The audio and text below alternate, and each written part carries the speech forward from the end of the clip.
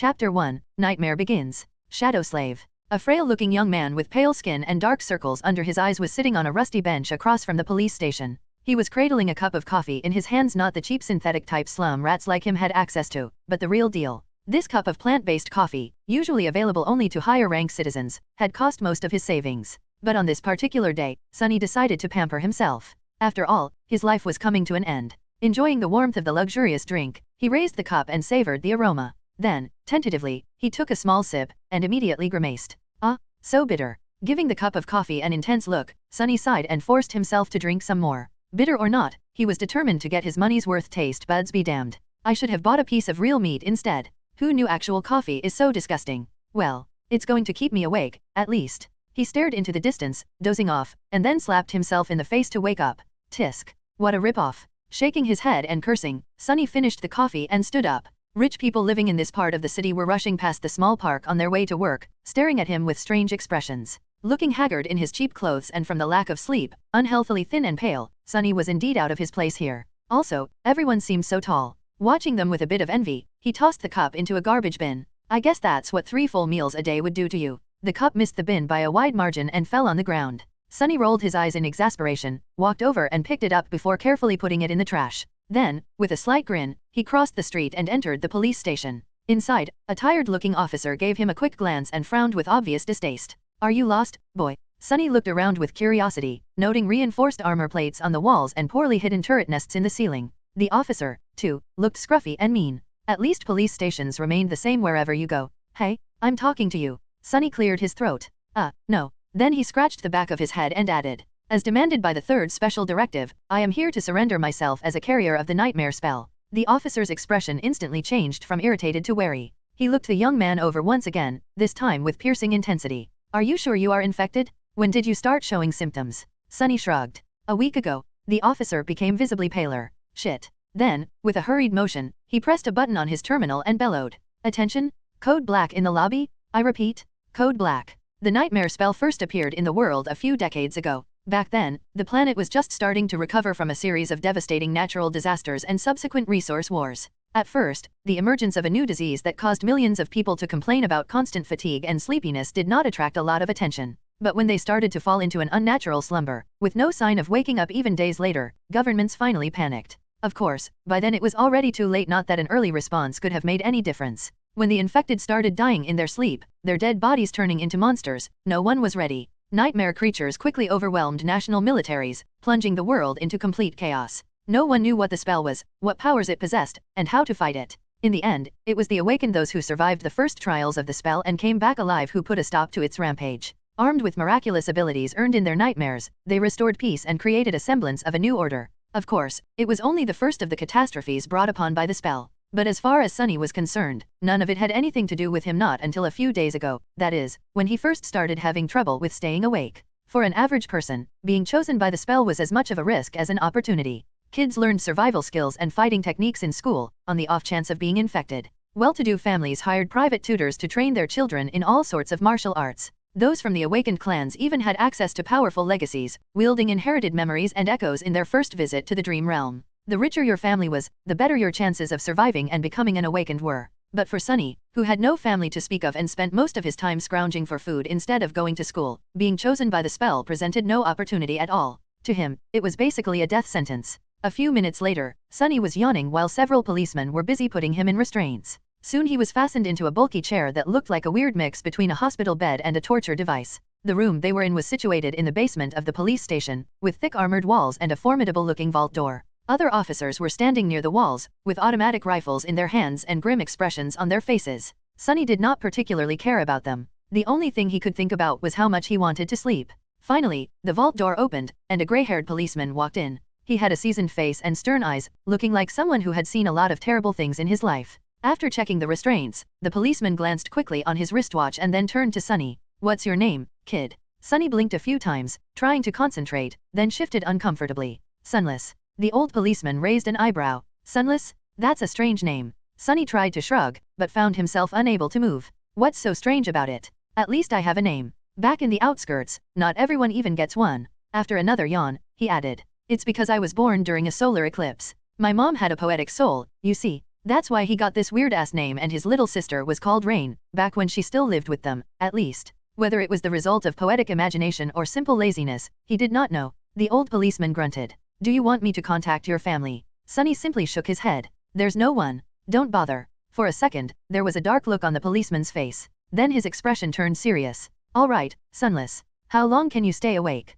Not long. The policeman sighed. Then we don't have time for the full procedure. Try to resist for as long as you can and listen to me very carefully. Okay. Not waiting for a response, he added. How much do you know about the nightmare spell? Sunny gave him a questioning look. As much as anyone, I guess. Who doesn't know about the spell? Not the fancy stuff you see in dramas and hear in the propaganda broadcasts. I mean, how much do you really know? That was a hard question to answer. Don't I just go into the dream realm, kill a few monsters to complete the first nightmare, receive magic powers and become an awakened? The old policeman shook his head. Listen carefully. Once you fall asleep, you will be transported inside your first nightmare. Nightmares are trials created by the spell. Once inside, you will meet monsters, sure, but you will also meet people. Remember, they are not real. They're just illusions conjured up to test you. How do you know? The policeman just stared at him. I mean, no one understands what the spell is and how it works, right? So how do you know that they're not real? You might have to kill them, kid. So do yourself a favor and just think about them as illusions. Oh, the old policeman waited for a second, then nodded and continued. A lot of things about the first nightmare depend on luck. Generally, it shouldn't be overwhelmingly hard. The situation you're in, the tools you have at your disposal and the creatures you have to defeat should be within the range of your abilities, at least. After all, the spell sets up trials, not executions. You're a bit disadvantaged due to, well, your circumstances. But kids from the outskirts are tough. Don't give up on yourself just yet. Sunny was getting more and more sleepy. It was becoming hard to follow the conversation. About those magic powers you mentioned, you will indeed receive them if you survive until the end of the nightmare. What those powers will be, exactly, depends on your natural affinity as well what you do during the trial. But some of it will be at your disposal right from the start. The voice of the old policeman sounded more and more distant. Sunny's eyelids were so heavy that he was struggling to keep his eyes open. Remember, the first thing you must do once inside the nightmare is to check your attributes and your aspect. If you get a combat-oriented aspect, something like a swordsman or an archer, things will be easier. If it is reinforced by a physical attribute, then that's even better. Combat aspects are the most common, so the probability of receiving one is high. The armored room was growing dimmer. If you're unlucky and your aspect has nothing to do with combat, don't despair. Sorcery and utility aspects are useful in their own ways, you'll just have to be smart about it. There are really no useless aspects. Well, almost. So just do anything in your power to survive. If you survive, you will be halfway to becoming an awakened. But if you die, you'll open a gate for a nightmare creature to appear in the real world.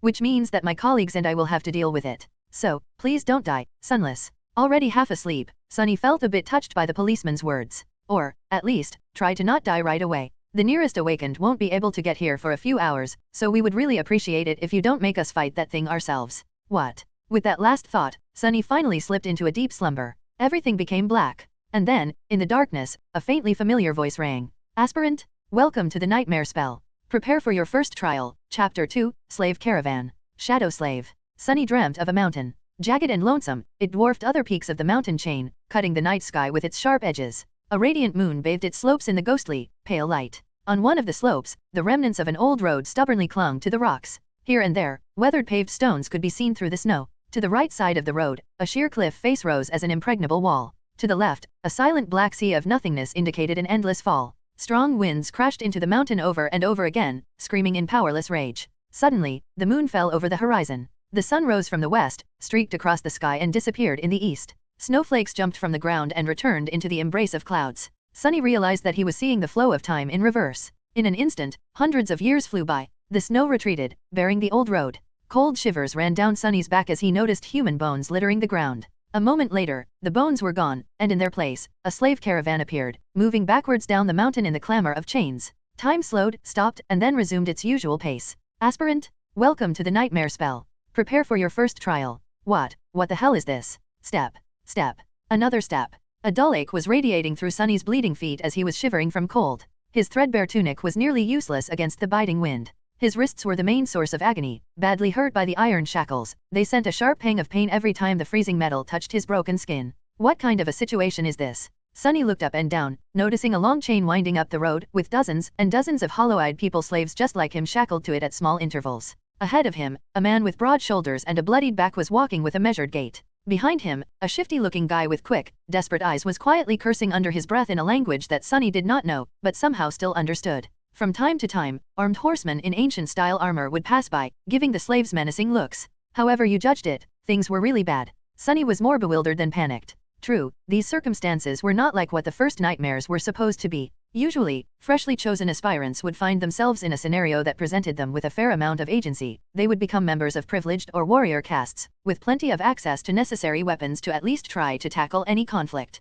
Starting out as a powerless slave, shackled and already half-dead, was as far from being ideal as one could imagine. However, the spell was as much about challenge as it was about balance. As the old policeman said, it created trials, not executions. So Sunny was pretty sure that, to counter this abysmal start, it would reward him with something good. A powerful aspect, at least. Let's see, how do I do this? Remembering popular webtoons he read as a child, Sunny concentrated and thought about words like status, myself and information. Indeed, as soon as he focused, shimmering runes appeared in the air in front of him. Once again, although he did not know this ancient alphabet, the meaning behind it was somehow clear. He quickly found the rune describing his aspect, and, finally, lost his composure. What the actual fuck? Name, Sunless. True name. Rank, aspirant. Soul core, dormant. Memories, echoes. Attributes, fated, mark of divinity, child of shadows. Aspect, temple slave. Aspect description, slave is a useless wretch with no skills or abilities worth a mention. A temple slave is just the same, except much rarer. Speechless, Sunny stared at the runes, trying to convince himself that he was maybe just seeing things. Surely, he couldn't be that unlucky, right? No useless aspects my ass. As soon as this thought appeared in his mind, he lost the rhythm of his steps and stumbled, pulling the chain down with his weight. Immediately, the shifty guy behind him screamed, "Whores bastard! Watch where you're going." Sunny hurriedly dismissed the runes, which were only visible to him, and tried to recover his balance. A moment later, he was once again walking steadily however, not before inadvertently pulling on the chain one more time. "You little shit, I'm going to kill you." The broad-shouldered man in front of Sunny chuckled without turning his head. "Why bother? The weakling will be dead by sunrise anyway. The mountain will kill him." A few seconds later, he added, "It'll kill you and me, too." Just a bit later, "I really don't know what the Imperials are thinking, forcing us into this cold." The shifty guy gasped. "Speak for yourself, fool. I'm planning to survive." Sunny silently shook his head and concentrated on not falling again. What a charming pair. Suddenly, a third voice joined the conversation from somewhere further back. This one sounded gentle and intelligent. "This mountain pass is usually much warmer this time of year. We just had really bad luck. Also, I would advise you against harming this boy." "Why is that?" Sunny turned his head slightly, listening. "Haven't you seen the markings on his skin? He is not like us, who fell into slavery due to debts, crimes, or misfortune. He was born a slave. A temple slave, to be precise. Not long ago, the Imperials destroyed the last temple of the Shadow God. I suspect that this is how the boy ended up here." The broad-shouldered man cast a look back. "So what? Why should we be afraid of a half-forgotten, weakling god? He couldn't even save his own temples. The Empire is protected by the mighty war god. Of course they're not afraid to burn down a few temples. But we here are not protected by anything or anyone. Do you really want to risk angering a god?" The broad-shouldered man grunted, not willing to answer. Their conversation was stopped by a young soldier riding a beautiful, white horse. Clad in a simple leather cuirass, armed with a spear and a short sword, he looked dignified and noble. To Sunny's irritation, the asshole was really pretty, too. If this was a historical drama, the soldier would definitely be a male lead. What is going on here? There was no particular menace in his voice, even something resembling concern. When everyone hesitated, the gentle-voiced slave answered, "It's nothing, sir. We are just all tired and cold. Especially our young friend over there. This journey is truly too hard for someone that young." The soldier looked at Sunny with pity. "What are you looking at? You're not much older than me," Sunny thought. Of course, he didn't say anything out loud. The soldier sighed and took a flask from his belt before extending it to Sunny. "Bear with it a little more, child. We will stop for the night soon. For now, here, drink some water." Child? Due to his thin body and small stature, both caused by malnourishment, Sunny was often mistaken for someone younger. Usually, he didn't hesitate to use it to his advantage, but now, for some reason, being called a child really irked him. Still, he was really thirsty. He was just about to take the flask when a whip cracked in the air, and suddenly Sunny was in a world of pain. He stumbled, once again pulling on the chain and causing the shifty slave behind him to curse. Another soldier, this one older and angrier, stopped his horse a few steps back. The whip that sliced the back of Sunny's tunic open and drew blood belonged to him. Without even glancing at the slaves, the older soldier pierced his younger colleague with a disdainful glare. "What do you think you're doing?" The young soldier's face darkened. "I was just giving this boy some water. He'll receive water with the rest of them once we camp." "But, shut your mouth. These slaves are not your friends. Understood? They're not even people. Treat them like people and they'll begin imagining things. The young soldier looked at Sunny, then lowered his head and put the flask back on his belt. Don't let me catch you making friends with slaves again, newbie. Or next time it will be your back tasting my whip. As if to illustrate his intention, the older soldier cracked his whip in the air and rode past them, radiating threat and anger. Sunny watched him go with well-concealed malice. I don't know how, but I will watch you die first. Then he turned his head and glanced in the direction of the younger soldier, who was falling behind with his head still lowered. And you, second. Chapter 3, The Strings of Fate. Shadow Slave. For a few minutes after that, Sunny was in a dark mood. But then he pulled himself out of it and inhaled deeply, trying to enjoy the fresh air. Indeed, air like that was hard to come by in the real world. Microdust and other pollutants made it rough and unpleasant, not to mention the general stench of the outskirts. In the better parts of the city, sophisticated filtration systems worked diligently. However, filtrated air tasted sterile and stagnant. Only the very rich had access to truly pleasant breathing. And here he was, able to enjoy an unlimited amount of pristine, delicious air like a second-generation Chable. Truly, being chosen by the spell has its benefits. If only there was no dreadful cold, his feet did not ache, and his wrists and back were not in agony. The slave caravan slowly dragged itself up the mountain, with more and more slaves stumbling and periodically falling to the ground. A couple of times, those who could not walk anymore were taken off the chain and unceremoniously tossed off the road, down into the abyss that loomed to the left of it. Sunny watched them fall with a bit of compassion. Poor fellows. Rest in peace, you pitiful souls. All in all, he was in good spirits. It was a bit strange to feel good amidst this disaster of a nightmare, but, thankfully, Sunny had time to prepare himself for this eventuality. When the symptoms of the spell first appeared, he did not handle it well. Dying before you even turned 17 was not something one could easily cope with. But, in the end, it only took Sunny several days to come to terms with it. After visiting his parents' makeshift resting place, since he was too poor to afford even the cheapest slot in the remembrance facility, it was just 2 lines carved into an old tree and adding a third line for himself, Sunny suddenly became relaxed and carefree. After all, he didn't have to worry about earning money, finding food, protecting himself and planning for the future anymore. Once the worst that could happen had already happened, what else was there to fear? So, becoming a slave and slowly freezing to death was not that much of a shock. Besides, he knew that cold would not kill him simply because he had already seen what fate was awaiting the caravan further up the mountain.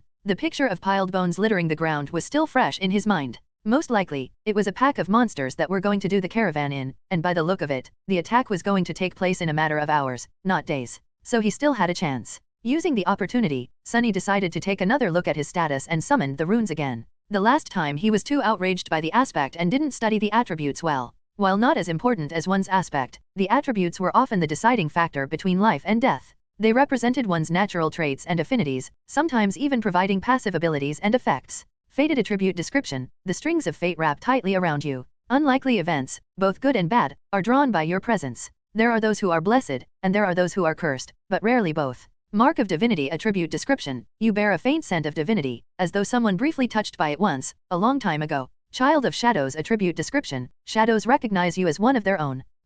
Interesting. Sunny quickly recognized the first attribute, fated, as the main culprit of his predicament. At first glance, it seemed to indicate that he was destined for a certain fate to die miserably and vanish without a trace, for example. But after reading the description, he realized that being fated actually just meant that improbable things had a higher chance of occurring when he was around. I guess this is how I managed to receive one of the super rare useless aspects and a weird variant of it, at that. If fated was his innate attribute, then the other two came from the temple slave aspect. Mark of divinity was more or less straightforward. It was supposed to allow passage into certain sacred places inside the dream realm and enhance several types of sorcery. Since there were no sacred places in sight and Sunny's aspect had nothing to do with sorcery, it was useless, too. Child of Shadows was a stranger one. He had never heard of it and had no idea what it was supposed to do, at least not until the sun hid behind the mountain and the sky began to darken. To his surprise, Sunny found himself able to see perfectly in the darkness, as though it was still as bright as day. This ability alone was nothing to scoff at, and it was quite possible that Shadows would reward him with some other, yet unknown, gifts.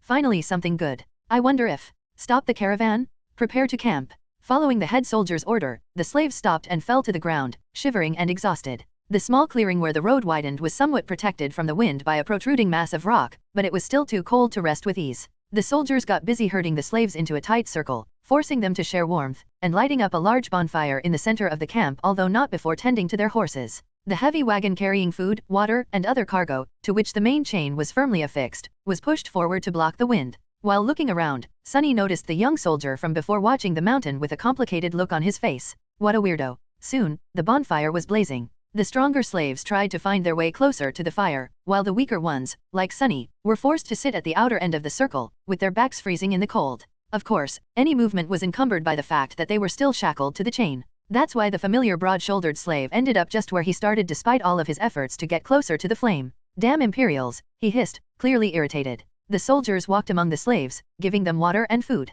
Sunny, just like everybody else, received a few sips of icy water and a small piece of rock-hard, moldy bread. Despite its unappetizing look, he forced himself to eat the whole thing, just to be left as hungry as he was before. By the looks of it, he wasn't the only one. The shifty slave that had been walking behind him looked around in anguish. By all the gods, they used to feed me better even in the dungeons. He spat on the ground, desperate. And most of us innocent men in the dungeon were there waiting to visit the gallows, too. A few steps away from them, where the paved road ended and sharp rocks began, a scattering of bright red berries were growing from the snow. Sunny had noticed them before, clustering here and there along the road, and even noted how pretty those resilient things looked contrasted against the white. The shifty slave's eyes glistened as he tried to crawl towards the berries on all fours. I would advise against eating those, friend. It was the gentle-voiced slave again. Sunny turned around and finally saw him in the flesh for the first time. It was a tall man in his 40s, lean and strangely handsome, with a dignified look of a scholar. How a man such as him ended up a slave was a mystery. Yet there he was. You and your advice again? What? Why? The scholar smiled apologetically. These berries are called bloodbane. They grow in the places where human blood was spilled. That's why there's always a lot of them along the slave trade routes. So what? The older man sighed. Bloodbane is poisonous. A few berries might be enough to kill an adult man. Curses. The shifty slave flinched back and glared at the scholar. Sunny did not pay them a lot of attention, because, while looking around, he finally recognized the site of the camp as the place where, in his vision at the start of the nightmare, the bones of the slaves were buried under the snow. And he was willing to bet that whatever it was that killed them all was going to happen soon. As if to answer his thoughts, a thundering noise rang from above. And in the next second, something massive came crashing from the sky. Chapter 4, Mountain King. Shadow Slave. Turning in the direction of the thundering noise, many slaves rose their heads only to see rocks and heavy shards of ice raining on them from above. They instantly panicked, lurching away in a cacophony of screams. Shadows happily danced on black stones as, entangled by the thick chain, those slaves fell to the ground and pulled others with them. Sunny was one of the few that remained upright, mostly because he was ready for something like this to happen. Calm and collected, he gazed at the night sky, his attribute-enhanced eyes piercing the darkness, and took one measured step back. In the next second, a piece of ice the size of a man's torso hit the ground right in front of him and exploded, showering everything around with sharp shards. Others weren't that quick. As ice and stones continued to rain, many were wounded, and a few even lost their lives. Agonizing wails filled the air. On your feet, fools! Get to the wall. The veteran soldier, the one who had whipped Sunny a few hours before, was shouting angrily, trying to get the slaves to move towards the relative safety of the mountain slope. However, before anyone could heed his command, something massive came crashing down, sending a tremor through the stones beneath their feet. It fell right between the caravan and the mountain wall, plunging everything into silence for a few seconds. At first, it looked like a lump of dirty snow, roughly round in shape and as tall as a mounted horseman. However, once the creature unfurled its long limbs and rose, it towered over the stone platform like a nightmarish omen of death. That thing must be at least 4 meters tall, Sunny thought, a bit stunned. The creature had 2 stumpy legs, an emaciated, hunched torso and disproportionately long, multi-jointed hands, 2 of them, each ending with a set of horrifying bone claws, and another 2, these ones shorter, ending with almost human-like fingers. The thing that at first glance looked like dirty snow turned out to be its fur, yellowish-gray and ragged, thick enough to stop arrows and swords. On its head, 5 milky, white eyes regarded the slaves with insect-like indifference. Beneath them, a terrible maw crowding with razor-sharp teeth was half open, as though in anticipation. Viscous drool was running down the creature's chin and dripping into the snow. What unnerved Sunny the most, though, were the strange shapes endlessly moving, worm-like, under the creature's skin. He could see them clearly because, unfortunately, he was one of those unlucky souls closest to the monstrosity, getting a nauseating first-row view. Well, that is just too much, he thought, stupefied. As soon as Sunny finished that thought, all hell broke loose. The creature moved, slashing its claws in his general direction. But Sunny was one step ahead. Without wasting a single moment, he jumped sideways as far as the chain allowed, conveniently placing the broad-shouldered slave between himself and the monster. His quick reaction saved his life, as those sharp claws, each as long as a sword, sliced through the broad-shouldered man a fraction of a second later and sent streams of blood flying through the air. Drenched in the hot liquid, Sunny hit the ground, and his fellow slave, now simply a corpse, fell on him from above. Damn, why are you so heavy? Temporarily blinded, Sunny heard a chilling howl and felt an enormous shadow passing over him. Immediately after, a deafening chorus of screams filled the night. Not paying it any attention, he tried to roll the corpse to the side, but was stopped by a forceful lurch of the chain that twisted his wrists and filled his mind with white-hot pain. Disoriented, he felt himself being dragged a few steps, but then the chain suddenly slackened, and he was able to control his hands again. See, things could have been worse. Putting his palms against the dead man's chest, he pushed with all the strength he had. The heavy corpse stubbornly resisted all his attempts, but then finally fell sideways, setting Sunny free. However, he didn't get to celebrate this newly found freedom, as his blood suddenly turned to ice. Because at that moment, with his palms still pressed against the broad-shouldered slave's bleeding body, he clearly felt something wriggling under the dead man's skin. You just had to think about how things could get worse, right, you idiot, he thought, and then flinched back. Pushing the corpse with his legs, Sunny crawled as far away from it as he could, which was about 1.5 meters, thanks to the ever-present chain. He quickly glanced around, noticing a mass of dancing shadows and the silhouette of the monster rampaging amidst the screaming slaves on the opposite end of the stone platform. Then he concentrated on the dead body, which was starting to convulse with growing violence. On the opposite side of the corpse, the shifty slave was looking at it with slackened jaw and a horrified expression on his face. Sunny waved to get his attention. What are you staring at? Move away from it. The shifty slave tried, but immediately fell down. The chain was twisted between the three of them, pinned down under by the broad-shouldered man's weight. Sunny clenched his teeth. Right under his eyes, the corpse was going through a nightmare-inducing metamorphose. Strange bone growths pierced its skin, extending like spikes. The muscles bulged and wriggled, as though trying to change shape. The fingernails were turning into sharp claws, the face cracked and split, bearing open a twisted mouth with one too many rows of bloodied, needle-like fangs. This is not right. Sunny twitched, feeling a strong urge to empty his stomach. The chain. The scholarly slave was just a few steps behind the shifty one, pointing at his shackles with a face as pale as a ghost. That remark was far from helpful, but given the circumstances, his shock was understandable. Being shackled was bad enough, but being shackled to such horror was truly unfair. But Sunny's conclusion that things weren't right did not come from self-pity. He just meant that this whole situation was literally not right. The spell, mysterious as it was, had its own set of rules. There were rules for what type of creatures could appear in any given nightmare, too. Nightmare creatures had their own hierarchy, from mindless beasts to monsters, followed by demons, devils, tyrants, terrors and, finally, mythical titans, also known as calamities. The first nightmare was almost always populated by beasts and monsters, rarely with a demon mixed in. And Sunny had never, ever heard about anything stronger than a single devil appearing in it. However, the creature had clearly just created a lesser version of itself, an ability that belonged exclusively to tyrants, the sovereigns of the nightmare spell, and those above them. What was this tyrant even doing in a first nightmare? How powerful was that damn fated attribute? But there was no time to ponder. Unfair or not, there was only one person now who could save Sunny himself. The broad-shouldered man, what was left of him, slowly rose, his mouth producing strange clicking noises. Without giving him time to fully come to his senses, Sunny cursed and jumped forward, grabbing onto the length of the slackened chain. One arm of the monster, now fully equipped with 5 jagged claws, shot forward to meet him, but Sunny sidestepped it with one calculated movement.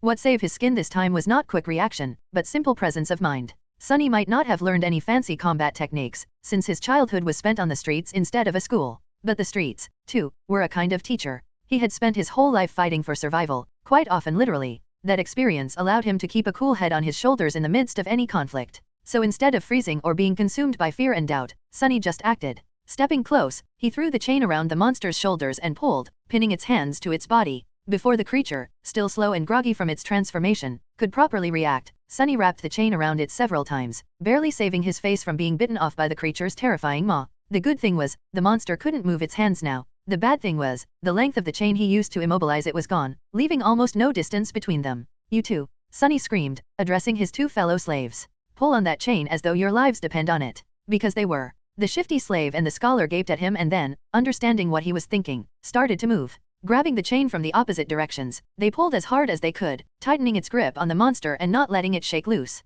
Great, Sunny thought. The monster bulged its muscles, trying to break free. The chain creaked, caught on the bone spikes, as though slowly breaking apart. Not so great. Without wasting any more time, he threw his hands in the air and caught the creature's neck with the short, thinner chain connecting his shackles together. Then he circled the monster with a quick step and pulled, ending up back to back with it as far away from its maw as he could. Sunny knew that he wasn't strong enough to strangle a man with his bare hands, let alone a weird, terrifying mutant like the one trying to eat him. But now, using his own back as a lever and the weight of his whole body to pull the shackles down, he at least stood a chance. He pulled down with all his might, feeling the monster's body pressing against him, bone spikes brushing against his skin. The monster continued to struggle, clicking loudly and trying to break the chain tying him down apart. Now it was just a question of what would break first, the chain or the monster itself. Die, you bastard. Sweat and blood were rolling down Sunny's face as he was pulling and pulling and pulling down with as much force as he could muster. Every second felt like an eternity. His strength and stamina, what little he had to begin with, were quickly running out. His wounded back, wrists, and muscles pierced by the bone spikes were in agony. And then, finally, Sunny felt the monster's body go limp. A moment later, a faintly familiar voice rang in the air. It was the most beautiful sound he had ever heard. You have slain a dormant beast, Mountain King's larva. Chapter 5, Broken Chains. Shadow Slave. You have slain a dormant beast, Mountain King's larva. Sunny fell to his knees, breathless. His whole body felt as though it just went through a meat grinder. Even large amounts of adrenaline could not wash away all the pain and exhaustion. And yet, he was exhilarated. The satisfaction of killing the larva was so vast that he even forgot to be disappointed about not receiving a memory, the special item tied to a Dream Realm inhabitant's essence, which was sometimes awarded by the spell to the triumphant awakened. A magic sword or a suit of armor would have come in handy right about now. Damn, he would even settle for a warm coat. 3 seconds. You can rest for 3 more seconds, Sunny thought. After all, the nightmare was far from over. A few moments later, he forced himself to come back to his senses and looked around, trying to ascertain the situation. The larva was dead, which was great. However, he was still tied to it by the demchain. The shifty slave and the scholar, both pale as death, were busy untangling it to buy the 3 of them at least some freedom of movement. Further away, torn bodies and pieces of flesh were lying on the ground. Many slaves were killed. A few had somehow managed to escape and were now running away. Fools. They're dooming themselves. The chain, as it turns out, was at some point broken in two. That's why it suddenly slackened when Sunny was being dragged by the mass of panicking slaves. If their shackles had a less sophisticated locking mechanism, he could have tried to free himself now. However, each pair was fixed to a specific link. Without unlocking them, no one was going anywhere. The tyrant Mountain King, presumably, was hidden from sight by the bright glow of the bonfire. However, Sunny could feel its movements due to the subtle tremors spreading through the stones, as well as the desperate screams of those slaves who were yet to perish. An angry bellow or two could also be heard, indicating that some of the soldiers were still alive, desperately trying to fight the monstrosity off. What pulled his attention the most, though, was the fact that several of the maimed bodies were starting to move. More larvae. His eyes widened. One after another, 4 more corpses slowly rose to their feet. Each beast looked as disgusting as the first one had, and not a bit less deadly. The nearest was mere meters away from Sunny. Damn it all, he thought. And then, weakly, I want to wake up. A strange clicking filled the air. One of the beasts turned its head toward the 3 slaves and gnashed its fangs.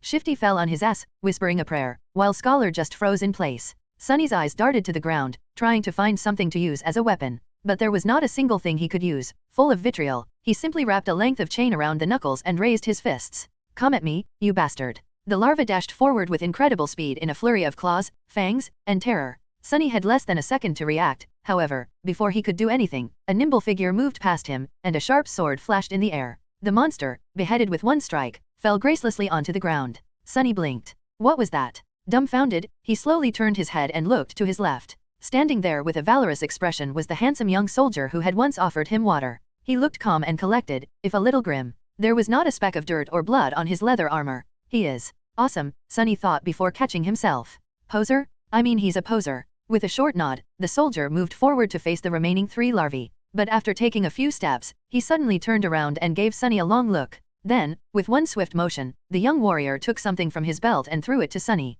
Save yourself. With that, he was gone to fight the monsters. Sunny reflexively caught the item and watched the soldier go. Then he lowered his gaze and studied the thing clutched tightly in his hand. It was a short and narrow iron rod with a straight bend on its end. A key. It's a key. His heart began to beat faster. It's the key to the shackles. With one last glance at the fierce battle starting between the young soldier and the larvae, Sunny dropped on one knee and began to maneuver the shackles, trying to get his hand into a suitable position to insert the key. It took him a few tries to understand how the unfamiliar lock worked, but then, finally, there was a satisfying click, and he was suddenly free. The cold wind caressed his bloodied wrists. Sunny rubbed them and smiled with a dark gleam in his eyes. Just you wait now. For a moment, visions of violence and revenge filled his head. Boy, over here. Shifty was waving his hands in the air, trying to get his attention. Sunny briefly considered just leaving him to die, but then decided against it. There was strength in numbers. Plus, despite Shifty's previous threats to kill him and overall unpleasantness, Sunny would have felt bad leaving a fellow slave in chains, especially since freeing him would not cost anything.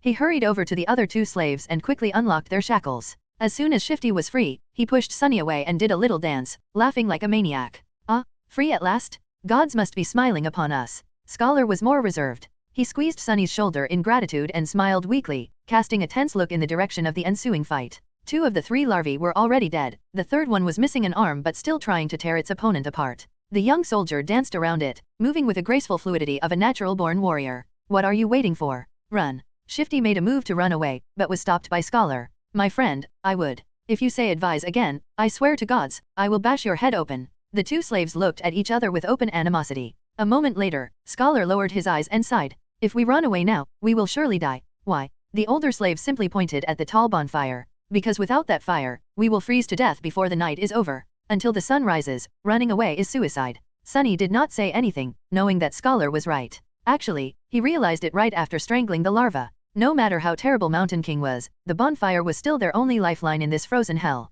It was just as what the broad-shouldered slave, may he rest in peace, had said. There was no need for anyone to kill them, because the mountain itself would do it if given a chance. So what? I prefer freezing to death than being eaten by that monster anyway. Not to mention, turning into one of those things. Shifty was pretending to be brave, but there was no conviction in his voice. He glanced at the darkness surrounding the stone platform and shivered before taking a small step back. At this point, the third larva was long dead, and the young soldier was nowhere to be seen. He had probably gone to join the fight at the other side of the bonfire, leaving the three slaves alone at the mountainside part of the stone platform. Scholar cleared his throat. The monster might be satiated with those it had already slain. It might be defeated or driven away by the Imperials. In any case, if we stay here, we have a chance to survive, however small. But if we run away, our doom will be certain. So what do we do? Unlike Scholar, Sunny was sure that Mountain King would not be satisfied with killing just most of the slaves. Neither did he believe that a bunch of mortals would really be able to defeat it. Even if they were not normal people but awakened, a fight with a tyrant was not something one could easily survive, let alone win. But if he wanted to live, he had to get rid of that thing somehow. Let's go take a look. Shifty looked at him as though seeing a lunatic. Are you insane? You want to get closer to that beast? Sunny stared at him blankly, then shrugged and headed in the direction of the rampaging monster. Chapter 6, Confronting the Tyrant. Shadow Slave. Sunny was off to face against a nightmare creature. And not any creature, at that, but one of the fifth category, a dreaded, fearsome tyrant. The odds of survival were so low that anyone would have laughed in his face if he were to ever suggest attempting to fight it. If they weren't an awakened 2 or 3 ranks above the creature, of course. Which Sunny certainly wasn't. And yet, he had to deal with this Mountain King somehow to avoid an even more miserable death. The ridiculous degree to which the odds were stacked against him from the very beginning of this delayed execution had gotten old a long time ago, so he didn't have any more energy to think about it. What was there to fear, after all? He was already as good as dead. It's not like he could get any deader. So why worry? On the other side of the bonfire, things were turning from bad to worse. Most of the slaves were already dead. A few soldiers were still desperately trying to fight the monster, but it was clear that they weren't going to last long. Right in front of Sunny's eyes, the tyrant picked up a dead slave, dragging the chain up with him, and opened its terrifying maw wide. With one crushing bite, the slave's body was torn in half, leaving only bloodied stumps inside the shackles. Mountain King's 5 indifferent, milky eyes stared into the distance as he chewed, streams of blood flowing down its chin. Seeing that the creature's upper arms were busy, one of the soldiers screamed and lunged forward, brandishing his long spear. Without turning its head, the tyrant extended one of its shorter lower arms, caught the soldier's head in an iron grip and squeezed, crushing the poor man's skull like a soap bubble. A moment later, the headless body was tossed over the cliff and disappeared into the abyss below. Shifty doubled over, puking his guts out. Then he shakily rose to his feet and glared at Sunny. Well, we've taken a look, now what? Sunny did not answer, pensively observing the tyrant with his head slightly tilted to one side. Shifty stared at him some more, then turned to Scholar. I'm telling you, old man, the boy is sick in the head. How the hell can he be so calm? Shhhh. Lower your voice, fool. Blood drained from Shifty's face as he slapped himself, covering his mouth with both hands.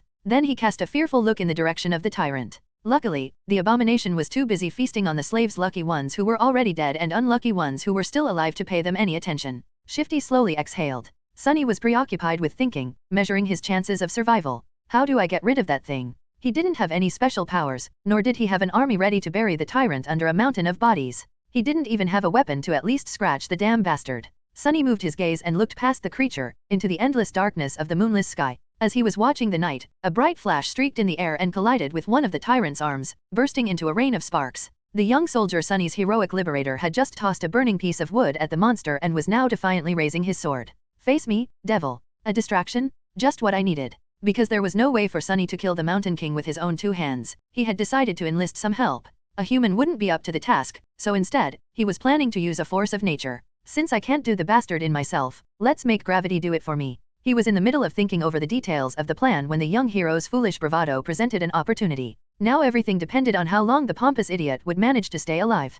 Come with me, Sunny said as he started running toward the far end of the stone platform, where the heavy wagon was perched dangerously close to the edge of the cliff. Shifty and Scholar shared a dubious look, but then followed, perhaps confusing his calmness with confidence, or maybe divine inspiration. After all, it was a widely known fact that crazy people were often favored by the gods. Behind them, Hero nimbly ducked under the tyrant's claws, slashing it with the sword. The sharp edge slid ineffectively across the dirty fur, not leaving even a scratch on the creature's flesh. In the next second, the tyrant moved with frightening speed, throwing all 4 of his hands in the direction of its new, irritating foe. But Sunny had no way of knowing. He was running with all his speed, getting closer and closer to the wagon. Once there, he hurriedly looked around, checking if there were any larvae close by, and moved to its rear wheels. The wagon was left at the upper end of the stone platform, where it narrowed and turned back into the road. It was turned sideways to block the wind, with its front facing the mountain wall and its back facing the cliff. There were 2 large wooden wedges placed under the rear wheels to prevent the wagon from rolling backward. Sunny turned to his companions and pointed at the wedges.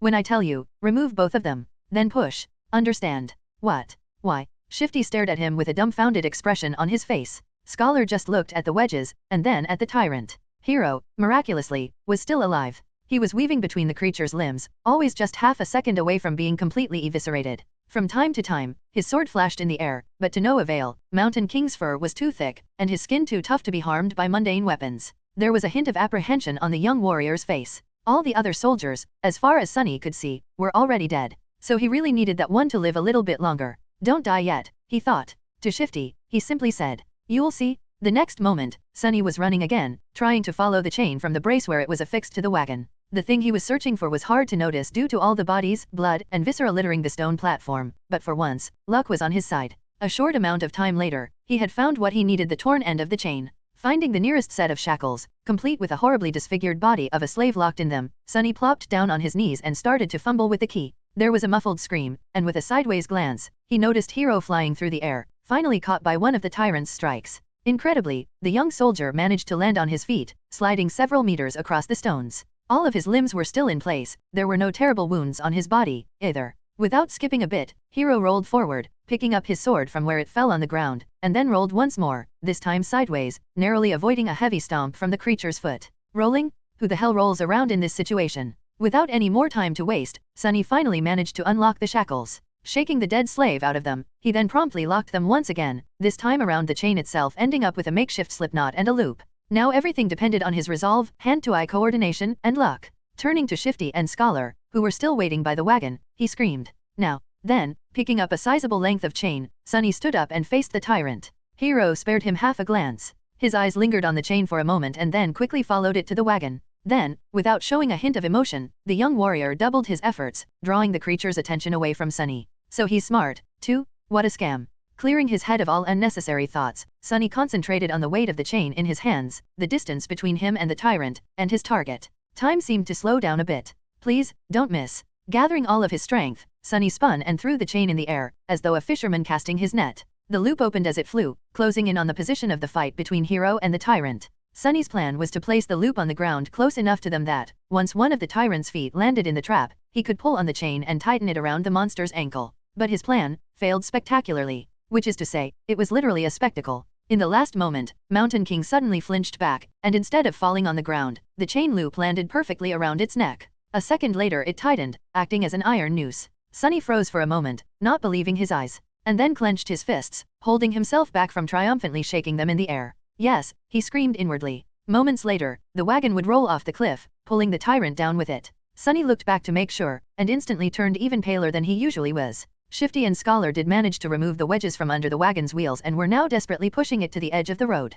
However, the wagon was rolling slowly, very slowly, much slower than Sunny had anticipated. He turned to the tyrant, panicking. The creature, surprised by the sudden weight pressing down on its neck, was already raising its hands to tear the chain apart. Sunny's eyes widened. In the next second, Hero crashed into one of the tyrant's legs, throwing it off balance and buying them some time. Sunny was already running to the wagon, cursing loudly in his mind. Reaching it, he threw himself onto the damp wood alongside Shifty and Scholar, pushing with all the strength left in his rather small, but terribly beaten and enormously exhausted body. Roll, roll, you creaky piece of shit. The wagon sped up a little, but was still rather slow in reaching the cliff's edge. At the same time, the tyrant finally managed to get a hold of the chain tied around its neck, ready to free itself. Now whether they lived or not was just a question of which thing would happen first. Chapter 7, 3 Slaves and a Hero. Shadow Slave. Roll, you creaky piece of shit. Sunny pressed himself against the wagon, pushing with all he had. 4 powerful oxen that used to pull it were now dead, and instead of them, 3 tired slaves were trying to do the job.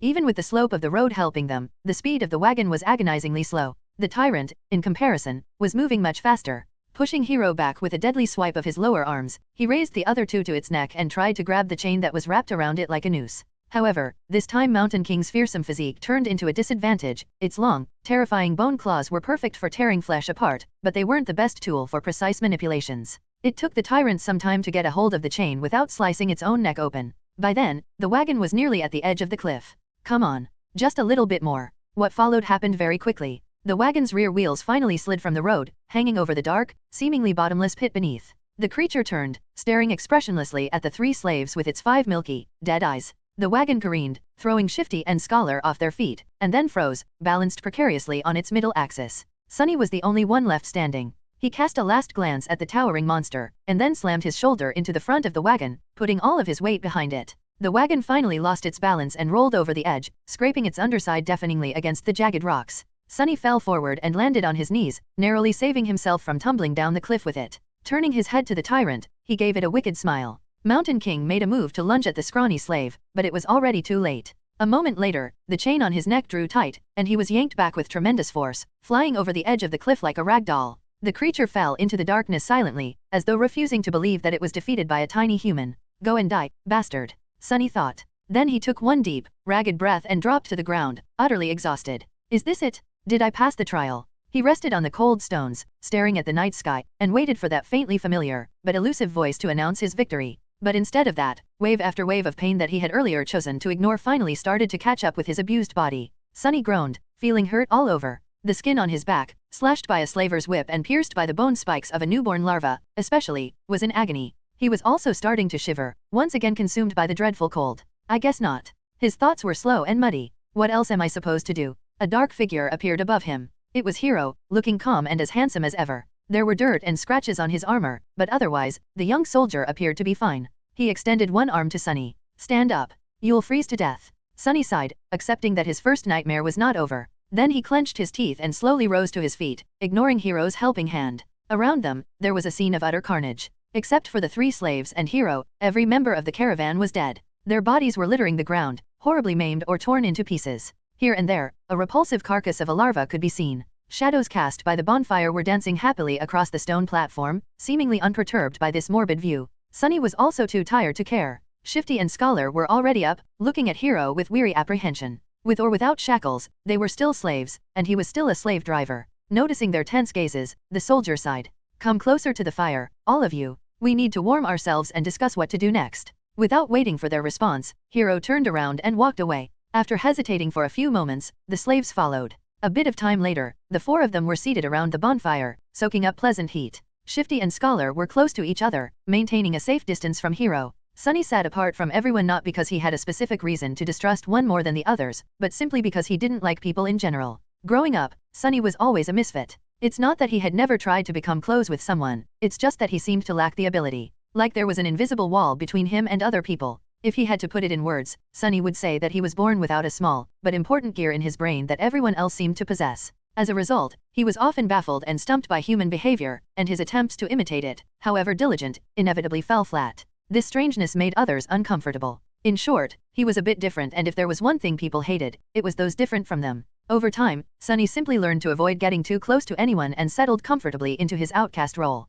This habit served him well, since it not only made him self-reliant, but also saved him from being stabbed in the back by shady characters on multiple occasions. That's why he was not thrilled to share the rest of this nightmare with 3 strangers. Instead of trying to start a conversation, Sunny sat quietly by himself, lost in thoughts. After a few minutes, Hiro's voice finally broke the silence. Once the sun rises, we will gather whatever food and water we can find and go back down the mountain. Shifty gave him a defiant look. Why should we go back? To be put in chains again? The young soldier sighed. We can go our separate ways once we leave the mountains. But until then, I'm still responsible for your lives. We can't continue up the road since the way over the mountain pass is long and arduous. Without the supplies that were stored on the wagon, your chances of making it are not high. That's why going back is our best hope. Scholar opened his mouth, planning to say something, but then thought better of it and remained silent. Shifty cursed, seemingly convinced by Hiro's rational words. We can't go down. All 3 of them turned to Sunny, surprised to hear his voice. Shifty barked a laugh and glanced at the soldier. Don't listen to him, your lordship.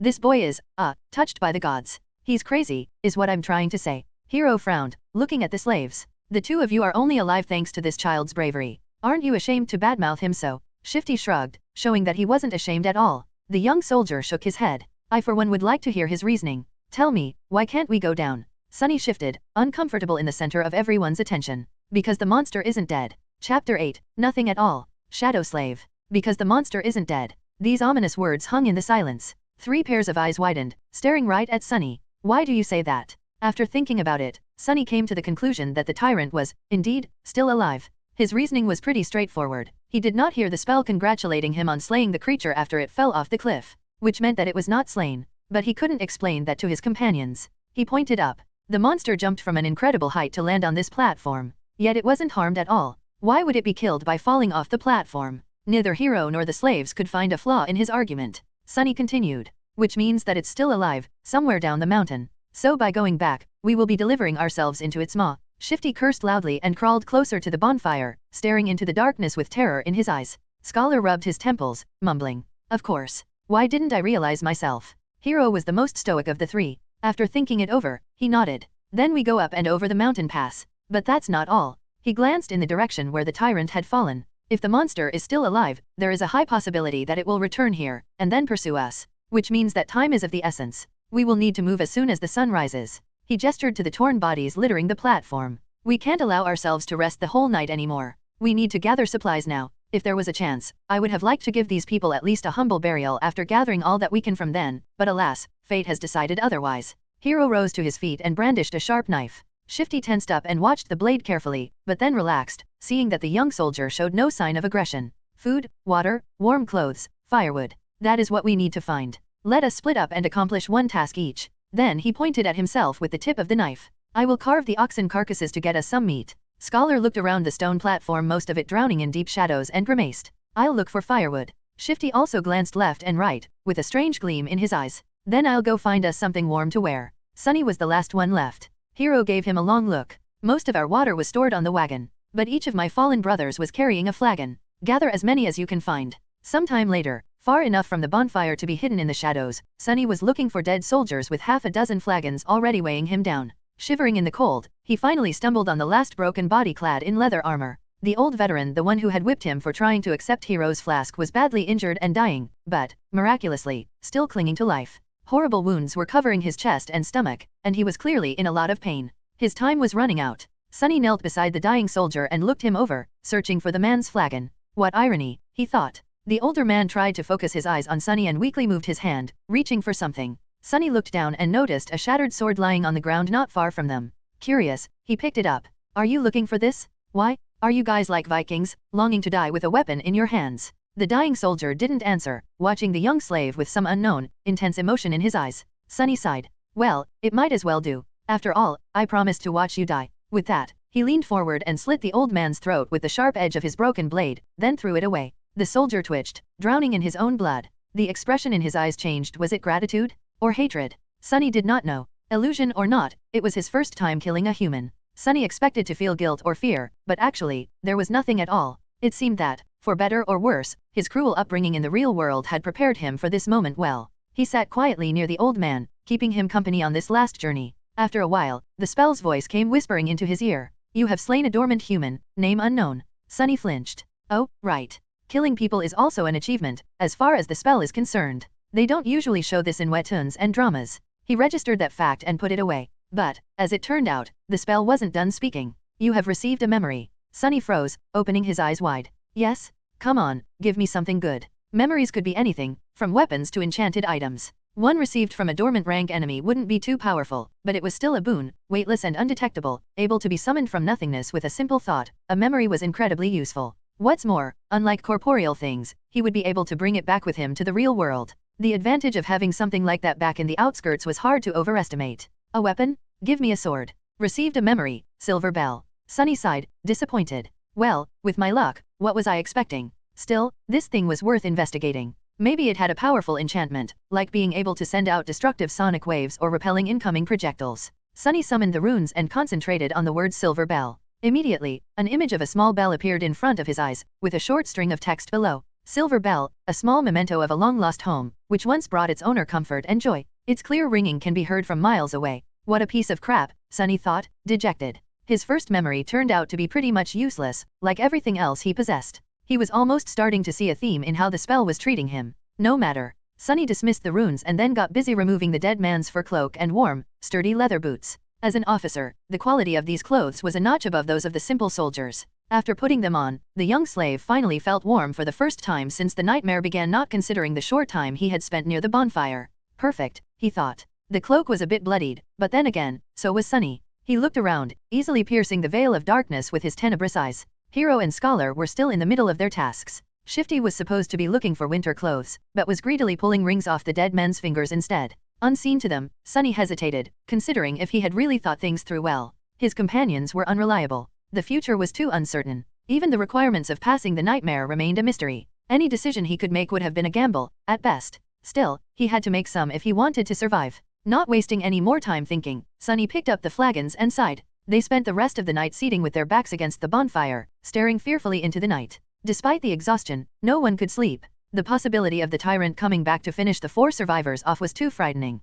Only Hero seemed to be fine, calmly sharpening his sword in the bright light of the dancing flames. The sound of the whetstone scraping against the blade was somehow comforting. At the break of dawn, when the sun had lazily begun to warm up the air, they loaded themselves with all the supplies they'd managed to gather and set out into the cold. Sunny looked back, taking in the sight of the stone platform for the last time. He had managed to get past the place where the slave caravan was supposed to perish. What was going to happen next? No one could tell. Chapter 9, Wishful Thinking. Shadow Slave. There was a problem. They were planning to follow the road up to the mountain pass and then over it, getting as far away from the scene of the massacre as they could before the night came. However, the road was no more. At some point during the last months, or maybe even just yesterday, a terrible rockfall occurred, obliterating whole segments of the narrow roadway and making its other parts untraversable. Sunny stood on the precipice of a vast chasm, looking down with no particular expression on his face. What do we do now? Scholar's voice was muffled by the collar of his scavenged fur cloak. His follower, Shifty, angrily looked around. His gaze stopped at Sunny, a suitable victim to vent his frustration. I'll tell you what we need to do. Get rid of some dead weight. He eyed Sunny's fine boots and turned to Hero. Listen, your lordship. The boy is too weak. He is slowing us down. Plus, he's weird. Doesn't he give you the creeps? The young soldier answered with a judgmental frown, but Shifty wasn't done. Look how he's glaring at me. I swear to gods, ever since he joined the caravan, nothing had gone right. Maybe the old man was right. The boy is cursed by the shadow god. Sunny struggled to not roll his eyes. It was true that he was unlucky, however, the whole truth was opposite to what Shifty was trying to insinuate. It was not that he had attracted misfortune to the slave caravan, on the contrary, it was because the caravan was doomed to begin with that he had ended up here. Scholar cleared his throat. But I've never said that. Whatever, shouldn't we get rid of him just in case? He can't go on for much longer anyway. Scholar gave Sunny a strange look. Perhaps Sunny was getting paranoid, but there seemed to be a bit of calculating coldness in the older slave's eyes. Finally, Scholar shook his head. Don't be too hasty, my friend. The boy might prove useful later on. But Hero finally spoke, putting an end to their quarrel. We're not going to leave anyone behind. As for how much longer he'll be able to endure, just worry about yourself. Shifty clenched his teeth, but then just waved a hand. Fine. So what do we do then? The 4 of them looked at the broken road, then down the slope of the mountain, and finally up, where a sheer cliff wall was broken apart by the falling rocks. After a bit of silence, Scholar finally spoke. Actually, in the old days, there used to be a path leading to the peak of the mountain. It was sometimes used by pilgrims. Later, the Empire had widened parts of the path and built a proper road on top of it, now leading to the mountain pass instead of the peak, of course. He looked up. The remnants of the original path should still be somewhere above us. If we reach it, we should be able to find our way back to the undamaged section of the road. Everyone followed his gaze, shifting uncomfortably at the prospect of climbing the treacherous slope. Except for Hero, of course, who remained as calm as a saint. Due to the rockfall, the slope wasn't an almost vertical wall anymore, but still, the incline was quite sharp. Shifty was the first one to speak. Climb that? Are you insane? Scholar helplessly shrugged. Do you have a better idea? No one did. After a bit of preparation, they began the ascent. Shifty and Scholar stubbornly carried the weapons they had picked up off the dead soldiers' bodies, but Sunny, with some regret, decided to leave his newfound short sword behind. He knew that this climb was going to test the limits of their endurance. The sword might not have seemed to be that heavy right now, but every extra gram of weight was bound to feel like a ton all too soon. As the weakest member of the group, he was already struggling to keep up, so there wasn't a lot of choice. Shedding a few kilograms of iron was the right thing to do. Walking up the mountain road with the weight of the supplies on his shoulders was already hard enough, but climbing up the mountain itself turned out to be pure torture. Just half an hour later, he felt like his muscles were going to melt, with his lungs on the verge of imploding. Clenching his teeth, Sunny continued to move forward and up. He had to constantly remind himself to watch his footing, too. On this unstable, icy slope, one misstep was enough to send a man tumbling down to his death. Just think about something pleasant, he thought. But what happy thoughts could he summon? Failing to come up with something else, Sunny began to imagine what reward he was going to receive at the end of this trial. The boon of the first nightmare was the most important thing given to an awakened by the spell. Sure, later trials could provide them with more abilities and vastly improve their power. But it was this first one that determined what role an awakened would be able to play, how great their potential would be, and what price they would have to pay, not to mention giving them the necessary tools to survive and grow in the dream realm. The main benefit of the first nightmare's boon was simple, yet possibly the most important. After completing their trial, aspirants were bestowed with the ability to perceive and interact with soul cores. Soul cores were the basis of one's rank and power. The stronger your core was, the greater your might would grow. The same went for nightmare creatures, with a deadly caveat that, unlike humans, they could possess multiple cores. A lowly beast had just one, but a tyrant like Mountain King had 5.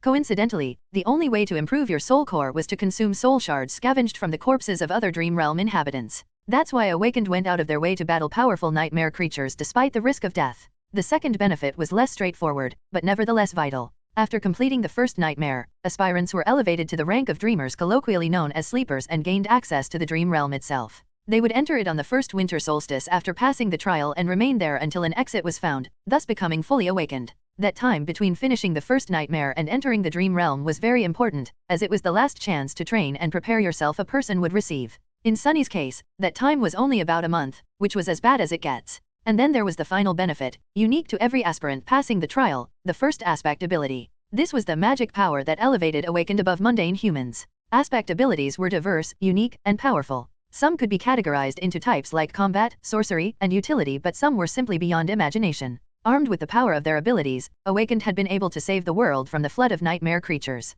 However, that power came with a catch. With their first ability, every Awakened also received a flaw, sometimes called the counter. These flaws were as diverse as abilities, ranging from comparatively harmless to crippling, or, in some cases, even fatal. I wonder what type of ability a temple slave would get, Sunny thought, not too optimistic about his prospects. The choice of flaws, on the other hand, seems to be almost limitless. Let's hope my aspect will evolve at the end of this fiasco. Or, even better, change completely. If the aspirant performed especially well, there was a chance of his given aspect going through an early evolution. Aspects, just like soul cores, had ranks based on potential power and rarity. The lowest rank was called dormant, followed by awakened, ascended, transcendent, supreme, sacred, and divine, although no one has ever seen the last one. With the amount of crap it had put me through, the spell, if it has any conscience, has to give me at least an awakened aspect. Right? Or maybe even an ascended one. Finally, there was a tiny possibility of receiving a true name, something like an honorary title bestowed by the spell to its favorite awakened. The name itself had no benefit, but every famous awakened seemed to have one. It was considered to be the highest mark of excellence. However, the number of people who had managed to get a true name during their first nightmare was so small that Sunny didn't even bother thinking about it. Who needs excellence? Give me power. He cursed, feeling that this attempt at wishful thinking had only made him more depressed and angry. Maybe I'm allergic to dreaming. An allergy like that would be truly ironic, considering that he was destined to spend half of his remaining life in the Dream Realm if he even survives long enough to get there, that is. However, Sunny's mental escapade was not completely useless. Looking up from the slippery rocks under his feet, he noticed that the sun was already considerably lower.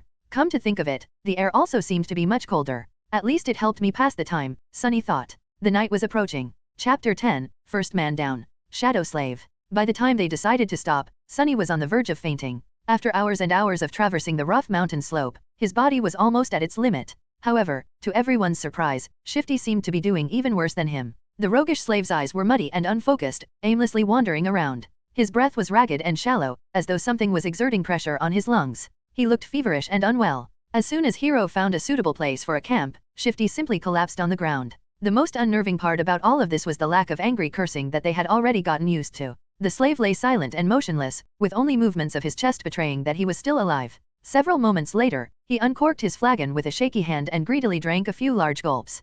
"Conserve your water," Hero said, a hint of concern somehow finding its way into his usually stoic voice. Disregarding these words, Shifty drank more, emptying the flagon completely. Scholar didn't look much better than him. The arduous climb took a heavy toll on the older slave. Despite the unbearable cold, he was sweaty, with bloodshot eyes and a grim expression on his face. Being the weakest of the three, Sunny had somehow managed to endure the best. "Can't we just melt the snow once there's no more water?" Hero gave Scholar a complicated look. "There might come a time when we won't be able to make a fire, as to not attract unwanted attention." No one commented, knowing perfectly well whose attention they had to avoid. The memory of Mountain King's horror was still fresh in their minds. Luckily, today Hero had managed to find a natural alcove in the mountain wall, perched precariously behind a narrow ledge. The fire was well hidden by the rocks, allowing them to enjoy its warmth without the fear of being noticed. No one was in the mood to talk, so they just roasted slices of oxen meat above the flames and ate in silence. By the time the skies had turned completely black, Shifty and Scholar were already asleep, lost in the thrall of their own nightmares. Hero took out his sword and moved to the edge of the rock outcropping. "Try to rest, as well. I'll take the first watch." Sunny gave him a nod and lay down near the fire, dead tired. Falling asleep inside a dream was a new experience for him, but, unexpectedly, it turned out to be quite mundane. As soon as his head touched the ground, his consciousness slipped into darkness. After what felt like only a second, someone had gently shaken him awake. Groggy and disoriented, Sunny blinked a few times, finally noticing Hiro hovering above him. These two didn't look too well, so it's better to give them some time to recover. Don't let the flames go out and wake us up once the sun starts to rise. Or if the beast appears. Sunny silently rose and changed places with Hiro, who added a couple of logs into the fire and was soon fast asleep. For a few hours, he was on his own. The skies were black, with dim stars and a sharp crescent of the newborn moon. However, its light was not enough to pierce the darkness that enveloped the mountain. Only Sunny's eyes seemed to be able to do so. He sat quietly, looking down the way they came. Despite the fact that they had managed to climb quite high during the previous day, he could still see the distant ribbon of the road. He could even trace it back to the stone platform where the fight with the tyrant had taken place. The tiny dots littering the stones were the dead bodies of the slaves. As he was watching them, a dark figure slowly crawled on the platform from beneath the cliff. It stayed motionless for a while and then moved forward, scraping its claws against the ground. Every time a claw hit one of the bodies, the tyrant would grab and bring it to its maw. The wind brought the muffled sounds of crunching bones to Sunny's ears. He flinched, accidentally pushing a small rock off the ledge. It fell, hit the slope and then rolled down, causing a few more to follow. The noise of these falling rocks sounded like thunder in the silent night. Far below, the tyrant suddenly turned its head, looking directly at Sunny. Sunny froze, petrified. He was scared to make even the tiniest sound. For a while, he even forgot to breathe. The tyrant was staring directly at him, not doing anything. A few torturous seconds passed, each feeling like an eternity. Then the tyrant calmly turned away and continued to devour dead slaves, as though he had not seen Sunny at all. It's blind, Sunny suddenly understood. He inhaled, watching Mountain King with widened eyes. It was true. The creature could not see. Looking back at everything that had happened earlier, he grew more and more certain of his guess. Those milky, expressionless eyes. Come to think of it, he never saw the tyrant moving them at all. And back when Sunny was pushing the wagon off the cliff, the tyrant only reacted after the wagons had started to fall, scraping loudly against the rocks. Of course, it was all making sense now. At the break of dawn, Sunny had woken the others up. Hiro had hoped that a full night's rest would do Shifty and Scholar some good, but his hopes were crushed. Somehow, the two slaves looked even worse than before. It was as though yesterday's climb had overstrained Scholar too much. However, Shifty's condition could not be explained by simple overexertion. He was deadly pale and shaky, with half-conscious eyes and a lost look on his face. What's wrong with him? Scholar, who himself was not doing very well, helplessly shook his head.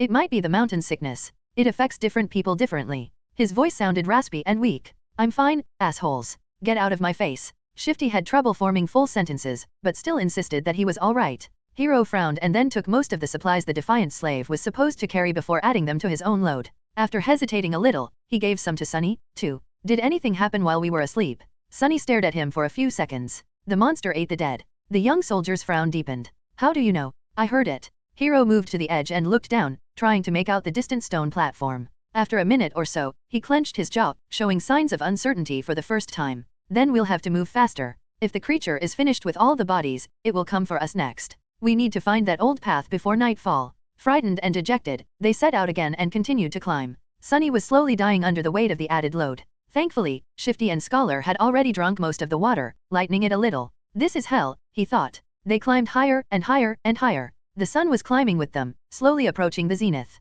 There was no talking, no laughs, only strained breathing. Each of the 4 survivors was concentrated on his own steps and footing. However, Shifty was falling farther and farther behind. His strength was abandoning him. And then, at some point, Sunny heard a desperate scream. Turning around, he only had time to see a panic-stricken face. Then Shifty fell backward, his foot slipping on an ice-covered rock. He hit the ground hard and rolled down, still trying to grab onto something. But it was too late. Frozen in place and powerless, they could only watch as his body tumbled down the slope, leaving bloody marks on the rocks. With each second, Shifty looked less like a man and more like a rag doll. A handful of moments later, he finally came to a halt, hitting the top of a large, protruding stone in a pile of broken flesh. Shifty was dead. Chapter 11, Crossroads. Shadow Slave. The 3 of them stood motionless, looking down in uneasy silence. What happened to Shifty didn't come as a shock, but it was still a hard thing to digest. An ominous feeling settled in their hearts seeing the broken body of their companion. It was too easy to imagine one of them sharing the same fate. No one knew what to say. After a minute or so, Scholar finally sighed. It's a good thing that you took most of the supplies he had been carrying. A bit heartless, but not wrong, Sunny thought, giving the older slave a careful look. Scholar frowned, realizing that his mask of a kind-hearted gentleman had slipped for a second, and hurriedly added in a somber tone. May you rest in peace, my friend. Wow, what a performance. Actually, Sunny had not believed in his benevolent act for a second. Every kid from the outskirts knew that people who acted kind for no reason were the ones to be most wary of. They were either fools or monsters. Scholar didn't seem like a fool, so Sunny became cautious of him from the moment they met. He got this far by being a mistrustful cynic, and there was no reason to change now. We have to go, Hiro said, casting one last look down. His voice was even, but Sunny could feel a well of emotion behind it. He just couldn't tell what that emotion was. Scholar sighed and turned away, too. Sunny stared at the bloodied rocks for a few more seconds. Why do I feel so guilty? He thought, bewildered by this unexpected reaction. He got what he deserved. A little unsettled, Sunny turned around and followed his two remaining companions. Just like that, they left Shifty behind and continued to climb. At this altitude, traversing the mountain was getting harder and harder. The wind was slamming into them with enough force to throw a person off balance if they were not careful, making every step seem like a gamble. The air was becoming too thin to breathe. Due to the lack of oxygen, Sunny was starting to feel dizzy and nauseated. It was as though they were all slowly suffocating. Altitude sickness was not something one could overcome with effort. It was subtle and overbearing at the same time, affecting the strong and the weak with no regard to their fitness and endurance. If his luck was bad, an elite athlete could succumb to it faster than a random passerby. It was just a question of your body's innate aptitude and adaptability. Lucky ones were able to get over it after experiencing mild symptoms. The others were sometimes crippled for days or weeks, suffering from all kinds of torturous side effects. Some even died. As though all that wasn't bad enough, it was getting colder, too. The warm clothes and fur weren't enough to keep the chill at bay anymore. Sunny felt simultaneously feverish and freezing, cursing every decision he had made in his life to end up here, on the endless icy slope. This mountain was not a place for humans, and yet they had to go on. A few hours passed. Despite everything, the three survivors continued to struggle forward, slowly moving higher and higher. Wherever that old path Scholar had talked about was, by now, it couldn't have been far. At least that's what Sunny was hoping for. But at some point, he started to doubt if the path even existed. Maybe the older slave lied. Maybe the path was long ago destroyed by ravages of time. Maybe they had already missed it without even noticing. Just as he was about to fall into despair, they finally found it. It was weathered and narrow, barely enough for two people to walk side by side. The path wasn't paved, but rather cut from the black rock by some unknown tool or magic, winding its way up the mountain like a tail of a sleeping dragon. Here and there, it was hidden beneath the snow, but most importantly, it was flat. Sunny had never been that happy to see something flat in his life. Without saying a word, Scholar dropped his rucksack and sat down. He was deathly pale, gasping for air like a fish out of water. Despite that, there was a slight grin on his face. Told you? Hiro gave him a nod and looked around. A few seconds later, he turned back to the triumphant slave. Stand up. It's not time to rest yet. Scholar blinked a few times, then glanced at him with pleading eyes. Just give me a few minutes. The young soldier was going to retort, but Sunny suddenly put a hand on his shoulder. Hiro turned to face him. What is it? It's gone? What is gone? Sunny gestured down, back the way they came. Shifty's body. It's gone? Hiro stared at him for a few moments, clearly failing to understand what Sunny was trying to say. Oh, right. They don't know that Shifty's name is Shifty. Ahem. Awkward. He wanted to explain, but both Scholar and Hiro seemed to have grasped his meaning. Simultaneously, they moved to the edge of the stone path and looked down, trying to spot the place where Shifty had met his end. Indeed, the splattering of blood could still be seen on the jagged rocks, but the corpse itself was nowhere to be found. Scholar flinched back and crawled as far away from the edge as he could. The young soldier also backed away, instinctively grabbing the handle of his sword. The three of them exchanged tense looks, clearly understanding the implication of Shifty's disappearance. It's the monster, Scholar said, even paler than before. It's following us. Hiro gritted his teeth. You are right. And if it is that close, we will inevitably be forced to fight it soon. The idea of fighting the tyrant was as frightening as it was preposterous. He might as well have said that they will all be dead soon. The truth of it was painfully clear to both Sunny and Scholar. But the older slave, surprisingly, did not look panicked. Instead, he lowered his gaze and quietly said, Not necessarily. Hiro and Sunny turned to him, all ears. The young soldier raised an eyebrow. Explain. Here it comes. Scholar sighed. The beast had traced us this far in just a day. That means that there are two most probable possibilities. Either it is smart enough to realize where we are going, or it is following the scent of blood. After a bit of thinking, Hiro nodded, agreeing with this logic. The older slave smiled slightly and continued. Whether it is one or another, we can throw him off our trail and buy some time. How do we do that? Despite the urgency in Hiro's voice, Scholar hesitated and remained silent. Why are you not answering? Speak. The older slave sighed again and slowly, as though against his will, answered. Sunny was waiting for this moment for a while now. We'll just have to make the boy bleed. Drag him down the path, then leave him there as bait and go up instead. His sacrifice will save our lives. Right on time. If Sunny wasn't mad and scared witless, of course he would have smiled. His judgment, it seems, was eerily on point. Affirmation was always nice, but not in the situation where being right also meant potentially being used as monster bait. He remembered the words Scholar had spoken back when Shifty was campaigning to have Sunny killed. Don't be too hasty, my friend. The boy might prove useful later on. These words, which had sounded benevolent then, now turned out to hide a much more sinister meaning. What a bastard. Now it all depended on whether or not Hiro would decide to follow through with Scholar's plan. The young soldier blinked, astonished. What do you mean, make him bleed? Scholar shook his head. It's simple, really. If the monster knows where we are going, we have no choice but to abandon our plans to reach the mountain pass and go over the peak of the mountain instead. If the monster is following the scent of blood, we have to use one of us as bait to mislead it. He paused. Only by leaving a bleeding man further down the path can we reliably avoid the pursuit no matter how it is tracking us. Hiro stood motionless, his eyes jumping between Scholar and Sunny. After a few seconds, he asked, how can you bring yourself to propose something so vile?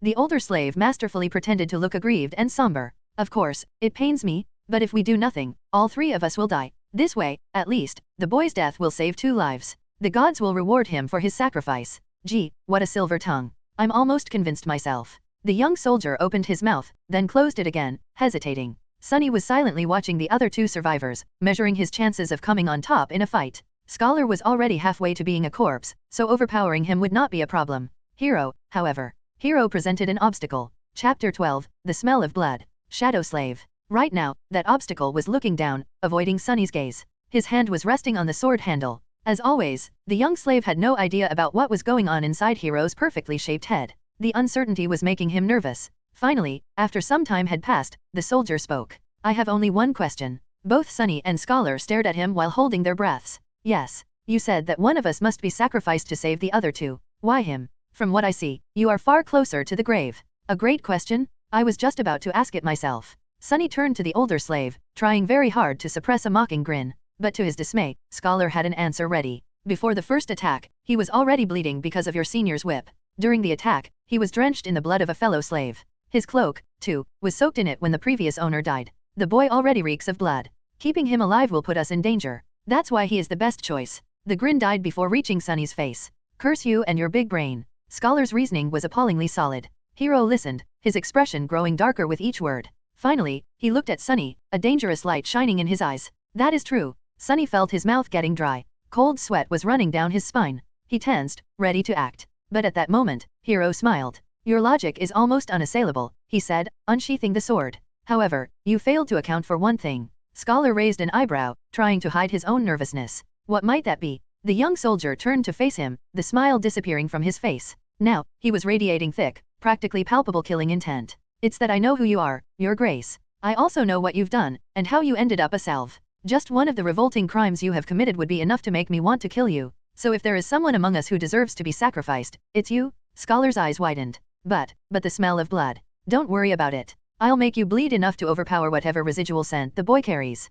It all happened so fast that Sunny barely had time to react. Hiro lunged forward with a speed that seemed almost inhuman. A moment later, Scholar was shrieking on the ground, his leg broken with one strike from the flat side of the young soldier's sword. Not giving him an opportunity to recover, Hiro stumped on his other leg, and a sickening sound of shattering bones could be clearly heard. The shriek turned into a sobbing howl. Just like that, Scholar was done for. The brutality of Hiro's actions was in such stark contrast with his usually graceful demeanor that Sunny felt blood turning to ice in his veins. This was scary. The soldier gave him a calm look and said in a placid tone, "Wait for me here." Then he grabbed the older slave and dragged him down the path, soon disappearing behind a rock outcropping. After a few minutes, terrible screams could be heard echoing through the wind. Sunny was left alone, trembling. Crap. This is too much. He still couldn't believe how sudden Scholar's demise came to be, and how ruthless it was. Some time later, Hiro was back, acting as though nothing had happened. But it was exactly that normalcy that unnerved Sunny the most. After sorting through the contents of Scholar's rucksack and throwing most of the firewood out, the young soldier put it over his shoulder and nonchalantly turned to the young slave.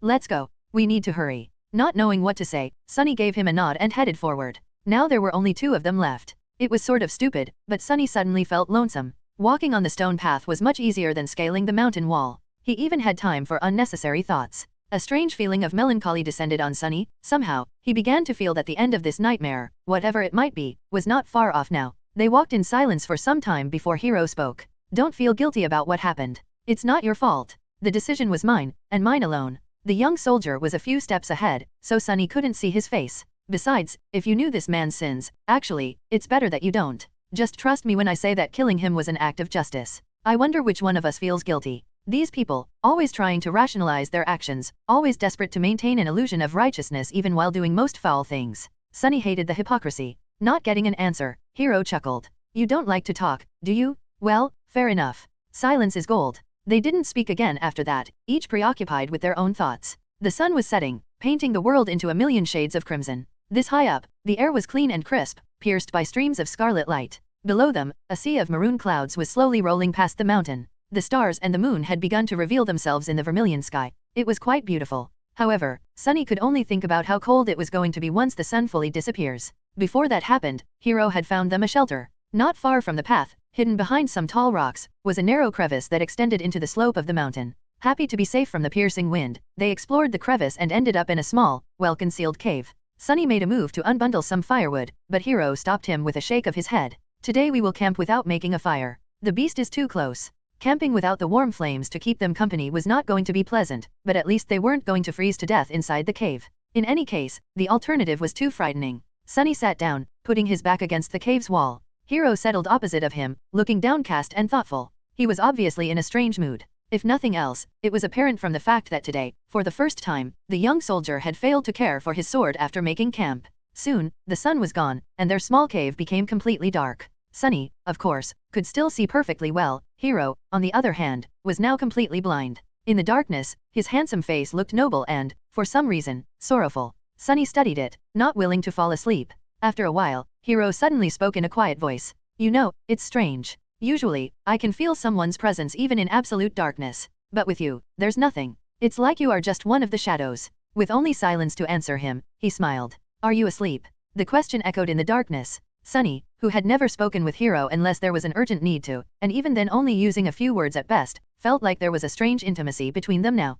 That's why he decided to talk. Maybe the darkness gave him courage. Besides, there was an occasion. Why? Are you waiting for me to fall asleep before you kill me? Or will you do it in the morning? Chapter 13, Moment of Truth. Shadow Slave. The smile froze on Hiro's face. He lowered his head, as though in shame. After a minute or so passed, shrouded in heavy silence, he finally answered. Yes. I thought that if I do it when you sleep, you won't have to suffer. Unseen to him, a bitter grin appeared on Sunny's face. A long sigh escaped from the young soldier's lips. He rested his back against the cave's wall, still not looking up. I don't expect you to forgive me. This sin, too, will be mine to bear. But, please, if you can, find it in your heart to understand. If things were different, I would have gladly faced that monster to let you escape.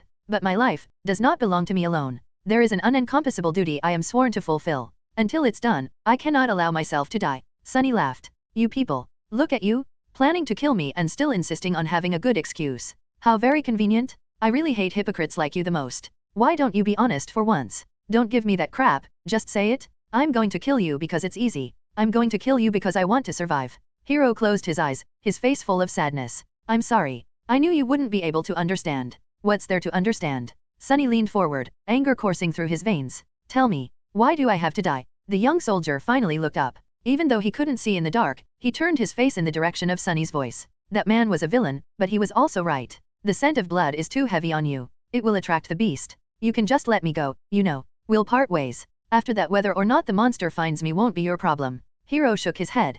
Dying in that creature's maw is too cruel a fate. It's better if I do it myself. You are my responsibility, after all. How noble of you. Sunny leaned back, dejected. After a short while, he quietly said. You know, when I just came here, I was ready to die. After all, in this whole world, 2 worlds, actually there's not a single soul who cares whether I live or die. When I'm gone, no one will be sad. No one will even remember that I existed. There was a forlorn look on his face. A moment later, however, it was gone, replaced by mirth. But then I changed my mind. Somewhere along the way, I decided to survive. I must survive, no matter what. Hiro gave him a thoughtful look. To live a life worth remembering. Sunny grinned. A dark gleam appeared in his eyes. No, to spite you all. The young soldier was silent for a few moments, then nodded, accepting this answer. He rose to his feet. Don't worry. I'll make it quick. Aren't you overly confident? What makes you think you'll be able to kill me? Maybe I'll kill you instead. Hiro shook his head. I doubt that. But in the next second, he staggered and fell on one knee. The young man's face turned deathly pale, and with a pained groan, he suddenly vomited blood.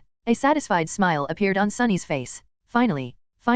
Hiro was standing on his knees, the lower part of his face covered in blood. Astonished, he was staring at his hands, trying to understand what had happened to him. What magic is this? With wide eyes and a pale face, he turned to Sunny. Was that thief right? Did you put the curse of the shadow god on us? Sunny sighed. I wish that I had the ability to throw divine curses around, but no. To tell you the truth, I don't have any abilities at all. Then, how? The young slave shrugged. That's why I poisoned you all. Hiro flinched, trying to comprehend his words. What? After the tyrant first attacked, you send me to search for water. While gathering flagons from the dead soldiers, I squeezed bloodbane juice into each one except my own, of course. Not enough to taste it, but enough to slowly kill anyone who would drink from them. The soldier gritted his teeth, struggling through pain. A sudden realization appeared on his face. So that's why, the other two were in such bad shape. Sunny nodded. Shifty drank the most, so his condition worsened the fastest. Scholar was also not long for this world, but you finished him off before the poison could. Yourself, however, it was as though bloodbane had no effect on you at all. I was really starting to get worried.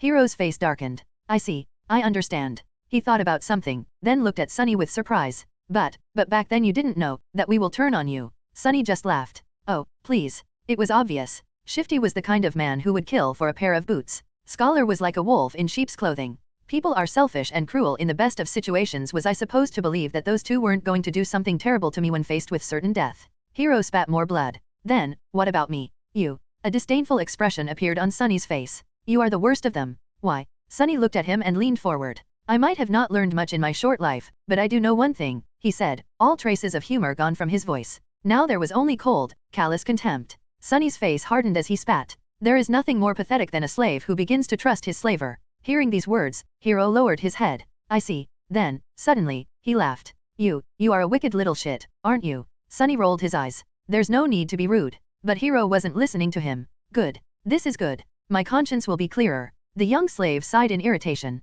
What are you mumbling about? Just die already. Hiro chuckled and suddenly pierced him with a stare. Somehow, he didn't look so sick anymore. You see, that plan would have worked if I was a normal human. But, alas, my soul core has awakened long ago. I've slain countless enemies and absorbed their power. Bloodbane poison, unpleasant as it might be, can never kill me. Crap. Sunny turned around and tried to run away, but it was already too late. Something hit him in the back, sending his body crashing into the rock wall. With a scream, he felt a sharp pain piercing his left side. Rolling out of the cave, Sunny clutched his chest, scrambled back onto his feet and ran, trying to escape the narrow crevice. He managed to reach the old path, finally being able to see the stars and the pale moon shining brightly in the night sky, but it was as far as he was able to get. Stop. As the cold voice sounded behind him, Sunny froze. If Hiro really had an awakened soul core, he had no chances of getting away from him. In a fight, he had no chances at all. Turn around. The young slave obediently turned, holding his hands up. He looked at Hiro, who was wiping the blood off his face with a displeased look in his eyes. The two of them stared at each other, shivering in the murderous cold. Was it worth it? No matter. Despite it all, I will be true to my promise. I'll make it quick. The soldier unsheathed his sword. Do you have any last words? Sunny did not answer. However, a small silver bell suddenly appeared in his hand. Hiro frowned. Where were you hiding that thing? Sunny shook the bell. A beautiful, clear ringing sound flowed over the mountain, filling the night with an enchanting melody. What are you doing? Stop. The young slave dutifully stopped. What was? Right under Hiro's bewildered eyes, the silver bell disappeared into thin air. He looked at Sunny, stumped and suspicious. Tell me, what did you just do? But Sunny didn't answer. In fact, he hadn't said a single word ever since escaping the cave. Right now, he wasn't even breathing. Hiro, on the other hand, continued to speak. Tell me right now or you will regret it. He scowled. Why are you not saying anything? The shivering boy just stared at him, completely silent. No, he was staring into the darkness behind him. Hiro's eyes widened. What? Chapter 14, Child of Shadows. Shadow Slave. Sunny had no choice but to resort to one last, desperate gamble. He had no chance against the enemy in a direct confrontation, at least not without an advantage.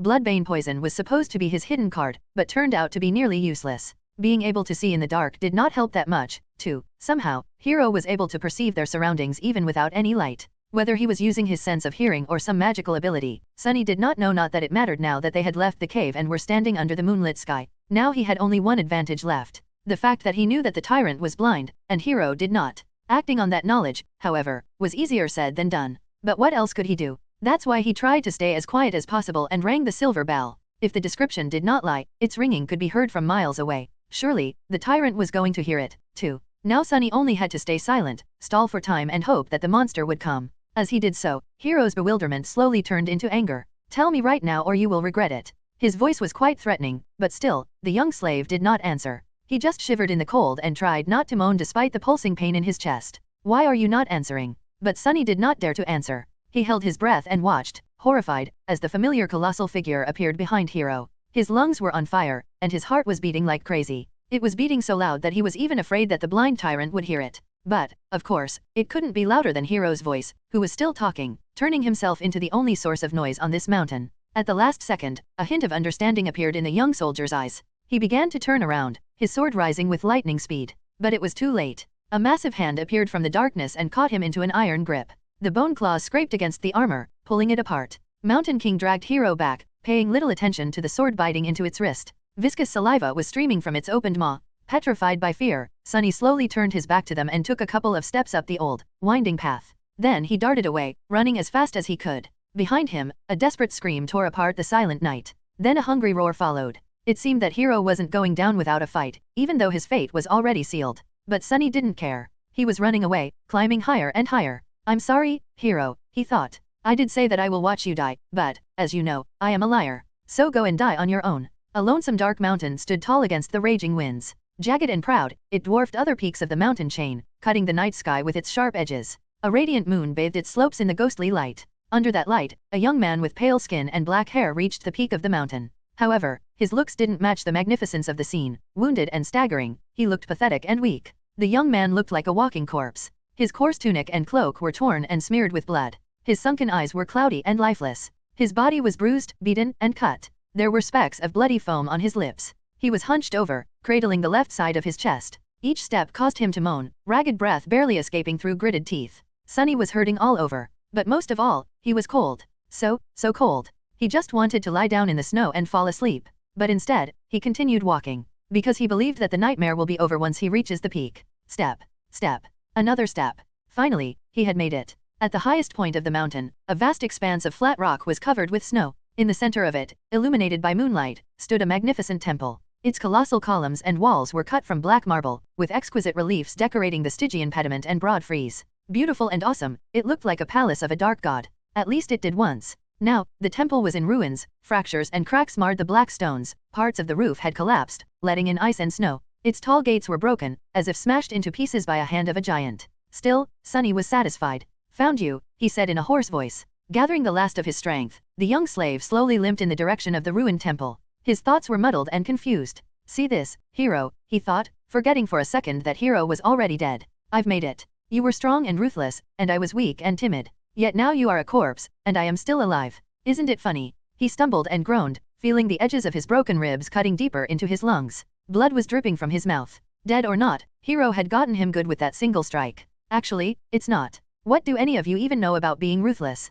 Poor fools. In the world where I come from, people had thousands of years to turn cruelty into an art. And as someone on the receiving end of all that cruelty, don't you think I would know more about being vicious than you ever could? He was getting closer to the temple. Truth be told, you never stood a chance. Wait, what was I thinking about? A moment later, he had already forgotten. There was only pain, the dark temple, and the overpowering desire to sleep.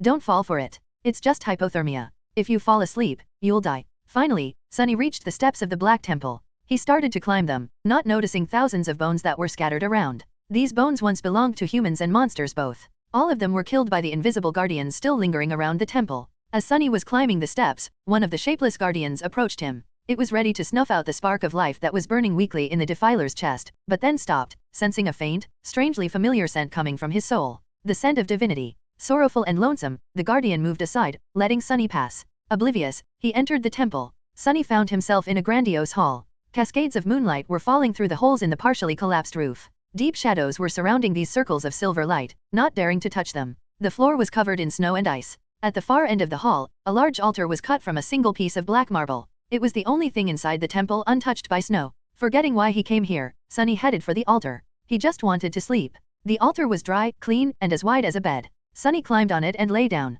It seemed like he was going to die. He was okay with it. Sunny tried to close his eyes, but was stopped by a sudden noise coming from the direction of the temple's entrance. He turned his head to look, not even a little bit curious. What he saw would have sent chills running down his spine if he wasn't so cold, tired, and indifferent. Mountain King was standing there, looking at him with its 5 blind eyes. He was still massive, terrifying and revolting. Worm-like shapes were still moving frantically under its skin. It was sniffing the air, salivating. Then it opened its maw and moved forward, slowly approaching the altar. What an ugly bastard, Sunny thought and suddenly clutched his chest, convulsing in a fit of torturous coughing. Bloody foam flew from his mouth and fell on the altar. However, the black marble soon absorbed it. A second later, it was as pristine as it was before. The tyrant was just about to reach Sunny. It was already stretching its hands to grab him. I guess this is the end, he thought, resigned to his fate. But at the last second, suddenly, the voice of the spell resounded in the dark temple. You have offered yourself as a sacrifice to the gods. The gods are dead, and cannot hear you. Your soul bears the mark of divinity. You are a temple slave. Shadow God stirs in his eternal slumber. He sends a blessing from beyond the grave. Child of shadows, receive your blessing. Under Sunny's astonished eyes, the shadows crowding the great hall suddenly moved, as though coming alive. Tentacles of darkness surged forward, entangling Mountain King's arms and legs. The mighty tyrant struggled, trying to get free. But how could it resist the power of a god? The shadows dragged Mountain King back, pulling in different directions. The tyrant opened its maw, and a furious howl escaped it. The next second, its body ruptured, torn apart into pieces. Blood, viscera and severed limbs fell on the floor in a crimson torrent. Just like that, the horrible creature was dead. Sunny blinked. Once again, he was alone in the ruined temple. The great hall was dark and silent. And then the spell whispered. You have slain an awakened tyrant, Mountain King. Wake up, Sunless. Your nightmare is over. Prepare for appraisal. Chapter 15, Shadow Slave. Shadow Slave. Prepare for appraisal. Sunny found himself in a space between dream and reality. It was an endless black void illuminated by a myriad of stars. Between those stars, countless strings of silver light were woven into a beautiful and inconceivably complex net, forming various nexuses and constellations. It was truly breathtaking. Somehow, Sunny understood that he was seeing the inner workings of the nightmare spell. He also couldn't help but think that it looked a lot like the celestial equivalent of a neural network. If so, was the spell alive?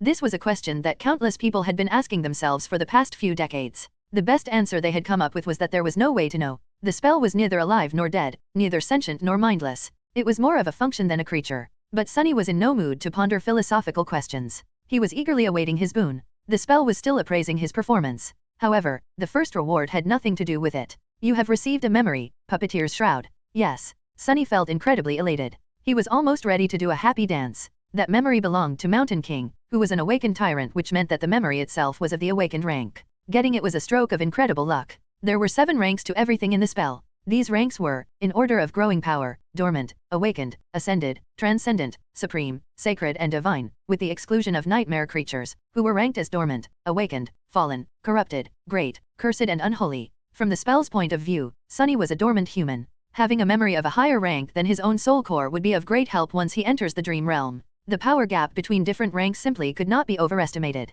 He wanted to take a look at the Puppeteer's Shroud, but there was no more time. The spell was done with its appraisal. Here in the void, its voice didn't sound subtle and familiar anymore. Rather, it seemed like the universe itself was speaking. Sunny held his breath, listening. Aspirant, your trial is over. A nameless slave ascended the Black Mountain. Both heroes and monsters fell by his hand. Unbroken, he entered the ruined temple of a long-forgotten god and spilled his blood on the sacred altar. The gods were dead, and yet they listened. You have defeated a dormant beast, Mountain King's larva. You have defeated 3 dormant humans, names unknown. You have defeated an awakened human, Oro of the Nine. You have defeated an awakened tyrant, Mountain King. You have received the Shadow God's blessing. You have achieved the impossible. Final appraisal, glorious. Your treachery truly knows no bounds. That final part was not really necessary, as far as Sunny was concerned, but he was still pretty satisfied with the praise from the spell. He felt like his chances of evolving his aspect to an awakened, or even ascended one were pretty high. His overall power was still dependent on the rank of his soul core, which would remain dormant until much later, but the rank of the aspect itself would do wonders for his overall potential. Dreamer Sunless, receive your boon. He was an aspirant no more. Sunny grinned. You have been bestowed a true name, Lost from Light. His jaw dropped. A true name? He had received a true name? Never in his wildest dreams did Sunny dream of becoming one of the chosen few to accomplish such feat, and in his very first nightmare to boot. Not even all of the saints could boast of having one. He was an elite now, a bona fide cream of the crop. He was going to be rich, but the rewards kept coming. Your aspect is ready to evolve. Evolve aspect. What kind of a question is that? Sunny crossed his fingers and said yes. Dormant aspect temple slave is evolving. New aspect acquired. Aspect rank, divine. Sunny fell over. Aspect name, Shadow Slave. Divine, it's divine. Sunny was standing on his knees, stupefied. The shock was so great that for a second there he lost all control over his limbs and fell. It said divine, right. He raised a trembling hand and rubbed his eyes, making sure that he was awake. Or rather conscious, since, technically, he was still sleeping in the underground vault of the police station. Confused by all this terminology, Sunny silently summoned the runes and found the lines describing his aspect. Aspect, Shadow Slave. Aspect rank, divine. Aspect description, you are a miraculous shadow left behind by a dead god. As a divine shadow, you possess plenty of strange and wondrous powers. However, your existence is empty and lonesome. You mourn the passing of your former master and long to find a new one. Innate ability, Shadow Bond. Ability description: find a worthy master and let them know your true name. Once they recite it out loud, you will be bound to their will, unable to disobey any command. It is improper for a shadow, let alone a divine one, to walk around without a master. That was a lot to digest. First of all, Sunny felt his heart beating faster. He heard it right. All the suffering and horror he had experienced in the first nightmare paid off in the end. A divine aspect. He had received a divine aspect. Anything above awakened was rare and immensely valuable. People with ascended aspects were rare enough to be fought over by various factions. The factions themselves were built around singular powerhouses with transcendent or supreme aspects. And he had never, ever heard of anyone acquiring a divine one.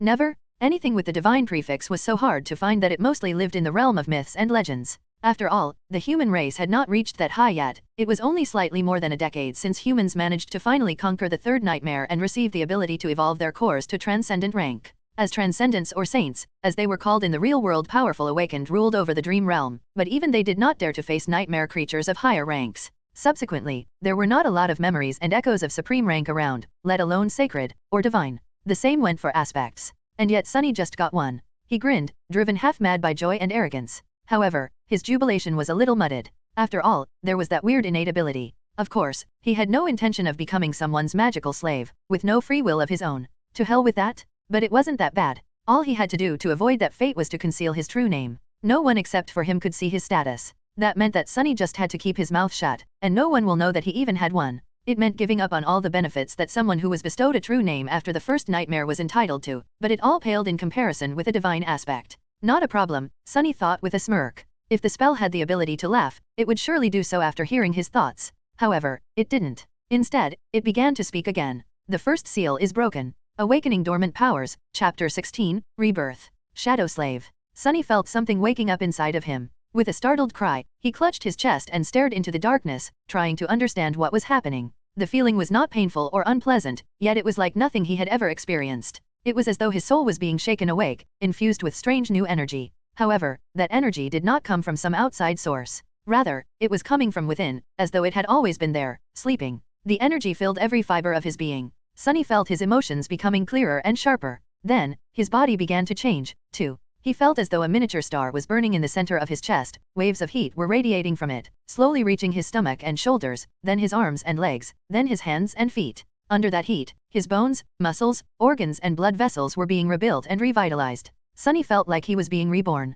He was becoming stronger, faster, healthier. It was euphoric. With each second, his transformation was becoming more profound. New confidence settled in Sunny's heart. He was not a weak, frail street kid anymore. He was not as vulnerable against anyone who would wish to bully him as he was in the past. With his powers awakened and his will tempered by the horrors of the first nightmare, he was now someone you would not want to cross. After some time had passed, the star burning in his chest finally cooled down. The heat was replaced with a soothing coldness. That coldness washed over Sunny's body, taking away all the aches and discomforts that had been accumulated there over the years. Then it moved up, reaching his brain and, finally, his eyes. His vision strangely doubled. He could still see the void populated by an endless pattern of stars. But he could also see something different. A silent, calm dark sea illuminated by a lonely black sun. From his previous knowledge, Sunny knew that this was his so-called Sea of Soul. But he also knew that it was supposed to look quite different. For starters, it was supposed to be much more lively. The star hanging above the visual representation of his soul core was supposed to be burning with bright light, filling the soul sea with a warm, blinding shining. However, Sunny's soul was dark and lightless. That's strange. He took a look at the black sun. At a closer examination, it actually turned out to be transparent. It's just that with no other major source of light around, the star had appeared to be as dark as its surroundings. Also, no one was supposed to be here except for him. It was his soul, after all. But Sunny had a nagging feeling that somewhere just beyond the periphery of his vision, hidden in the darkness, shapeless forms were constantly moving. No matter how he turned his head, he couldn't catch a clear glimpse of them. And yet the feeling would not go away. Not wishing to waste any more time on this right now, Sunny turned back to the black sun and finally spotted two spheres of light orbiting around it, as though caught in the soul core's gravity well. A subtle smile appeared on his face. These were his memories, Silver Bell and Pupitur's Shroud. Later, there would be dozens of such spheres here. If he was lucky, he would even acquire an echo or two. The spell's voice suddenly pulled him out of the Sea of Soul. Awakening Aspect ability. This is it. The moment of truth, Sunny thought. Divine aspect or not, his immediate future still depended on the first aspect ability he would receive. His role in the dream realm would be based on its characteristics. If it was a combat ability, he would be most useful on the front lines of the bloody battles against the nightmare creatures. If it was tied to sorcery, he would likely become a powerful, but fragile ranged fighter. If it was something having to do with utility, he would be a vitally important part of the behind-the-scenes workings of the dream realm. Utility abilities were also extremely valued in the real world, where Awakened performed many tasks that kept it going. If he was lucky, he could even become a healer. Healers were very rare, and as such, sought-after specialists. Aspect ability acquired. Aspect ability name, Shadow Control. Sunny hurriedly summoned the runes. He wanted to go to the description of his new ability right away, but then decided to give his overall information a look first. Name, Sunless. True name, Lost from Light. Rank, Dreamer. Shadow Core, Dormant. Shadow Fragments, 12/1000. What is that? Where the rank of his soul core was supposed to be written, a mysterious shadow core appeared instead. Sunny looked at it, blinking. He had never heard of anyone having a different kind of core before. Was he that unique? This enigmatic shadow core would certainly explain why his sea of soul looked so strange. And also, he moved his eyes down, noticing the shadow fragments counter. Usually, there was supposed to be an indicator of the number of soul shards consumed. However, it was nowhere to be seen. Do I actually have a completely different progression path than all Awakened? The idea was as exciting as it was frightening. Not having to fight for resources with anybody else was an incredible advantage. Most of the human society in the dream realm was built around the acquisition of soul shards. If he had no need to gather them to evolve, not only would he be able to become more powerful with incredible speed, he would also be completely self-sufficient. On the other hand, he had no idea how to acquire these shadow fragments. However, he had gotten 12 of them somehow already, so whatever it was that he had to do, he had already done it in the first nightmare. I'll have to explore this carefully. Satisfied with this decision, Sunny continued to study the runes. Memories, Silver Bell, Puppeteer's Shroud. Echoes. Attributes, Fated, Mark of Divinity, Child of Shadows. Aspect, Shadow Slave. Aspect rank, Divine. Aspect abilities, Shadow Control. Aspect ability description, your shadow is more independent than most. It is an invaluable helper. What is that supposed to mean? Sunny held his breath and began to read the description again, but at that moment, a new set of runes appeared just below it. Simultaneously, the spell's voice resounded in the black void. All power has a price. You have received a flaw. Your flaw is... Sunny read the runes, and his eyes widened in horror. Oh, no. Chapter 17, 3 Simple Words. Shadow Slave. He closed his eyes, then opened them again, hoping that the runes would disappear. Please, be gone, please. But the runes were still there, shining slightly, as though mocking him. Flaw, clear conscience. Flaw description, you cannot lie. Sunny stared at these 3 simple words, feeling like there was a bottomless abyss opening right beneath his feet. The spell, which was usually frivolous with its descriptions, decided to be straight and on point this time. There were only 3 words. They left him no room to maneuver. Can't lie. I can't lie? Me? How am I supposed to live if I can't lie? Sunny's very survival was predicated on his ability to deceive and outsmart other people. Even the spell itself congratulated him on his treachery. Without the ability to lie, he wouldn't be able to achieve anything. Not to mention, his heart suddenly felt as though it was about to stop. If he could only tell the truth, how was he supposed to hide his true name? Wouldn't anyone be able to turn him into an obedient slave by simply asking a couple of innocent questions?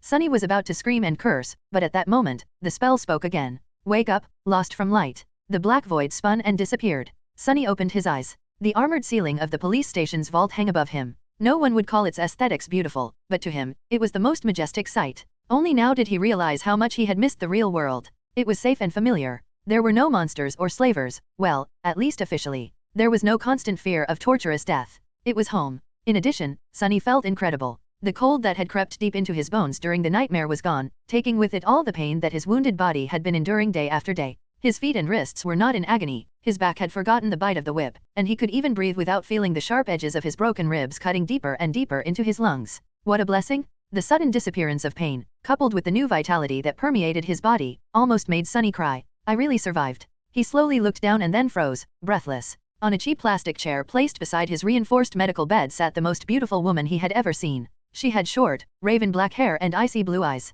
Her flawless skin was smooth, supple, and as white as snow. Actually, this was Sunny's first time meeting someone as pale as he himself was. However, while Sunny's pallor looked strange and unhealthy, the beautiful stranger was nothing short of striking. The woman seemed to be in her late 20s. She was wearing a dark blue uniform with silver epaulettes and black leather boots. The jacket of her uniform was casually unbuttoned, revealing a black tank top beneath.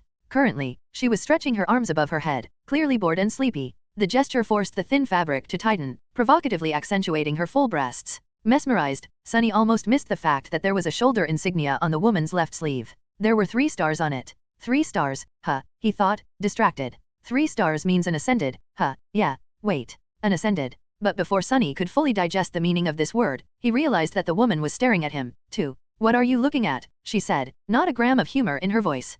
Sunny blinked a couple of times, embarrassed, and quickly came up with an excuse. Then he opened his mouth and answered, "Your breasts." A second later, his eye widened in absolute horror, because he wasn't planning to say those words at all. His mouth moved on its own. A wave of terror suddenly drowned his mind. The woman slowly smiled with a dangerous gleam in her eyes. Then, without any warning, she moved her hand and slapped Sunny across the face. Sunny's whole body was turned around. If it wasn't for the restraints holding him in place, he would have probably flown off the bed. For a moment, he even saw stars. But it could still be considered getting off lightly. An ascended, the woman was an ascended? She could have torn his head clean off with a flick of a finger. Why did he have to offend someone so powerful, of all people? Meanwhile, the woman cleared her throat and crossed her arms. "Are you awake now?" Sunny held his numb cheek and carefully nodded. "Good. Let me give you a piece of advice, don't just say anything that comes to your mind. Especially to girls. It's not like you haven't seen a girl before, right? Say thank you? I definitely will not," Sunny thought. But instead, his mouth moved on its own, and he said,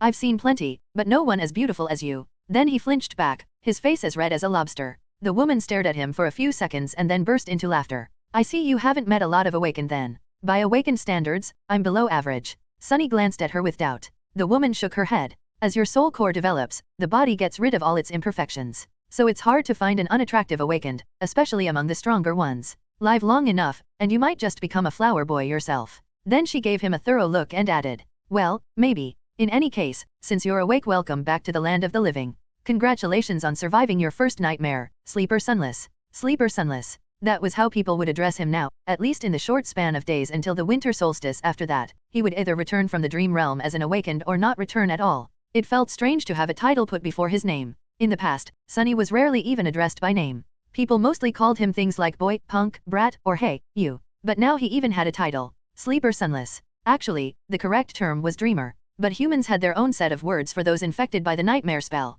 Carriers who had just finished their first nightmare were called sleepers because of how they interacted with the spell. Basically, once his spirit enters the spell, his body was going to fall into slumber. That slumber would continue for days, weeks, or even months, however long it takes him to escape the dream realm. Hence the term sleeper. Once he escapes and becomes an awakened, he would live his life normally during the day and return to the dream realm every time he falls asleep. The awakened were called the same by the spell and the humans. That word was also sometimes used as a general term for all carriers. Then, if he were to decide to enter a second nightmare and manage to survive, he would become an ascended. People called them masters. Masters could enter and exit the dream realm as they wished. Some even chose to never come back there at all. More than that, they traveled between the worlds physically, not just in spirit. And then, above the masters, there were saints, those who had conquered the third nightmare and earned the right to call themselves transcendent. They were as powerful as demigods, and even more rare. Not only could they travel between the real world and the dream realm, but they could also take others with them. But coming back to masters, the beautiful woman stood up and approached the reinforced medical bed. With practiced moves, she began to undo the restraint holding Sunny in place. "I am Ascended Jet. You can call me Master Jet. These past 3 days, I was on watch duty due to your nightmare. Right, before I fell asleep, the policeman told me that an awakened would arrive in a few hours to monitor my condition. To kill the nightmare creature if I die and let it through." Sunny was unwilling to open his mouth, terrified that all sorts of truths would come spilling out. But there were things he simply had to know. "Master Jet, I have a question." "Go on. Why would a master be put on watch duty? Isn't it below your pay grade?" Jet gave him a dark look. "You're smarter than you seem. Recently, there was a lot of gates opening in this sector. Most of the local awakened are either wounded or occupied with the cleanup, or dead. It's always like that close to the winter solstice." She opened the final restraint and took a step back. "Plus, there's not a lot of awakened who, like me, directly work for the government. It's by far the least lucrative or glorious career one of us can choose. Would you abandon wealth and fame to work abysmal hours and risk your life, fueled only by altruism and sense of duty?" Sunny wanted to say something flattering. Instead, he looked Master Jet right in the eyes and smirked. "Of course not. I'm not an idiot. Damn this damn flaw, damn." She stared at him with a humorless expression. Sunny thought that he was going to get slapped again. But instead, Jet smiled. "See, I was right. You really are smart." Chapter 18, Absence of Light. Shadow Slave. Sunny was enjoying a hot shower. After their short conversation, Master Jet had sent him to clean himself, saying that he reeked of nightmare. The unnatural slumber of the spell would slow down the body's metabolism, and the medical apparatus he had been strapped into was supposed to take care of the rest, but he was still asleep for 3 whole days. Even if only psychological, the scent of bloodshed and despair lingered around him. "Ah, I'm in heaven," Sunny thought, willing himself to temporarily forget about the looming disaster of the flaw. He was alone in the police station's showers, relaxing under the streams of hot water. After a bit of time had passed, Sunny reluctantly turned the tap off and walked over to the towel rack. Coincidentally, he saw himself reflecting in the mirror. The changes in his physique were subtle, but noticeable. His pale skin seemed a little healthier, his muscles a bit more pronounced. He looked slender and lean instead of emaciated and frail, as he did before. There was a slight luster to his dark hair and a shine to his eyes. However, he was still rather diminutive. Not exactly a picture of masculine handsomeness, to say the least. Flower boy, huh? Sunny thought, full of bitterness. Then he suddenly froze, noticing something strange. As he was looking at himself in the mirror, the reflection of his shadow seemed to move. It was as though the shadow lowered its head and quietly face-palmed. Sunny quickly turned around, piercing his shadow with a nervous look. However, everything seemed normal. The shadow was doing exactly what it was supposed to do, repeating his every motion. I clearly saw you move, he said, feeling a bit strange. You have just moved on your own, right? Sunny glared at the shadow, which obediently glared back. Did you move or not? The shadow enthusiastically shook its head. What do you mean? No, you've just moved your head. Do you think I'm a fool? The shadow seemed to think for a bit and then shrugged. Sunny was left with his mouth agape. Your shadow is more independent than most. It is an invaluable helper, he muttered finally. Right. This was how the spell had described his aspect ability. But what exactly could his shadow do? He decided to experiment a little. Hey, you. Tell me what you can do. The shadow was silent and motionless. Right. It doesn't have vocal cords. As though that made any sense. Shadows were not supposed to have muscles either, and yet it knew how to move. Show me. No reaction. It seems the shadow was content pretending to be an ordinary, lifeless blob of darkness. Sunny sighed. I'm doing this wrong. Independent or not, the shadow was still a part of him. It was a manifestation of his aspect ability. So instead of asking the shadow, he really should have been asking himself. Not going to talk, are you? Sunny closed his eyes and directed his perception within, exploring himself for the first time since returning to the real world. He felt the beating of his heart, the steady rising of his chest, the slight chill of the shower room. He heard droplets of water falling on the tiled floor, felt the movement of filtered air against his skin. And there, on the verge of his consciousness, something new. A completely new sense. Sunny concentrated on it, and suddenly a whole other world opened to him. It was hard to describe with words, just like one would have trouble explaining how hearing or touch feels. It was as though he could communicate with vast forms that crowded around him and receive an understanding of both their own shape and the surrounding space, guided by the different degrees of pressure they exerted on his mind and each other. That understanding came naturally and instantaneously, like an instinct. These forms were shadows. And among them, one not the largest one, but the deepest didn't feel like an external entity.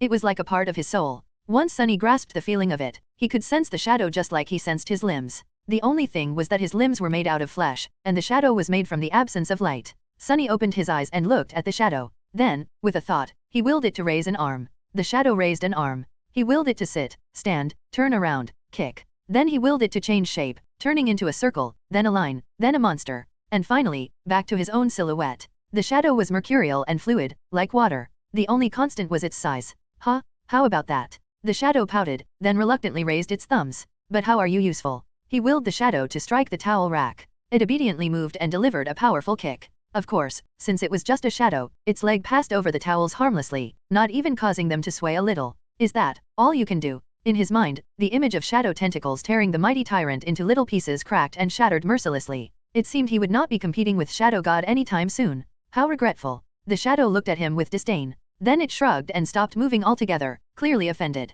Sunny sighed and took a towel off the rack. All right. I will explore it later. A few minutes after that, he was wearing a clean police-issued tracksuit and heading for the cafeteria. Master Jet was waiting for him at one of the tables, with 2 trays full of steaming synthetic food in front of her. Help yourself. Sunny glanced at the cheap gruel, which was not so different from the stuff he used to consume in the outskirts, and sighed. Somehow, he had expected his first meal after becoming a sleeper to be more lavish. Still, it was food. He sat down and began to wolf down the gruel ravenously. He was very, very hungry. In the process, his thoughts began to wander. Sunny stole a glance at Jet and wondered. The spell told him to find a master, and the next thing he knew there was a woman calling herself master right in front of him. He tried to imagine being an obedient slave to someone like her. Weird thoughts started to appear in his mind. You know what, Sunny, he thought with dark irony. Knowing your luck, this would be a perfect moment for her to ask. What are you thinking about? Sunny choked on the gruel. He felt his mouth beginning to open, and put all of his will into staying silent. A second passed without him saying anything. Then a weird pressure appeared in his mind, which soon turned into blinding pain. He endured it for a couple more seconds before giving up. I was thinking that it would be a perfect moment for you to ask me about what I am thinking, he finally said. Jet gave him a weird look. All right. Are you almost finished with your food? Sunny nodded. Then I'll begin. As per protocol, I am obligated to inform you of a few things. It is mostly a formality. First of all, concerning your nightmare. She glanced at him and sighed. You are entitled to receive free psychological counseling. No matter what traumatic experience you have encountered, there is no shame in asking for help. Your mind is as important as your body, it's only right to keep it healthy. Are you interested? Sunny shook his head. Jet shrugged and continued. As you wish. You can also talk to me. Was it very hard? How could he answer? It was simultaneously much worse than I expected and exactly as bad as I expected. She nodded, satisfied with that explanation. That's a good attitude. I won't pry any further. Us outskirt rats are way more resilient than people think. Sunny looked at her in surprise. Master Jet, you grew up in the outskirts. She grinned. What? You can't tell because of my exquisite manners and polished exterior. He blinked a couple of times, surprised. I couldn't tell at all. After thinking for a while, he added. Are there a lot of people like us among the awakened? Jet's smile disappeared. No, there's not. In fact, they can be counted on one hand. As expected. Odds were really stacked against people like them. That made the 3 stars on Jet's insignia even more exceptional. One day, I'll be a master too. If she can do it, why can't I? So, what happens now? What else are you obligated to tell me? Sunny had no idea what he was supposed to do after leaving the police station. The winter solstice was just several weeks away. Jet leaned back and answered. That's basically it. There are some additional hoops to jump through, mostly having to do with your family, but, well, I've read your file, so I know it doesn't apply. The only thing left is to decide how you will be preparing for your first journey into the dream realm. She looked at her communicator and grimaced. I must stay, your luck is exceptionally bad. There's not a lot of time at all. First of all, you are free to do what you want. No one is forcing you to make a certain decision. That is to say, you can choose to prepare on your own, or not prepare at all. Party until the lights go out. Sunny was not very well versed in partying. However, I would advise against that. As a sleeper, you are also entitled to enroll in the Awakened Academy. You will be provided with food, lodging, and a wide choice of preparatory classes. This late into the year, you won't be able to learn a lot. But it's better than nothing. She was silent for a few seconds, then added. More importantly, you will get acquainted with most of the people who will enter the dream realm with you. Some of them might become your companions for life. And some may end up trying to end that life once we're inside the spell, Sunny added, reading between the lines of what Master Jet had said. So, what do you say? Do you want me to take you to the academy?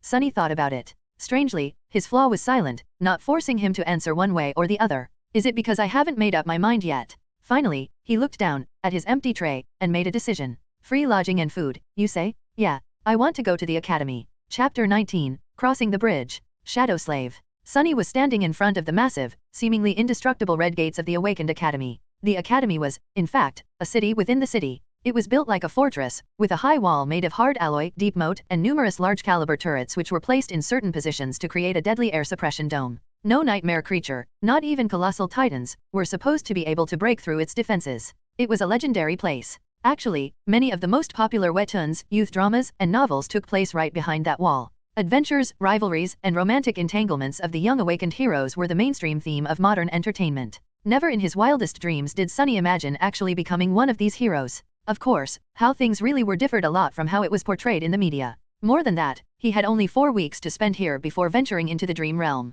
Even if he wanted to, there was not enough time for any type of entanglement. And he definitely did not want to. He had to learn how to survive, not waste time on such nonsense. The snow was slowly falling to the ground. It was cold and silent in front of the academy gates. Except for Sunny, there was only one other person, another new sleeper, if he had to guess. It was a tall, slender girl of around his age, with clear gray eyes and a detached look on her face. She had strange, silver-white hair that was cut short and neatly parted to the side. Just like him, she was dressed in a police-issued tracksuit and had no personal belongings with her. On her head, there was a pair of old-fashioned headphones. She was calmly listening to music while they waited. There was a certain vibe to the silver-haired girl. It was sort of, as though she was apart from the world. She looked confident and self-sufficient, but also a bit lonely. Sunny wasn't going to start a conversation. Who knew what kind of situation he would put himself in due to that damn flaw? It was better to keep to himself. He glanced at the girl and sighed. I wonder what flaw does she have? Finally, the gates began to open. The giant, ridiculously thick sheet of reinforced metal slowly descended, creating a long bridge. Sunny looked ahead with grim determination. Master Jet's parting words echoed in his mind. On their drive to the academy, Sunny didn't speak much, looking at the sights of the city that were flying past the window of Jet's personal transport vehicle. Actually, it was his first time sitting in a PTV. Most people in the city couldn't even dream about getting a license and purchasing a vehicle like that, having to do with public transportation. He had ridden in the back of a police cruiser once or twice, but that was a completely different experience. At some point, Master Jet looked at him and said, Since we both come from the outskirts, I'll give you 3 pieces of advice. Whether you listen to me or not is your business. Sunny turned his head, waiting. First, once you're registered in the academy, they'll offer you psychological counseling again. There will also be a valuable reward for sharing your experiences in the nightmare and the details of your appraisal. You'll be able to receive a soul shard, maybe even several of them. He frowned. Are you trying to convince me to visit a psychiatrist again? Jet shook her head. No, I'm telling you to refuse. Surprised, Sunny raised his eyebrows. Why? There was a pause before she answered. You're too green to understand, but out there in the dream realm, nightmare creatures are not the only danger. Once you grow powerful enough, humans will become an equal threat. The less they know about your aspect, the better. So that's how it is. The easiest way to defeat a powerful awakened is to use their flaw. That's why young fools in the academy are encouraged in various ways to share the details of their aspects. I'm not saying that the government will leak your information, but once two people know a secret, it's no longer a secret. And there's a lot of people working for the government. That made a lot of sense. Thank you, Master Jet. She gave him a nod. Second, there will be a lot of courses to choose from. All types of combat training, deep dives into nightmare creature categories and vulnerabilities, basics of various types of sorcery, artifact study, and so on. Sunny gulped. Actually, he was already agonizing about what weapon to train with. 4 weeks was not enough to master a weapon, but at least he would have a basic understanding of it. Disregard all of that. The only course you have time to attend is wilderness survival. He blinked. What? Jet glanced at him. It's different for city kids, who learn all sorts of useful things in school and from their tutors. But we don't have that advantage, do we? What was the biggest threat to your life during the nightmare? Sunny thought about it. On the surface, the most dangerous thing he faced was the tyrant, followed by Hero, Oro of the Nine. But actually, what almost killed him in the end was the cold. Jet smiled. Smart. You only know how to survive in the city, but the dream realm is mostly made of wilderness. Do you know how to make a fire? How to procure food? How to find safe shelter? No. Fighting monsters is important, but it'll be useless if you die of hunger or exposure to the elements. Trust me, I've learned it the hard way. Sunny nodded, angry at himself. It was so obvious, yet he never even thought about these seemingly simple things. He was blinded by his past habits and experience. Human brains were like that. Once accustomed to a certain way of living, it was hard to see past the already familiar routines. It was lazy thinking at its worst. At that point, Master Jet had stopped the car and opened the door, getting out. Sunny followed her and was momentarily stunned, staring at the colossal metal gates in front of them. This was the famous Awakened Academy. After a few seconds, he shook off his amazement and turned to his senior. This is as far as I go, she said, looking cheerlessly at the walls of the academy. I've already notified them. Someone will come fetch you in a while. There was something dark in the depths of her icy blue eyes. Sunny suddenly felt a cold feeling spreading through his body. What's the third advice? Master Jet glanced at him, then sighed. Remember, no one can survive in the dream realm alone. That's not an opinion, that's a fact. Try to get along with your peers, even if they don't treat you well. It might save your life. Then she suddenly smiled and patted him on the shoulder. You've done well to survive until now. Make sure to keep yourself alive in the future, too. Then she got back into her PTV and drove off. Just like that, she was gone. The end of the metal bridge hit the special grooves in the ground and stopped moving after a set of loud clicks. Sunny looked ahead, wondering what kind of life he was going to be living in the next 4 weeks. Keep your flaw and aspect secret, learn to survive in the wilderness, be nice to other sleepers. It didn't sound too hard. But, for some reason, he was sure that these weeks were going to be as challenging as his first nightmare. Or maybe even worse. Seemingly free of such concerns, the silver-haired girl walked forward and stepped on the bridge. Sunny sighed and reluctantly followed.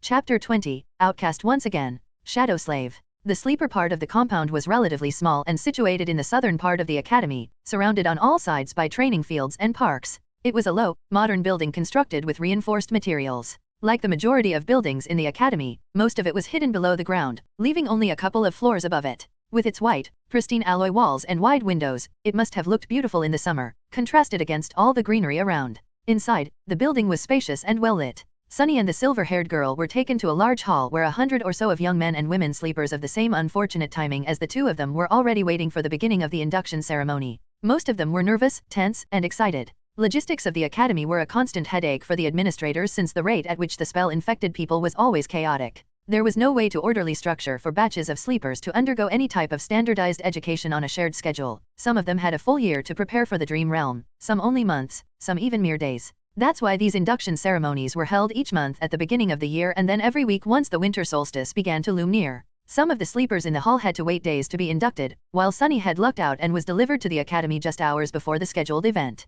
Once inside the hall, he understood two things. Firstly, everyone was well-dressed and in possession of a suitcase, a duffel bag, or at least a backpack carrying their personal belongings. They were obviously coming prepared, most likely from home, sent off by their families. So Sunny and the silver-haired girl, who came empty-handed and wearing simple police-issued clothes, were not a norm like he had assumed, but actually an eye-catching anomaly. Right. That makes sense. Secondly, Master Jet was not being overly humble when she called herself below average by awakened standards. Even though these young people were just starting their paths as awakened, their looks were dazzling. Everyone was handsome, beautiful, and radiated health. He swallowed. Still, I feel like none of them compare. She might not be as perfectly shaped, but I don't know, she has a presence. It's like shadows become deeper and the temperature drops by a couple of degrees when she's in a room. Was this the difference between a sleeper and a master? But all of these thoughts were just him trying to postpone the inevitable. Sunny already knew that he was in for a wild ride. Because he could not lie, and all of these excited youths, regardless of their clothes, gender, and looks, wanted to do one thing. Talk. Every one of them wanted to talk with fellow sleepers. They wanted to discuss their nightmares, their future journey into the dream realm, and everything in between. They wanted to ask questions. They wanted to be asked questions. They wanted to discuss something important or just chit-chat about stupid things. Everyone wanted to share. It's a nightmare. Sunny moaned, disturbed and fearful. I'm doomed. Then, with a bit of grim determination, he gritted his teeth and slowly exhaled. Just think about it as a continuation of your trial. You survived the Black Mountain, so you can survive this, too. He had faced heroes, villains, monsters, and even gods. Was he going to be afraid of a bunch of teenagers? He might have underestimated how scary teenagers can be. In half an hour, pretty much everyone in the room hated his guts. After a short series of conversations, Sunny had acquired a reputation of an obnoxious, foul-mouthed pervert. This reputation was quickly solidified. He was slapped a few times and even punched once. He also discovered a couple of new things about his true self, namely, that deep down inside he was apparently rude, arrogant, and more than a little bit lustful. The conversations went something like this. Look at all these young people.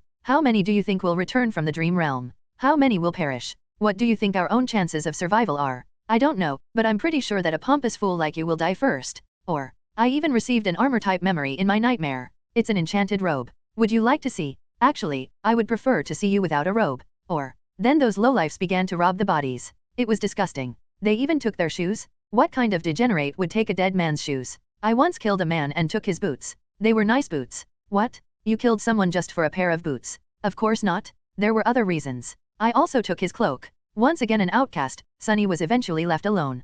People seemed to be avoiding him. Unperturbed, he found a quiet corner and stood there, glad that no one wanted to talk to him anymore. His face hurt, and there was blood dripping from his nose. Being ostracized from a group was nothing new, but it still stung. However, he was smiling. Because in the process of turning the whole batch of sleepers against himself, Sunny had discovered something vital. He learned how to control his flaw. Once asked a question, he could not keep quiet. He also couldn't lie. However, after a lot of experimentation, Sunny had found out that with a bit of practice, he could influence the exact way the truth eventually came out. It was like this: after receiving a question, his mind automatically produced a truthful answer. After that, the flaw would force him to say that answer aloud. Refusal to speak would result in the buildup of pressure, then piercing pain. The longer he kept quiet, the worse the pain would become. Eventually, he would have to surrender and reveal the truth. However, in these moments between receiving the question and surrendering to the pain, the actual wording of the answer could be changed. The more it strayed from the initial thought, the more resistance he would meet once again in the form of pressure, then pain. It still had to be truthful, but it didn't have to be so stark. For example, if Master Jet were to catch him staring again and ask what he was looking at, instead of embarrassing himself, Sunny would have been able to endure a bit of pain and simply say you. That would still be the truth. However, the result would be entirely different. Hidden in the corner, Sunny grinned as he observed the sleepers. This is good. This is great. This is something I can work with. After all, one didn't have to lie to deceive a person. Sometimes, truth was the best material for creating deceit. If used with a certain devious type of intelligence, truth could be as misleading as lies. For example, in one of his previous conversations, Sunny had confessed that he had once stolen boots from a dead man. The other guy was horrified and asked if he had really killed someone just for a pair of boots. The answer the flaw forced him to give was that there were other reasons and that he had also taken the man's cloak. The true reason for killing the veteran slaver was that he had whipped Sunny a few hours prior. Besides, he was already dying. The cloak had nothing to do with the killing itself. However, the wording of the answer created an impression that it did. Thus, two truthful statements, when put together, created an effect akin to a lie. This was just a simple example. With a lot of effort and intense thinking, Sunny could create other types of manipulative truths.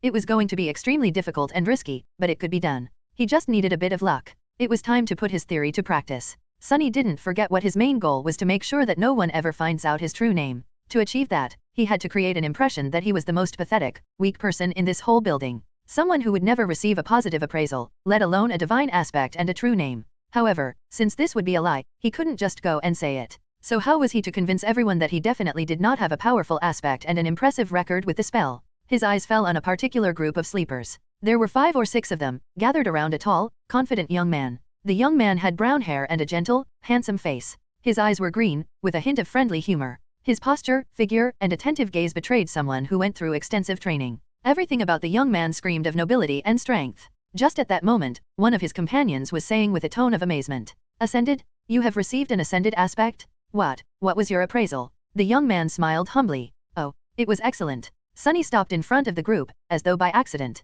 After hearing the young man's answer, he frowned and looked at him with disdain. Then, with a voice full of utter bewilderment, Sunny said, Ascended, excellent? That's it? What's the big deal? Chapter 21, First Performance. Shadow Slave. His words hung in silence. The sleepers looked at Sunny with a hilarious assortment of emotions, ranging from bewilderment to shock. The young man with humorous eyes just smiled politely. To be honest, getting an ascended aspect during the first nightmare was extremely rare. He was certainly someone special, maybe even outstanding. Actually, despite their apparent differences, the young man somehow reminded Sunny of Hero, Oro of the Nine. There was a special type of calculating coldness hidden deep inside their eyes. He had encountered such people before, mostly among the veterans of various street gangs in the outskirts. They simply called this type of coldness murder math. Basically, it was a habit experienced fighters developed no matter where they were and what mood they were in. There was always a sober part of their minds constantly calculating the most efficient way of killing the person in front of them, just in case such need arises. Ugh, why do I have to antagonize someone like that, of all people? But Sunny really had no grounds to complain.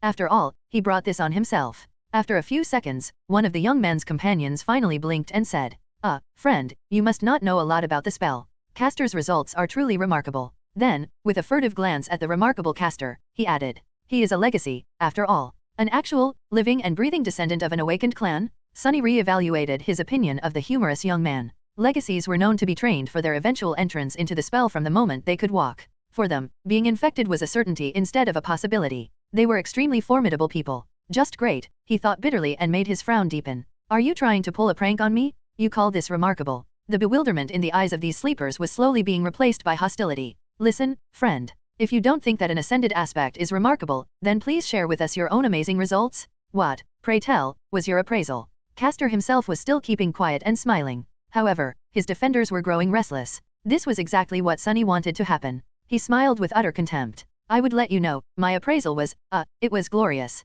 Yes, glorious. And the aspect I acquired was of the divine rank. After that, he received a number of strange looks. No one had ever received a divine aspect before, so, of course, they were starting to think that he was a lunatic. But there was still a sliver of doubt. Maybe that strange guy was a descendant of a powerful clan? A peerless prodigy? Maybe his appraisal was, indeed, glorious. Sunny had to dispel that tiny bit of doubt. Mind you, I'm not some lofty legacy. Pfft, I'm from the outskirts. I've never even received combat training. All that training and he only got an excellent? What did he do during the nightmare? Pick his nose the whole time. The expressions of all the sleepers that were listening to his bragging instantly changed. An outskirt rat with no training, yeah, sure. Who was he trying to fool? Finally, with the same polite smile, Caster spoke. Glorious? That is interesting. Would you mind telling us what were your achievements in the nightmare? Sunny grinned. Sure, no problem. First of all, I killed an awakened tyrant. Avria cost him a couple of moments of intense pain, but he didn't let it show on his face. His expression was nothing but smug and confrontational.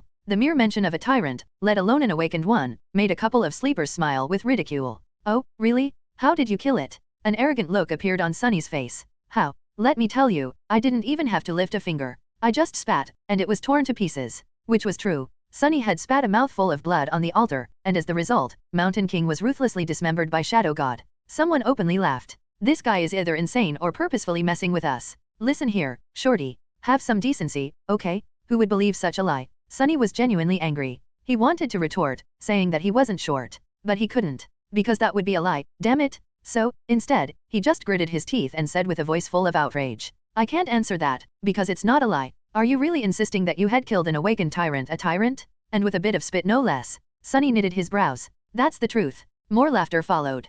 Crazy bastard. He actually believes in his own crap. Insane? He's insane. Unexpectedly, Caster stopped his companions. Guys. After the laughter quieted down, he asked in a friendly manner. What else did you achieve? What? That wasn't enough? Sunny raised his chin. Let me think. Oh, I also killed an awakened swordsman. Really? How did you do that? Acting as though he was a little bit embarrassed, Sunny looked down. Actually, that time I had to lift a finger. I even had to shake it a couple of times. That was enough to kill him, though. He was holding the silver bell between his fingers, which led to Hero being attacked and eventually killed by the tyrant. So, technically, all his statements were true. What a crackpot. Huh? Can you believe this idiot? Poor bastard. Not only is he weak, he's also lost it. Caster gave his companions a long look and then turned to Sunny. Anything else? Sunny blinked. Time for the finishing touch. Something else?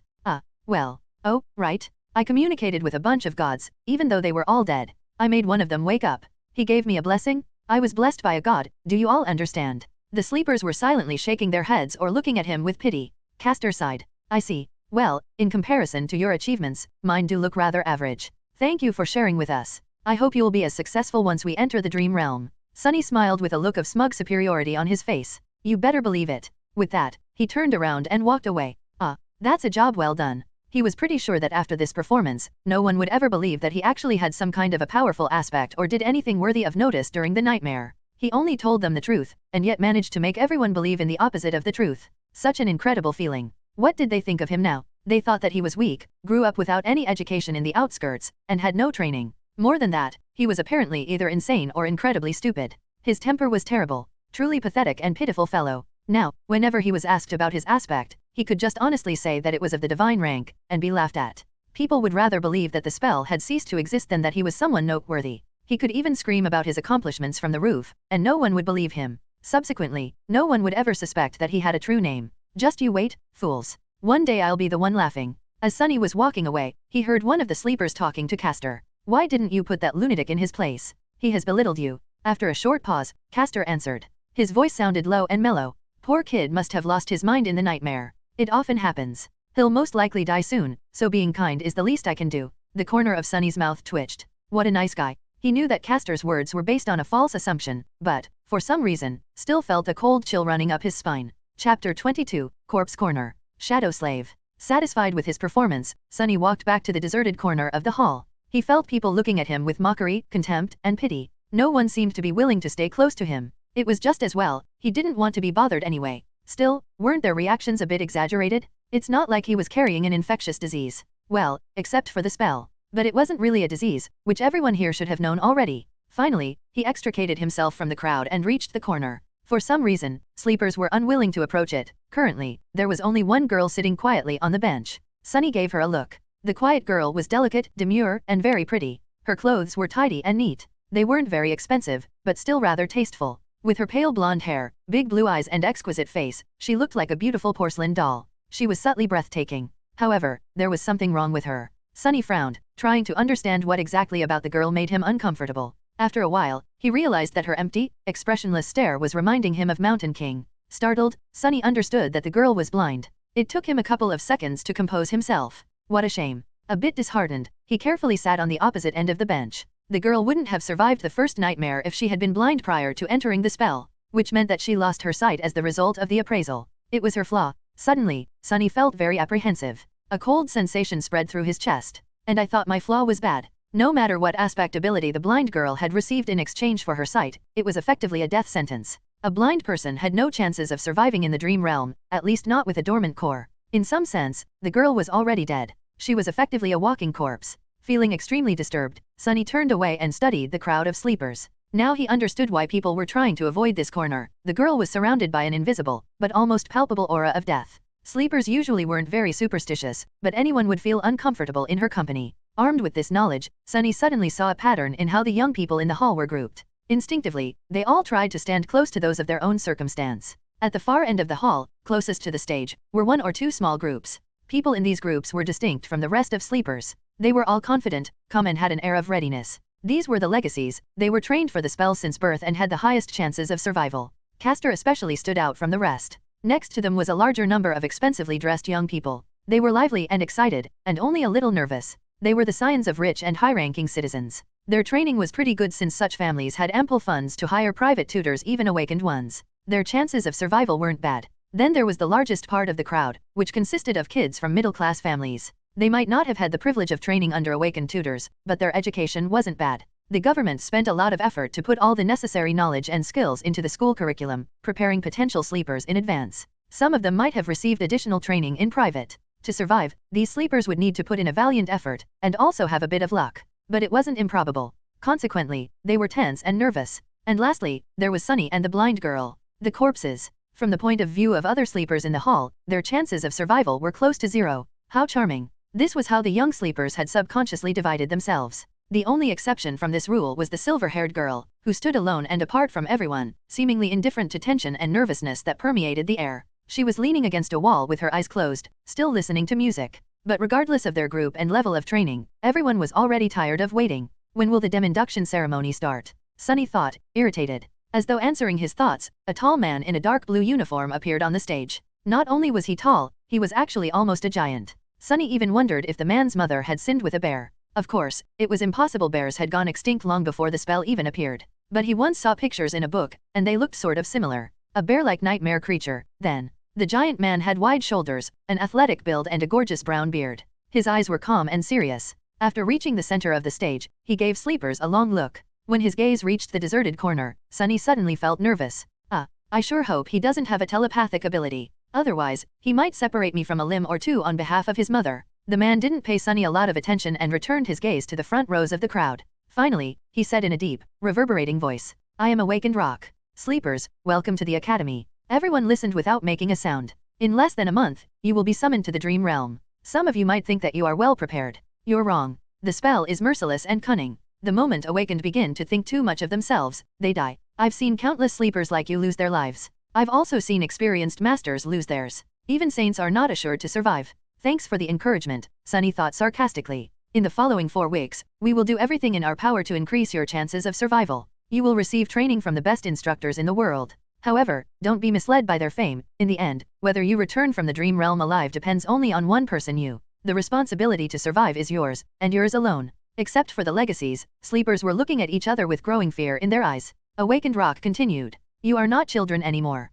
It's a shame, because you ought to be, but the spell has decided otherwise. You have been to the first nightmare, so you already know what it's like. Your parents, your teachers, and your friends can't help you anymore. Haven't had any of those in a long time. While listening to Rock's speech, Sunny couldn't help but feel a little excluded. It was all old news to him. However, he understood the instructor's purpose. He had to make young sleepers afraid, because fear was the only thing that would keep them alive. Finally, the speech got to the important part. Awakened Rock paused, giving kids listening to him a few moments to digest his words. Then, with a short nod, he continued. Now we will talk about the difference between nightmares and the dream realm. Chapter 23, Dreams and Nightmares. Shadow Slave. That was something Sunny was keenly interested in. Of course, he had a general knowledge of how things were set inside the spell. But the first nightmare had already shown him that reality was different from how it was portrayed in popular culture in a number of small, but infinitely important ways. He needed to separate truth from the myths. And, of course, it was very advantageous to hear it from the mouth of someone who had actually been to the dream realm. So Sunny was all ears.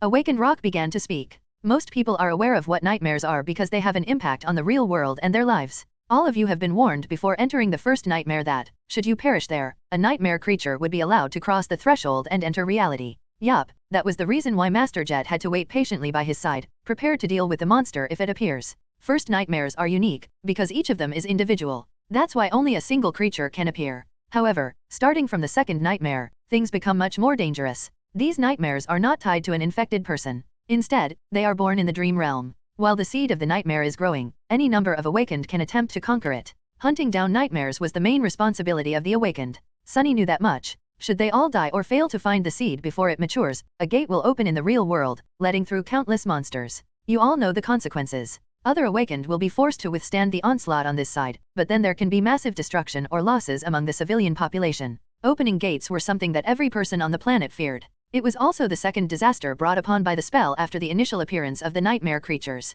The main difference was that, in that initial wave, there were only dormant beasts. However, gates had ranks of their own, and any type of creature could potentially step through. Not long before Sunny was born, a rank 5 gate opening left a whole continent uninhabitable. Luckily, high-rank gates were very rare. Awakened Rock's voice grew solemn. So it is not wrong to say that the purpose of the awakened is to enter the dream realm, seek out maturing nightmares and close them before any harm could befall the real world. From this, you can see that the dream realm and the nightmares are connected, but are not one and the same. If nightmares are the destination, then the dream realm is the road. But it is also so much more. Very romantic. Does Awakened Rock have poetic inclinations? Simply put, the dream realm is a world. It is vast, mysterious, and mostly unexplored. It is also dead. There is no life out there except for the nightmare creatures, corrupted ecosystems, and now us. But it wasn't always dead. We can tell that once, a long time ago, the dream realm was home to several primitive civilizations. There are a lot of ruins buried in its soil. From what Sunny knew, those lost civilizations were not really primitive. It's just that their development was centered around soul cores and mysticism as opposed to technology.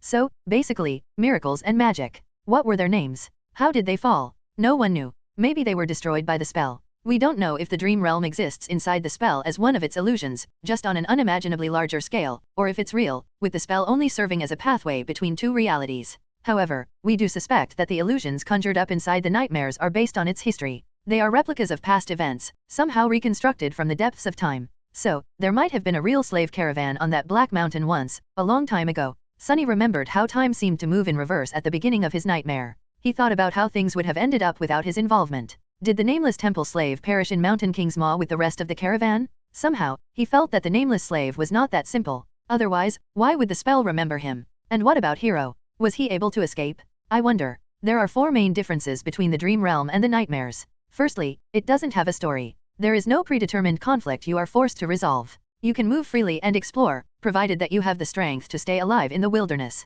Most people tend to stay close to one of the human citadels. That's good to know, Sunny thought, unconvinced. Sure, there were no predetermined conflicts in the dream realm, but with his fated attribute, he was pretty certain to end up in some kind of trouble. So that Freedom Awakened Rock had mentioned was relative in his case. Meanwhile, the instructor continued. Secondly, as I have already mentioned, there are no people in the dream realm except for those who came from the real world. There are only monsters. Some of them can mimic human appearance, though, so be mindful of that. Sunny felt cold sweat running down his back. Nightmare creatures mimicking humans? So creepy. Since when was that a thing? Why hasn't he ever heard about it? He stole a glance at the legacies standing in the first row and noticed that they did not show any sign of surprise. So, they knew. Thirdly, unlike the first nightmare, no nightmare creatures will appear in the real world if you die in the dream realm. It may sound cruel, but that's a good thing. Awakened forces are already spread thin. If we had to monitor every sleeper, we wouldn't have resources to handle more important matters. Considering that each sleeper could spend weeks, sometimes even months in the dream realm, there was ruthless logic in that statement. And lastly, and most importantly, unlike nightmares, which are bound by the rules of fairness, there is no limit to what kind of creature you can meet in the dream realm. During its trials, the spell won't pit a dormant human against an opponent many ranks above them. Oh really? Sunny sneered. However, he was forced to agree with Awakened Rock. Even though both Hiro and Mountain King were way out of his league, they were still just one rank above him. But in the dream realm, no such restrictions exist. Theoretically, you can stumble upon an unholy titan and die before even realizing what happened. So be careful and stick to the regions with enemies on par with your own rank. It's not an ironclad guarantee, but at least there will be less of a chance of you biting off more than you can chew. Sticking to a region populated by nightmare creatures below his rank was even better. That was exactly what Sunny was planning to do. Awakened Rock paused for a few moments, studying the faces of sleepers in front of him. Then he added, when the solstice comes, you will be drawn into the dream realm. The exact location of where you will appear can't be predicted in advance, but there is a high chance that many of you will find yourselves in close proximity to each other. Band together and proceed to the nearest human citadel.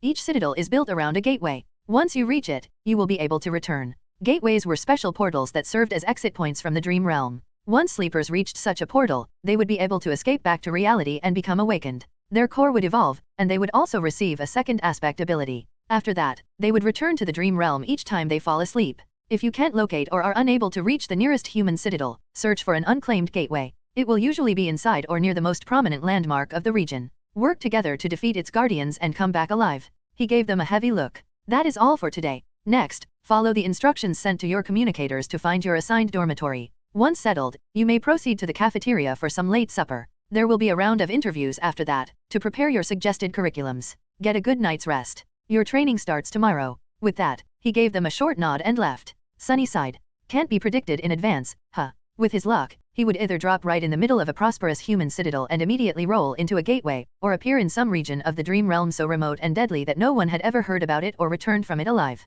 Let's hope for the former. Since he couldn't do anything about it, Sunny wasn't very worried. There was something much more important on his mind. What, exactly, do they serve here for supper? Chapter 24, Moving Up in the World. Shadow Slave. Everything having to do with sleepers was situated in the same building. Sunny followed the instructions sent to his communicator and quickly found the dormitories, which were situated on one of the lowest levels. To his surprise, he actually got a whole room to himself. It had a bed with a soft mattress, a table, a dresser, and even a separate bathroom. The materials were new and aesthetically pleasing, the air crisp and sterile. It was warm inside, and the outer wall was equipped with a hidden screen that seamlessly imitated a wide window, opening to a picturesque vista of a snowy park. There were even several sets of clothes with the Academy emblem provided to him for free. How extravagant, Sunny thought, a little stunned. Rationally, he understood that such an arrangement was not really luxurious. However, to him, who grew up wandering the outskirts, this room was like a palace. He scratched his head. Looks like I've made it. Sunny glanced around, then winked at his shadow and smiled. I guess we're moving up in the world, huh?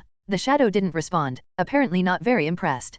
Perhaps it didn't care about such things. Right, what would a stupid shadow know? Sunny changed into new clothes and studied himself in the mirror. Then, remembering something, he summoned the runes. He finally had time to study the Puppeteer's Shroud. Memory, Puppeteer's Shroud. Memory rank, Awakened. Memory type, Armor. Memory description, a worm of doubt once found its way into a righteous king's heart. With time, the king was devoured from inside and became its puppet. A lifetime later, the puppeteer worm escaped from the king's dead body, leaving behind a cocoon of black silk. No one knows where it went. However, once people dared to approach the silent castle, they found the silk among the mountains of gnawed bones and fashioned it into an armor. Sunny made a sour face. That is not that terrifying. Yeah, I'm not creeped out at all. Come to think of it, the first creature he killed was called a larva. If he were to assume that Mountain King was a mature puppeteer worm and already a tyrant, then what the hell would it transform into after becoming a moth? No, it's better not to think about it. With a sigh, he summoned the puppeteer's shroud. Thin black threads immediately appeared around his body and wrapped it into a set of armor. It was made of dark gray, soft fabric with several elements, such as bracers and shoulder guards, fashioned out of black, lusterless leather. The armor was light, understated and did not restrain his movements at all. It also made no sound when he moved. Perfect equipment for someone who likes to lurk in the shadows? Sunny smiled. He knew that this armor would be tough to pierce for any creature below the awakened rank, which gave him a great advantage in dealing with all dormant monsters. He also felt a sort of strange, faint calmness while wearing it. A worm of doubt, does it have enhanced protection against mental attacks? Somehow, he was sure of it. A great trophy? He wouldn't expect anything less from the memory of a powerful tyrant. The only problem was that the puppeteer's shroud was obviously not meant to be worn on top of a full set of clothes. Quite satisfied, Sunny dismissed it and left his room, heading for the cafeteria. Not bad, he thought, recalling all the rewards he had received during and after the first nightmare. The supper turned out to be as lavish as the dormitory. Sunny's wish to taste real meat finally came true. Not only was it freely available to sleepers, there wasn't even a limit to the amount each of them could eat. More than that, there were rice, bread, various side dishes, sauces, fresh vegetables, fruits, and all kinds of delicious beverages. Extravagant, Sunny thought, steering clear of the coffee. After building a small mountain of food on his plate, he found an empty seat and, for a while, forgot about the world's existence. As juicy, textured, perfectly seasoned meat filled his mouth, Sunny's vision suddenly was full of stars. He had to hold back an exhilarated moan. And to think, he could have lived like that for a whole year. Damn spell, why didn't you infect me a few months ago? He concentrated on the food, decimating the whole plate in no time. Satiated and more than a little gorged, Sunny longingly looked back and thought about getting another serving. But it was already time for his appointment with the academy personnel. Full of regret, he stood up and left the cafeteria. Soon, he found himself in a small office, sitting across from an administrative worker. The worker was very friendly, and started the interview right away. Just like Master Jet had warned him, Sunny was offered psychological counseling again. Remembering her advice, he refused, and the interview smoothly switched to questions about his aspect. He didn't want to give up information about his abilities, but also knew that he had to tell the worker something. Luckily, the questions were worded in a way to put sleepers at ease. As such, most of them started with nice and polite preambles like "Would you like to tell me?" or "If you're willing to share," which gave Sunny an opportunity to give neutral answers. "Would you mind telling me about the type of aspect ability you received, as in combat, sorcery, utility?" He did mind, but had to be careful. I'm not sure. I haven't had time to understand it well." "That's all right. Are you able to directly deal damage with your ability?" "I guess not. Earlier, I wasn't even able to harm a towel." Things went on like that. In the end, Sunny shared just enough information to create an impression that his aspect was weak, harmless, and most likely having something to do with utility. After that, he returned to his room, undressed, and went to sleep. Sunny thought that falling asleep for the first time after the nightmare would be weird, but in fact, it was surprisingly easy. Lying on a soft mattress, with his skin against clean bedsheets and a fluffy pillow under his head, he slept like a baby. Early in the morning, Sunny washed up in his private bathroom and, bursting with energy, hurried to get breakfast in a happy mood. The cafeteria was a bit crowded. After filling his plate with all kinds of delicious stuff, he quickly realized that the only place he could sit was near the blind girl from yesterday. Her table was empty, since no one wanted to be close to her. Sunny grimaced. It seemed that the two of them were doomed to be outcasts together for the remaining 4 weeks. He also felt uncomfortable in the company of someone who was practically a dead person, but there wasn't much of a choice. Losing his good mood, he sat at the blind girl's table and gave a precursory nod to the social worker who was helping her get around. After that, he tried to pretend that they didn't exist and concentrated on his food. However, before he could finish, a sudden commotion drew his attention. "What's going on?" He looked up and noticed that a lot of sleepers were gathered around the large screen hanging on the wall of the cafeteria, their faces filled with excitement and awe. On the screen, a list of names was displayed, ranking the new batch of sleepers from weakest to strongest, most likely deduced from the results of the interviews. Not particularly interested, he quickly found his own name near the bottom of the list. The only sleeper who the academy judged to be less likely to succeed than him was the blind girl. Turns out, her name was Kasha, but the commotion was a bit too loud to be just the result of the ranking. Curious, he moved his gaze up. The sleepers were restless. How can this be? I'm not seeing things, right? What kind of a monster is she? Castor was placed in second place, and right above him, the portrait of the silver-haired girl could be clearly seen. To the right of it, two simple lines of text were displayed. Name, Nephi's. True name, Changing Star Chapter 25, Wilderness Survival. Shadow Slave. So, the silver-haired girl, Nephi's, also received a true name in her first nightmare. To get his own, Sunny had to deal with Hero and Mountain King while possessing a completely useless aspect, an impossible feat that seemed to have pleased the spell very much. I wonder how she had gotten hers. Sleepers in the cafeteria were struck dumb by the revelation of this achievement. They were staring at the screen with astonishment, fear, and admiration. Listening to their excited whispers, Sunny felt a childish desire to scream, "Me too, I have one too." But, of course, he kept quiet. Looking around, he noticed Castor's gaze fixed on the screen. There was a strange, somber expression on the humorous young man's face. But the weird thing about it was that, as far as Sunny could tell, Castor wasn't looking at the line of text containing the true name. Instead, he was staring at the line of text that read Nephi's, as though the girl's actual name held more meaning to him than the one given by the spell. Interesting. Do they know each other? Why would a lofty legacy know someone who came to the academy in a police-issued tracksuit? And speaking of Nephi's, where was she? Sunny glanced around the cafeteria and quickly noticed the silver-haired girl, who was sitting quietly in a corner with a cup of coffee in her hands. She wasn't paying a lot of attention to the commotion, seemingly immersed in her thoughts. Her gray eyes were serious and distant. A sleeper with a true name? That's impossible. It's technically possible. Smile of Heaven received her true name in the first nightmare, I think. But yeah, I'm doubtful. Maybe she lied in the interview. Are you stupid? If it was that easy to deceive the administrators, the crazy pervert from yesterday would have been in the first place instead. Sunny's face twitched. Crazy pervert, huh? Well, why don't we just ask her? Suddenly, there was a deafening silence in the cafeteria. Following the suggestion, sleepers stopped talking and turned around, staring at Nephi's. However, no one seemed to have the courage to approach her first. Finally sensing something, she raised her eyes and looked at them with surprise. What? Even the blind girl, Kasha, turned in the direction of her voice. After a couple of moments, Castor suddenly walked over and made a small bow. Lady Nephi's. I am Castor from the Hanli clan. I see that your trial went well. Lady? Why is he addressing her that way? And he had to introduce himself. So, they don't know each other? Interesting. Nephi seemed to be a little bit perplexed by the question. After thinking for a while, she smiled brightly and shrugged. It is what it is. Castor awkwardly returned the smile. I see. I am very glad that you returned unharmed. Not that I doubted your abilities. Nephi's nodded. Thank you. After that, she returned to her coffee, indicating that the conversation was over or simply oblivious to everyone's attention. Sunny sighed. How mysterious. There were a lot of thoughts on his mind. However, none of them could distract him from the most important thing, breakfast. A few seconds later, he had forgotten all about the awkward dynamic between Castor and Nephi's and was happily shoveling down his food. The wilderness survival classroom was spacious, tastefully decorated, and completely empty. Sunny even thought that he was mistaken, but then spotted a gloomy instructor sitting behind a wide wooden desk. Noticing him, the instructor perked up.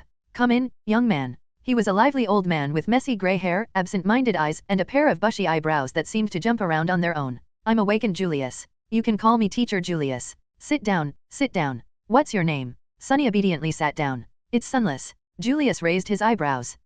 What an ominous name. But that is good, very good. After all, we have to deal with a lot of ominous things. Sunny carefully looked around.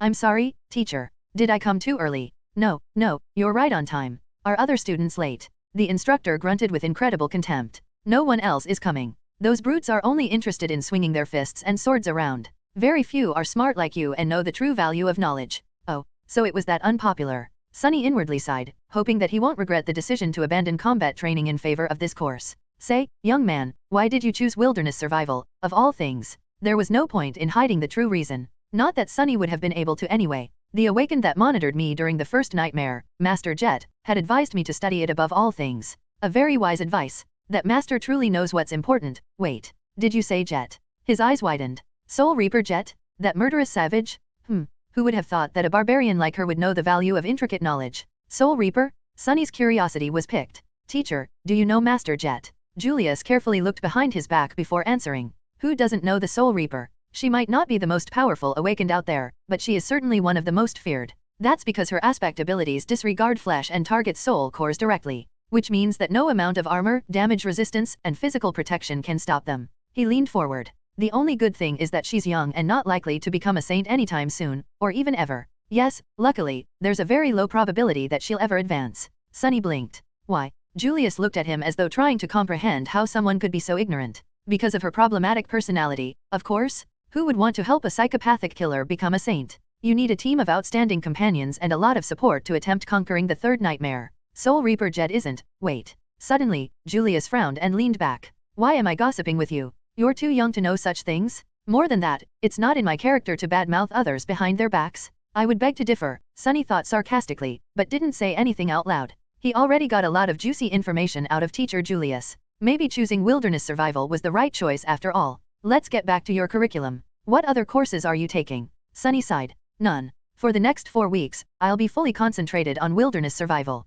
Julius stared at him for a whole minute, an expression of utter astonishment written clearly on his face. Then, slowly, an excited gleam appeared in his eyes. Finally, he grinned. Wonderful? This is wonderful. You're such an astute young man? Don't you worry. In 4 whole weeks, I will make you immortal. Sunny's lessons with teacher Julius started pleasantly and without much tension, but just an hour later, he felt like his head was ready to explode. There was so much new information, and all of it was so strange and counterintuitive for someone who had never left the walled-off, sheltered confines of the city. From time to time, Julius gaped at Sunny's lack of knowledge and relevant experience. However, he had a good attitude and an endless enthusiasm for teaching. Whenever Sunny stumbled, he would patiently slow down and allow his student to catch up. The curriculum that Julius planned out was practically insane. There was an endless amount of theoretical knowledge to learn, practical lessons both in virtual reality and the real world, numerous subjects, and weird things to study. There were even several lessons dedicated exclusively to learning the basics of several dead languages of the dream realm. Why would I need to learn new languages? Sunny thought with self-pity. The spell automatically translates everything. But Julius was uncompromising. The spell is not a translator? Do you think it has the time to express the intricacies of human speech? Let's say you're seeking shelter in a ruin and find an inscription that reads certain death ahead. There are 30 words for death in the rune language. Just by knowing the runes, you'll be able to deduce what kind of danger there is. On the first day, they studied until the sun was about to set. Only then did Julius decide to let Sunny go. Mentally exhausted and lamenting the fact that he had to miss lunch and dinner, Sunny decided to gently remind his teacher about the importance of food for maintaining high levels of concentration tomorrow. After returning to his room, he fell on a chair and stared blankly into the distance for a while. Then, as though remembering something, Sunny turned to his shadow. Right. He had a lot to accomplish before supper. He observed the shadow for a few seconds and then grinned. Let's see what you can really do. Chapter 26, Changing Star. Shadow Slave. Sunny was pretty sure that his shadow was capable of much more than just being a silent follower. After all, the spell had described it as being an invaluable helper. It was now up to him to find out how exactly shadow control could be of help. As in many other matters having to do with aspects, there was a certain level of instinctual understanding buried deep inside his subconscious. This understanding was either given to him by the spell or was something innate to every awakened. Sunny just had to sense the subconscious knowledge and learn how to put it into practice. Once again, he concentrated on sensing his body and spirit, then commanded the shadow to perform a series of simple motions. With each of them, he was growing more and more familiar with the feeling of controlling the shadow. Pretty soon, it was as natural to him as breathing and walking. The shadow felt like a part of his body. Satisfied with this initial result, Sunny carefully gave it a new command. Without pause, the shadow separated itself from the solace of his shoes, walked to the other end of the room and turned around, staring at him in slightly mocking silence. Sunny was left without a shadow. This is not scientific at all, he thought with an amused smile. Science never really applied to anything having to do with the spell, after all. As the shadow walked away, he felt a very weird split happening in his mind. It was like his perception had separated into two distinct sources. One was his body, the other his shadow. With a bit of trying, he managed to focus on the second source. Instantly, his vision blurred. Whoa, Sunny blurted, surprised. Whoa, the shadow heard from the other end of the room. Sunny blinked. In his mind, there now existed two pictures. One was of his room's door, with an indifferent shadow standing in front of it. The other was of a pale young man sitting on a chair, wide-eyed and bewildered. That's me. He raised an arm and waved it in the air. Simultaneously, the pale young man raised and waved his. I can perceive the world through my shadow. He sat for a while, thinking. An ability like that opened up a lot of possibilities. With his Child of Shadows attribute allowing him to see and move stealthily in the darkness and shadow control allowing him to send out a sneaky shadow as a scout, he was pretty much a perfect spy. A spy was someone who gathered information without exposing themselves to a lot of risk. A role like that suited Sunny's taste very much. Of course, spies were also able to strike from the shadows with deadly precision. Armed with information, they were masterful ambushers. With the prior knowledge of the opponent's weaknesses, their attacks were surgical and lethal. But any direct confrontation would mean putting himself in danger, so Sunny wasn't very keen on becoming an assassin. After all, his aspect still lacked the means of directly enhancing his combat performance. Shall we test it? He looked at the shadow and gave it a command. With an exaggerated sigh, the shadow bent down and nimbly slid under the door. Instantly, he could see both the room and the hallway outside. Sunny closed his eyes to focus on the picture projected from the shadow. Moving stealthily from one shadow to another, it glided down the hallway. With a bit of timing and consideration, his scout was practically invisible. Sunny passed by a couple of sleepers and listened in on their conversation. Not finding it very interesting, he continued forward. Finally, the shadow stopped at a corner. To its left were the elevators, to its right the way to the girls' dormitory. All sorts of provocative images immediately entered Sunny's head. Oh my, he thought, blushing. Yes, with this ability, it was also very easy to fall into utter depravity, but no, he couldn't do it. Not because of some high moral principles. It's just that, with his reputation of a pervert, the chances of being asked if he had done something unbecoming were pretty high, so he needed the ability to honestly answer no. So, I probably shouldn't. Right? Of course you're right. Don't even think about it. Back in his room, Sunny sighed with a lot of regret. Then he directed his scout to hide in the shadow of a passing sleeper and followed him to the elevators. Some time later, Sunny's shadow was hiding in a corner of a large dojo. He was observing his fellow sleepers who, under the guidance of Instructor Rock, were going through the motions of the introductory combat class. Today was mainly dedicated to testing their general competency and abilities. After that, the sleepers were going to be separated into groups based on their level, such as novice, advanced or expert, as well as their weapon of choice. Some would be assigned a personal tutor or paired together. Currently, sleepers were taking turns delivering their strongest punches to a wide plate attached to a special measuring machine. After each strike, the machine would display a number corresponding to the sleeper's physical strength. In theory, a machine like that was not hard to build. However, considering that many of sleepers had combat-oriented aspects that enhanced their might in a variety of ways, it was actually a marvel of engineering and durability. Their technique and training also affected the final result. Most people were getting numbers ranging from 10 to 14. It was considered a good result, something that only the most athletic people could reach. However, a lot of sleepers, obviously those with enhancing aspects, were able to achieve a score of 15 or even 16. I would probably get 10 or 11, Sunny thought, feeling a little bored. Then he suddenly perked up, noticing that it was turn for Nephi's, the highest-rated sleeper of their batch, to strike the plate. The slender girl approached the machine and, without much preparation, delivered a sudden, crushing blow. Sunny wasn't very well versed in martial arts, but even he was impressed by the flawless economy and speed of her execution. She had a lot of training. Nephi's was becoming more and more intriguing. What's her actual background? After a short pause, the machine displayed the result, 16. Sunny felt a bit disappointed. Not that impressive. I was expecting more. She was the proud bearer of a true name, after all. After that, only Castor remained. This time, Sunny couldn't even see the flying fist, it was just too fast. The machine trembled and took more time calculating. Finally, 2 numbers appeared. 21. Everyone gaped at the display, stunned. More than a few admiring looks were thrown at Castor, who simply bowed and took a step back. Instructor Rock smiled. Not bad. Now, we will move to sparring and evaluate your general level of training. I need 2 volunteers to begin. Nephi's was the first to step forward and walk to the center of the ring. A couple of seconds later, a tall and extremely muscular sleeper followed and faced her. The rules are simple. Make your opponent's back touch the floor or throw them out of the ring. Use whatever abilities and techniques you find appropriate. Oh, the show is starting. Watching sleepers fight each other was not only entertaining, but could also provide Sunny with knowledge of their powers. Back in the room, he leaned forward and rested his chin on his palms. Go Nephi's. The tall guy attacked without wasting any time. His muscles bulged, threatening to tear the soft fabric of his white dobok. He advanced like an unstoppable mountain, sending a vicious kick flying. A second later, he was lying on the floor with a dumbstruck look on his face. Nephi's didn't even change her stance. Instructor Rock gave her a cheerful look and grinned. Next. What followed could only be described as a massacre. One after another, Nephi's managed to defeat almost every single sleeper present in the dojo. She didn't seem to be faster or stronger than them, but each time someone entered the ring to fight her, they would inevitably end up beaten and thrown to the ground. Sunny watched the process with a growing sense of amusement. However, at some point, even he felt a bit of unease. Nephi's moved with the calm precision of a battle machine. Her technique was clean, graceful, and ruthless. No matter what type of attack was thrown at her, she was able to either predict or instantly react to it, then deflect and turn it against the attacker with the minimum amount of effort. It didn't matter whether her opponent was poor, rich, or a legacy. Everyone would end up dealt with in a matter of seconds. What's more, through the whole process, the composed expression on her face didn't even change once. It was like Nephi's was made out of metal. Is she even human? Sunny thought, suddenly apprehensive. What was he going to do if this changing star were to end up as his enemy? The best course of action would be to run away. Or better yet, try not to antagonize her, to begin with. After all, the sun was also a star, and shadows didn't mix well with sunlight. Finally, Castor was the last one remaining once again. However, He didn't seem to be perturbed by the miserable failure of every other sleeper. With a soft smile on his lips, the young man stepped into the ring. Castor and Nephi's faced each other. Their eyes locked for a few seconds, and then Castor slightly bowed.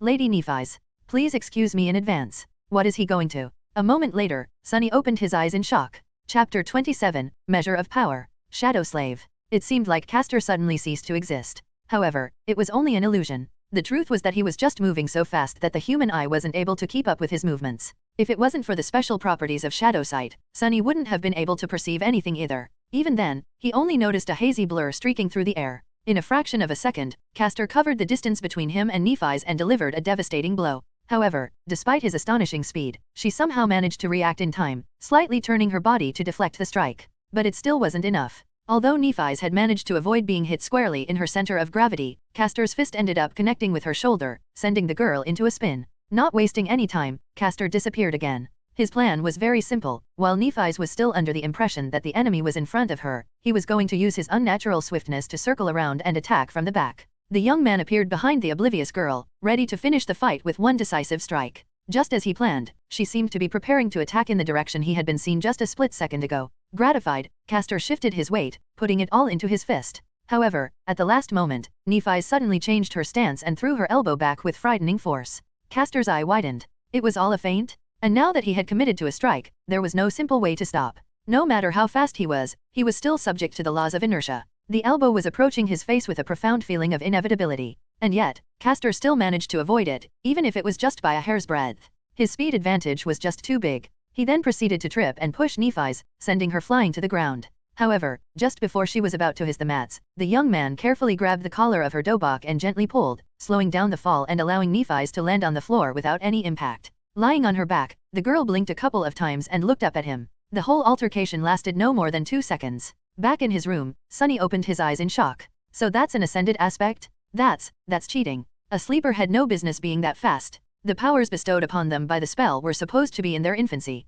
But Castor was a legacy, after all. Who knew how many soul shards were fed to him prior to enrolling into the academy? Back in the dojo, Instructor Rock grunted and gave Castor a nod. Nephi slowly rose to her feet. The rest of the sleepers were gawking at the young man with reverence, whispering among each other in hushed tones. It seemed that his performance left them with a deep impression. However, Castor himself wasn't very elated. He glanced at Nephi's with an unreadable expression. That was because, unlike the rest of them, he came to a certain realization. The truth of the matter was known only to him, Nephi's, Instructor Rock, and Sunny, who was very observant and quickly picked up on such things. The thing that sleepers failed to notice was that Nephi's did not use her aspect ability when facing Castor. In fact, she had not used it at any point during today's testing. No one even knew what her ability was. And yet, despite his powerful aspect, Castor barely managed to clutch a victory against her. What a monster, Sunny thought, full of unease. The shadow hiding in the corner of the dojo seemed to agree with him wholeheartedly. After that, the introductory combat class was over. Sore from the beating they received, sleepers headed for the showers.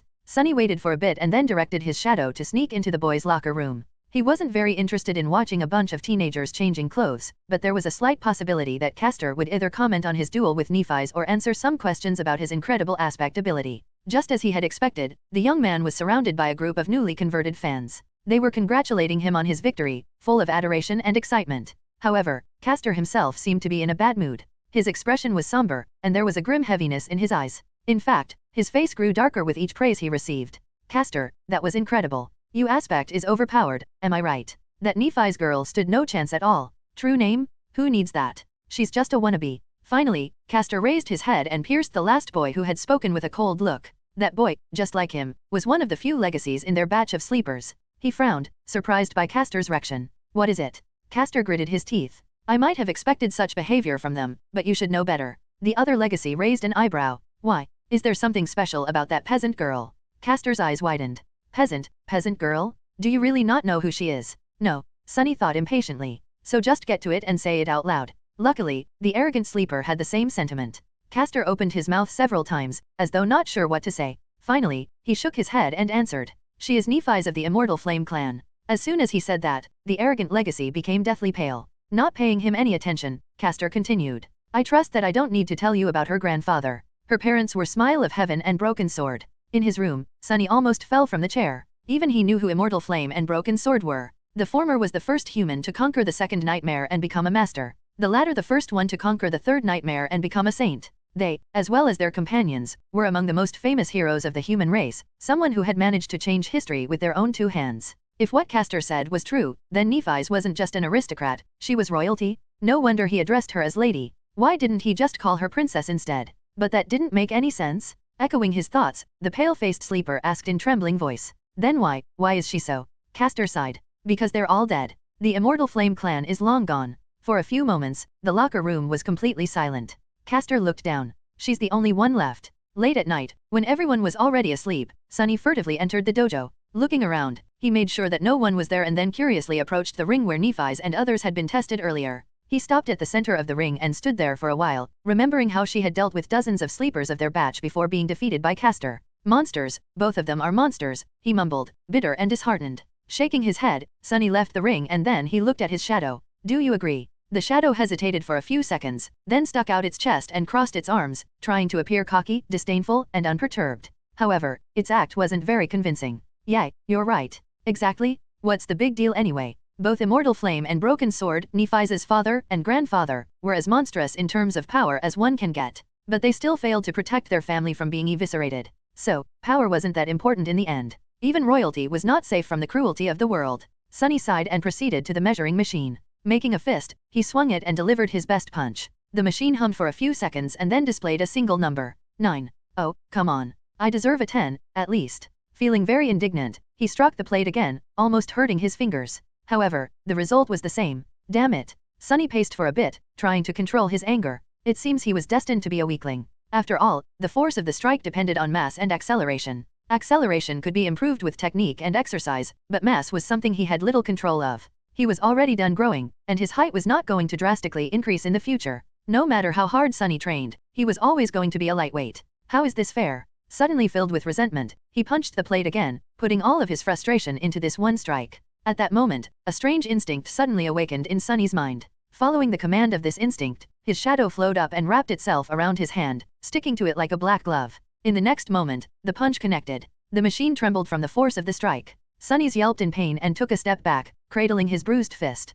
After a while, the result was displayed. However, it wasn't a 9 anymore. It wasn't even a 10. It was 18. He looked at the displayed number for a long time, expressionless. Then, a wide grin slowly appeared on Sunny's face. I see. So that why? Of course. He clenched his fist again, looking down at the black, shadowy glove. Ah, what an invaluable helper indeed. Now we're talking. Chapter 28, Training Montage. Shadow Slave. Days flew by. Sunny only had 4 weeks to prepare himself for the journey into the dream realm, so there wasn't even a minute to spare. He was relentless, pushing his body and mind to the limits in an attempt to absorb as much knowledge and skills as possible in that short amount of time. In the day, he studied with teacher Julius, slowly learning how to survive and take care of himself in the absence of civilization. Their lessons ranged from comparatively simple, like various ways to produce fire, to much more obscure and esoteric, like celestial navigation. What was so hard about celestial navigation? Well, as it turned out, the dream realm was not consistent in terms of star geography. Different regions had different stars and constellations, as well as a different number of moons. While the sun seemed to be the same, its behavior was highly unpredictable. Still, with sufficient knowledge, one could find ways to study the skies and subsequently navigate themselves. Most of these lessons were, supposedly, already included in the various school curriculums and known to the majority of sleepers. However, learning something from a textbook and learning the same thing from an actual awakened were two completely different matters. Teacher Julius had a habit of going much more in-depth when explaining his subject. Thanks to this time-consuming habit of his, Sunny not only learned about the what, but also often gained glimpses into the why. This nascent understanding of the underlying principles of the dream realm environments gave him the ability to face any situation with at least some measure of readiness. Even the lessons in dead languages, which Sunny had initially judged to be useless, turned out to be much more interesting than he could ever imagine. This was, in large part, because it concerned the spell itself. After all, the spell communicated with humans in one of those dead languages. By knowing the language, he was able to understand its various remarks and descriptions better. The simplest example of this was Nephise and her true name, Changing Star. While technically correct, this translation failed to properly convey the exact meaning. By understanding the grammatical structure of the rune language, it was easy to extrapolate and see that the more correct translation would have been Star of Change. More than that, there were different runes for change, each with its own connotation. Depending on what exact rune was used to relay the meaning of the name, it could also mean Ruinous Star or Star of Misfortune. A small change in wording and connotation could mean a world of difference in real life. Sunny, who had never seriously studied before, found the process of acquiring vast amounts of theoretical knowledge strange, numbing, and exhausting. However, in a sense, it was also exhilarating. After all, knowledge was something that only the privileged had access to. It was also this authority over knowledge that kept them in the position of power, creating a vicious circle of inequality. The poor had no opportunity to study, and without the advantage of good education, they had no way to stop being poor. The weirdest part about all of this was that Sunny was now one of those privileged people. More than that, he was at the pinnacle of social hierarchy. Not only had he gained access to an unlimited amount of knowledge, but even his basic needs like food and shelter were also taken care of by the government, allowing him to fully focus on the single goal of developing himself as an awakened. This sudden transformation would have sent him into a whirlpool of philosophical reflection if he had any time to spare. But he didn't, because teacher Julius also insisted on holding practical lessons every other day. Even if some of them had to be done in virtual reality simulations, he insisted on using the full immersion stations with enhanced physical feedback. As a result, Sunny was bone-tired and utterly exhausted. The good thing was that with such amount of exercise, coupled with his newly reforged body, Sunny had never been in better shape. Even without combat training, he could feel his strength, stamina, and agility improving by leaps and bounds. Basically, the peculiar rebirth he had experienced after completing the first nightmare had enhanced the innate potential of his body, bringing it to the peak of the human condition. However, it was up to him to realize that potential with sweat, effort, and a lot of hard work. Practical application of wilderness survival techniques provided him with the opportunity to do so. And as though this wasn't enough, Sunny secretly collected information about other sleepers and practiced shadow control every night. His shadow was independent enough to be sent on scouting missions without his direct control. It would sneak here and there, listening in on the conversations and observing different classes where sleepers had to demonstrate their aspect abilities. Then, after Sunny had finished his supper and returned to his room, it would come back and share everything it had heard and seen during the day. The only problem with this arrangement was that the shadow, despite its outward snarkiness, turned out to be rather naive. It didn't quite understand how the human world worked, and as such, often failed to distinguish between useful information and meaningless chatter. So, most of the time, Sunny would receive nothing of value or juicy gossip instead of important secrets. This is how he learned that in the sleeper center, romance was in the air. After all, there were 100 beautiful young people locked underground in close proximity to each other, with the added spice of a deathly threat hanging above their heads. Many felt that life was short and it was their time to seize the day. Passion bloomed in the shadow of approaching danger. Sunny was excluded from this whole side of the thing, of course. Firstly, he had already positioned himself to be perceived as an unlikable lunatic. Secondly, he simply had no time for anything except for his lessons and training. And lastly, he was wary of getting too close to anybody, afraid that a situation would arise where he would have no choice but to divulge his true name. Apart from gathering information and slowly learning about the scope and details of various aspect abilities, and, to a lesser extent, flaws, he was also experimenting with shadow control. The results were very promising. He quickly found out that his shadow was able to enhance various objects and not only his body. If it wrapped itself around a weapon, the weapon strike harder and deliver more damage. If it was applied to an armor, the armor would become sturdier and harder to break. The enhancement was rather substantial, too. It was roughly twice as much as the initial value. All in all, this ability, if used correctly, could make him a powerhouse among the sleepers. Many combat aspects could deliver more speed or damage, many could provide more defense and protection, but none were as well-rounded and versatile as Shadow Slave. With the added utility of Shadow Sight, Shadow Step, and Shadow Scout, it was truly incredible. Just like that, day after day passed, slowly turning into weeks. Before Sunny even knew it, the winter solstice was already here. Chapter 29, The Last Day on Earth. Shadow Slave. On the day of the winter solstice, Sunny woke up feeling tired and drowsy. No matter how much he tried to shake off this listlessness, it wouldn't go away. In the end, he just stayed in the bed for a while, wrapping himself in a blanket. He was already familiar with this feeling of never-ending, ensnaring sleepiness. It was the same in the days before his first nightmare. It was also quite similar to what he had experienced while slowly dying of hypothermia on the slopes of the Black Mountain. Remembering the cold embrace of approaching death, Sunny couldn't help but shiver. This was his last day on Earth, at least for a while. By nightfall, the spell was going to take him away once again, this time to challenge the vast expanse of the dream realm. What was he going to face in that ruined magical world? Would luck be on his side this time, or would there be another disaster? Ugh, there was no point in guessing. He had already done everything in his power to prepare for the inevitable. He studied hard, trained hard, and kept his secret safe. His aspect was better than most, and his will to survive was long tempered by the harsh reality of the outskirts and the even harsher ordeal of the first nightmare. All in all, he was ready. With a sigh, Sunny got out of bed and went along with his morning routine. If this was going to be his last hot shower in a long while, he was going to really enjoy it. If it was going to be his last scrumptious breakfast for the time being. Actually, he had no appetite. The cafeteria was full of sleepers, but no one was talking. Everybody was in low spirits and seemed to be uncharacteristically introspective. There was no usual laughter or boisterous conversations, only the legacies remained calm and collected. However, even they kept to themselves. Sunny thought about the last time he was preparing to enter the spell and, with a bit of trepidation, approached the coffee machine. During his stay in the academy, He had long discovered that a lot of people were in a habit of adding sugar and milk to their coffee. So, on this auspicious day, he decided to give it another try. After all, it was nice to have a tradition. A few minutes later, he had taken his usual seat near Kasia, the blind girl. Despite their compulsory closeness, they had not talked to each other even once, just like two strangers forced to share the same space by circumstances beyond their control. Sunny did not see a reason for anything to change today. However, as soon as he took the first sip of coffee, Kasia suddenly turned her head and stared at him with her beautiful, blind blue eyes. Unnerved, Sunny looked around, checking if someone else had attracted her attention, and, after making sure that there wasn't anyone standing behind him, asked, "What?" Kasia was silent, as though hesitating if she should reply, and then suddenly said, "Happy birthday." "What?" Sunny frowned, trying to comprehend the meaning behind her words. Then, a flash of surprise appeared on his face. "Oh, right. It's my birthday today." He had completely forgotten about it. He was turning 17 today. Wait, how did she know about this? Sunny gave the blind girl a strange look, opened his mouth, and then decided to let the issue go. She was just too creepy.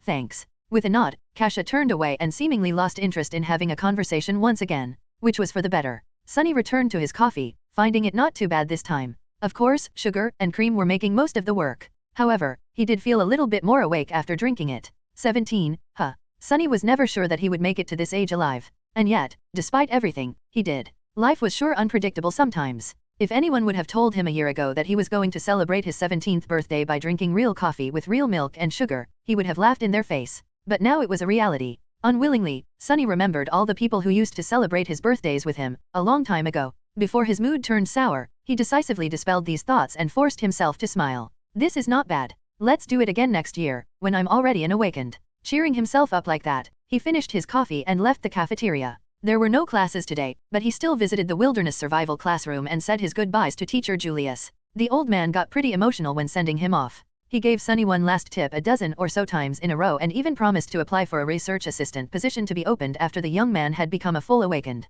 Sunny left thanking him for his time and patience. After that, there wasn't much to do. When the sun was close to setting, Instructor Rock gathered them in the foyer of the sleeper center and led them outside. In the snowy parks that surrounded the white building, other awakened were leading their own batches of sleepers to the same destination. It was the Academy's medical center. The center looked more like a shrine than a hospital. Its interior contained both highly advanced technology as well as some of the best healers among the awakened. For the duration of their first journey into the dream realm, the bodies of sleepers would be kept safe in specially designed pods and sustained by the magical powers of those healers if anything unfortunate were to happen on the other side of the spell. Of course, whether or not they would wake up in the end wholly depended on the sleepers themselves. To Sunny's surprise, after entering the medical center, Instructor Rock did not take them directly to the wing containing sleeper pods. Instead, he led them to a comparatively deserted floor and then opened the doors to a spacious gallery that was brightly illuminated by the beautiful crimson rays of the setting sun. There, they saw rows and rows of wheelchairs. In each wheelchair, there was a person with a blank, strangely peaceful expression on their face. All these people were completely silent, motionless, and still.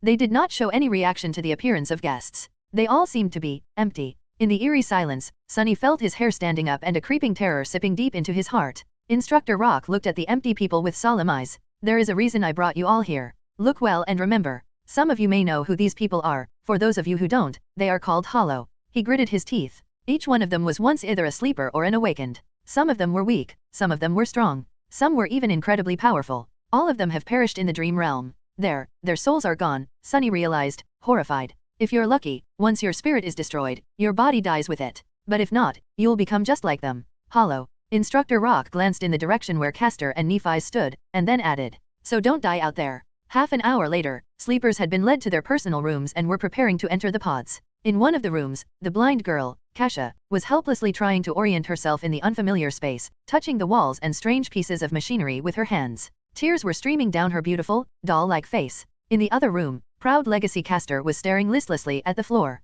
His lips were moving, repeating one strange phrase over and over again. He was trembling. Somewhere else, Changing Star Nephi's, the last daughter of the Immortal Flame clan, was looking down at her hands. Underneath her skin, soft white radiance was slowly growing brighter and brighter. Her face was contorted in a grimace of harrowing agony. And finally, there was a room where Shadow Slave Sunless, lost from light, turned away from the sleeping pod and glanced down at his shadow. "Well, are you ready?" The shadow shrugged and didn't answer. Sunny sighed. "Yay, me too." With that, he stepped forward and climbed into the pod. In the vast echoing darkness, he heard, "Welcome to the Dream Realm, Sunless." Chapter 30, Starless Void. Shadow Slave. Sunny was expecting to first look at the place where his arrival to the dream realm was going to take place from above, just like it had happened at the beginning of the first nightmare. Back then, time had magically moved in reverse, giving him an opportunity to see hints of what he was going to face. Instead, immediately after hearing the greetings of the spell, Sunny found himself blind and drowning. As he instinctively tried to open his mouth to scream, salty water rushed inside, making him choke and twitch.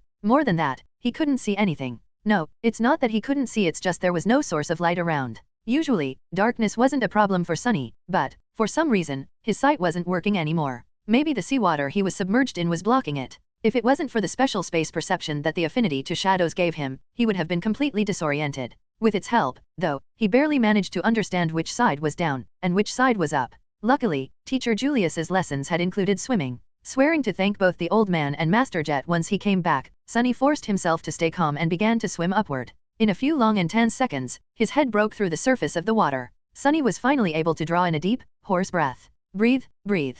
You're still alive. After sucking in enough air to soothe his burning lungs and compose himself to a certain degree, Sunny carefully spun in the water, trying to take in his surroundings. What met him was an endless, jet-black expanse of undulating waves. Above them was an empty black sky. There was no moon, no stars, just a dark vastness of repressive nothingness. Sunny blinked a few times, cold dread taking hold of his heart. This is a sea? An ocean? Was I dropped in the middle of an ocean? No, it couldn't be. There had to be solid ground somewhere nearby. As he was gripped by a momentary panic, a remote sound suddenly drew his attention. Sunny turned around and saw a triangular dorsal fin moving in his direction. Luckily, it was still hundreds and hundreds of meters away. Wait, if it's so far away, then how come I can see it so clearly? Despite being submerged in water, Sunny still felt like there was suddenly cold sweat all over his body. By his estimation, that dorsal fin was at least 5 meters tall. It was rapidly approaching, growing visibly larger with each second. Damn you, spell. With eyes full of horror, Sunny spun again, desperately trying to find anything, to save him. And there, a short distance away, he finally noticed a black mass protruding slightly above the water.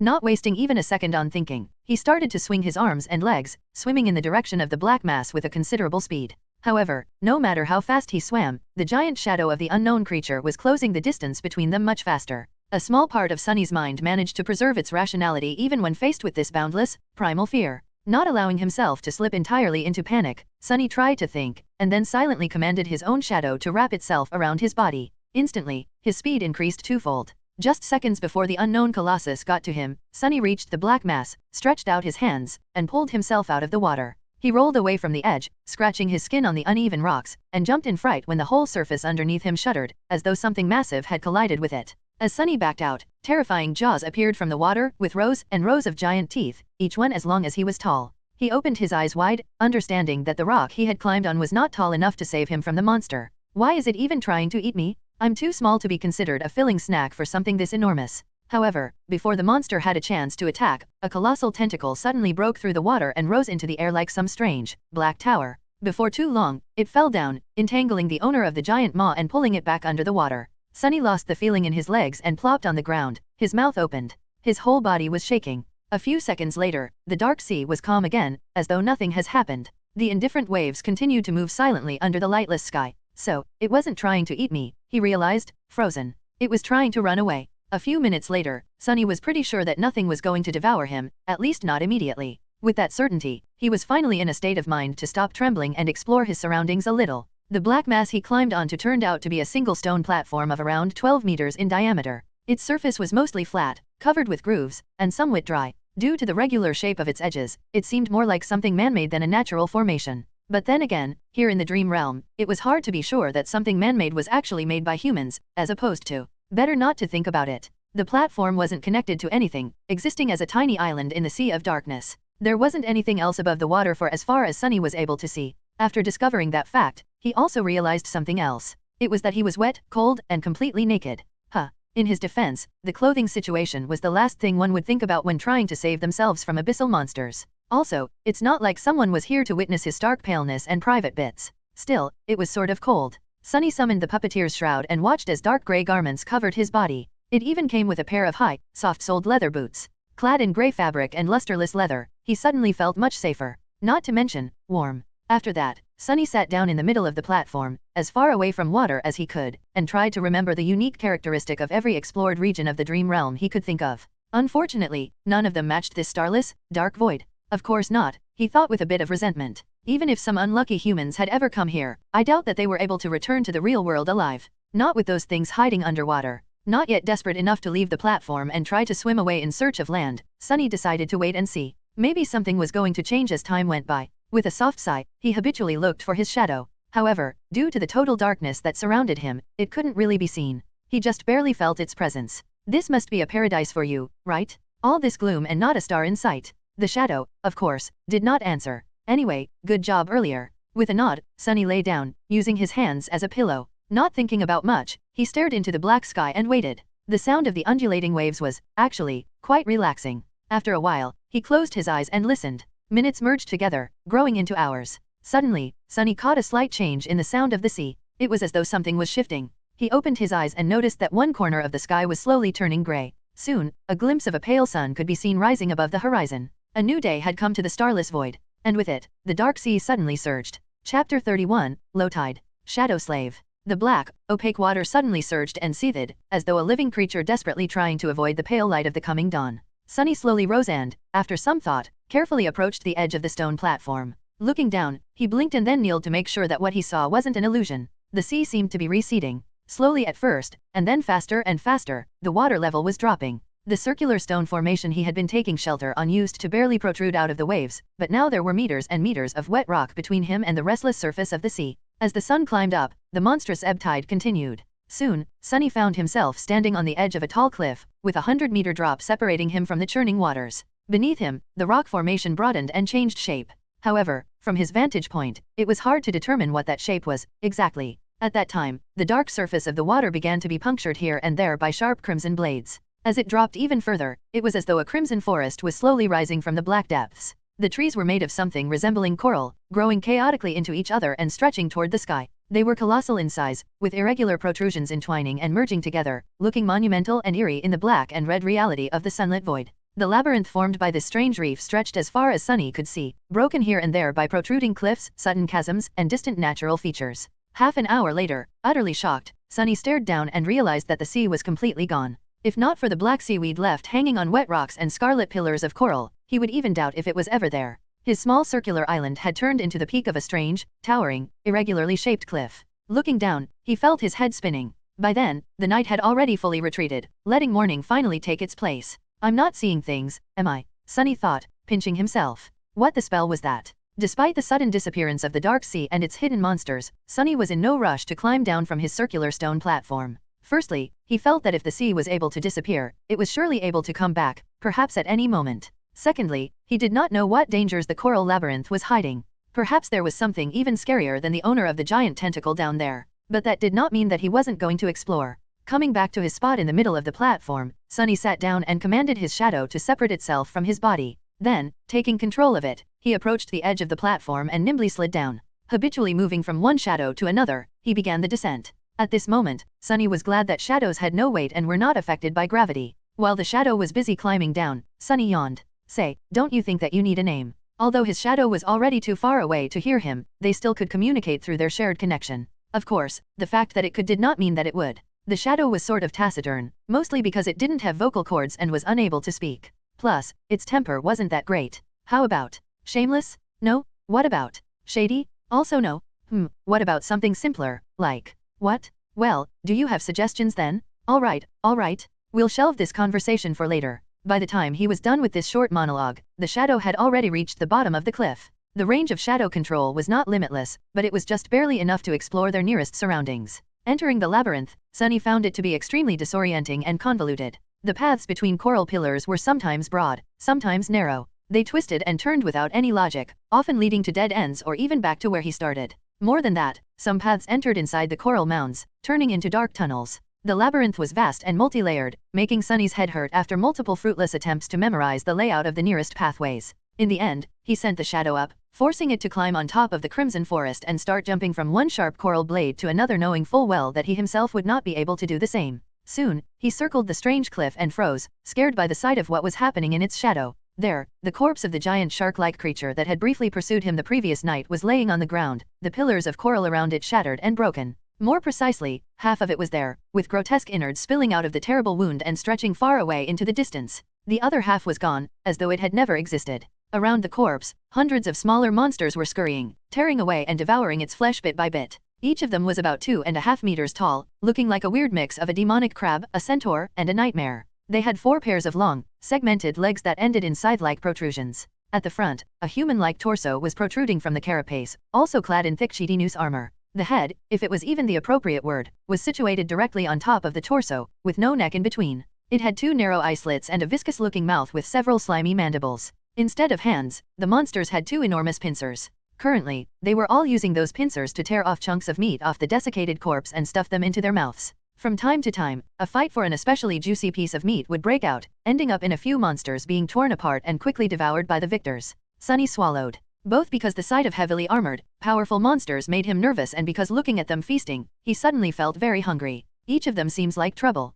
And there are hundreds of them. His luck, like always, was awful. At least I don't have to wonder why the labyrinth feels so empty. All the inhabitants are having a party. Feeling a little bit comprehensive about turning his shadows back to the monsters, Sunny commanded it to look back and study the cliff he was taking shelter atop of. Something about it was making him feel uneasy. The shadow turned around and looked up, taking in the sight of the strangely shaped cliff. It took Sunny a few minutes to shift his perspective and recognize it for what it was. That's a finger. That's a hand. That is a sword. He blinked. It's a statue. Indeed, the cliff was man-made. It was an ancient, colossal statue at least 200 meters tall. The scale of it was so massive that it boggled the mind. From what Sunny could see, it depicted a knight clad in an elaborate plate armor, with 7 shining stars carved into his breastplate. In his hands, he was holding a gargantuan sword, pointing it to the ground. However, the most striking thing about it was that the giant stone knight was missing his head. In fact, the roughly circular platform Sunny was standing on turned out to be the top of his neck. And by the looks of it, the head wasn't missing by design. It was as though something, or someone, had violently tore it off at some point in the distant past. Sunny walked around the platform, looking down from all sides, but didn't notice the head lying anywhere near. What on earth is this place? Without any hints to find the answer, he led his shadow back to the giant's neck and settled at the western edge of it, studying the feasting monsters. He didn't move until the sun was about to set. Just as Sunny expected, as soon as the sun touched the horizon, a deafening rumble could be heard coming from somewhere below. The monsters instantly stopped their feast and scurried away, some hiding inside the coral pillars, some simply burying themselves in the soft soil. A few minutes later, the first streams of black water appeared in the labyrinth. Their volume quickly grew, and soon an apocalyptic flood devoured everything around. The sea was returning with the approach of the night. Sunny stared at this unimaginable process, thoughts churning in his head. In an hour, the circular platform was the only thing above the dark waters once again. Chapter 32, Making a Choice. Shadow Slave. With an empty stomach and a head full of thoughts, Sunny returned to the center of the platform and sat down. After a while, he beckoned to his shadow and said, "Wake me up if anything happens." Then, he closed his eyes and tried to fall asleep. His consciousness quickly slid into the sweet embrace of darkness, giving Sunny some well-needed rest. In the middle of the night, however, a sudden impulse stirred him awake. Sunny jumped to his feet, his groggy mind full of tense apprehension. He was afraid that the owner of the giant tentacle had come back to finish the job. Or maybe some other horror from the depths had sensed him and decided to snack on human meat. However, the sea was quiet and calm. He didn't hear any abnormalities around the knight's statue. "What is it?" Sunny whispered, addressing the shadow. The shadow silently pointed him in a particular direction. Turning his head, Sunny squinted. He quickly understood why it was a good idea to wake up.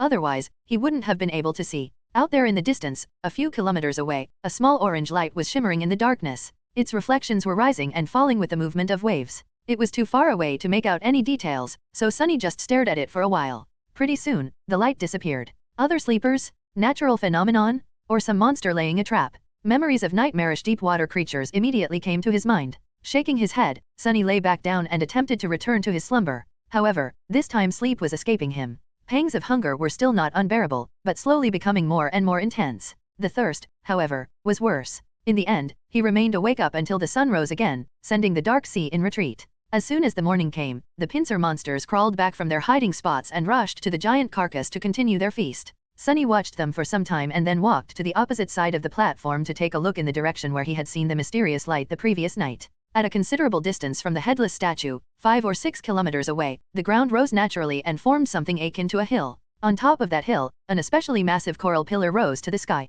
From the looks of it, its upper branches were just high enough to stay above water in the night. Various ideas stormed into Sunny's head, but at the end of it, only 2 questions were really important. First of all, would he be able to find the way through the labyrinth and cover that distance during the day? And more importantly, should he even attempt to do it? After all, there was no indication that the source of the mysterious light was something beneficial, as opposed to dreadful and deadly. Not having enough information to make a choice, Sunny settled back to study the monsters. He did, however, send the shadow to investigate as far into the labyrinth as the range of shadow control allowed, hoping to chart at least the beginning of the path that could potentially lead him to that hill. Logically speaking, he was as safe atop the headless statue as he probably could be in this strange place. The only problem was, he was going to die soon because of thirst or hunger. Both problems were solvable if he were to venture down. He could desalinate the seawater in a number of ways taught to him by teacher Julius, with materials that were present pretty much everywhere in the dream realm. He could also prepare traps and hunt a pincer monster to eat. With their massive size, just one of them would be enough to feed him for weeks. He could easily see such a routine, hunting by day, returning to the statue at the approach of the night. It was probably his safest choice. However, this way of doing things lacked one vital element, the potential for improvement. It was well suited for keeping Sunny alive, but had no way of giving him hope. If he was destined to spend the rest of his life in the small area surrounding the headless statue, devouring monsters, and trembling at night in fear of being devoured by something bigger in turn, well, he would rather just jump down and end it right now. That pretty much meant that the only choice left for him was to try and reach the source of the orange light. And if Sunny was really trying to attempt it, he had to do it before the pincer monsters were done consuming the giant carcass. That way, at least, the surrounding segment of the labyrinth was going to be free of them. Firm in his choice, Sunny decided to leave the headless statue the next morning. He would spend the rest of today exploring paths through the labyrinth and preparing himself mentally. With that, he closed his eyes and concentrated his perception on the moving shadow. In the night, a sudden storm descended upon the dark sea. Sunny was stirred awake by the shadow in time to prepare himself for the crushing winds and the pelting rain. Usually, rain always put him in a bad mood, but this time he was too thirsty to think about anything except for fresh water. Staying low so as to not be blown over the edge of the platform, Sunny cupped his hands and waited until they became filled with rainwater.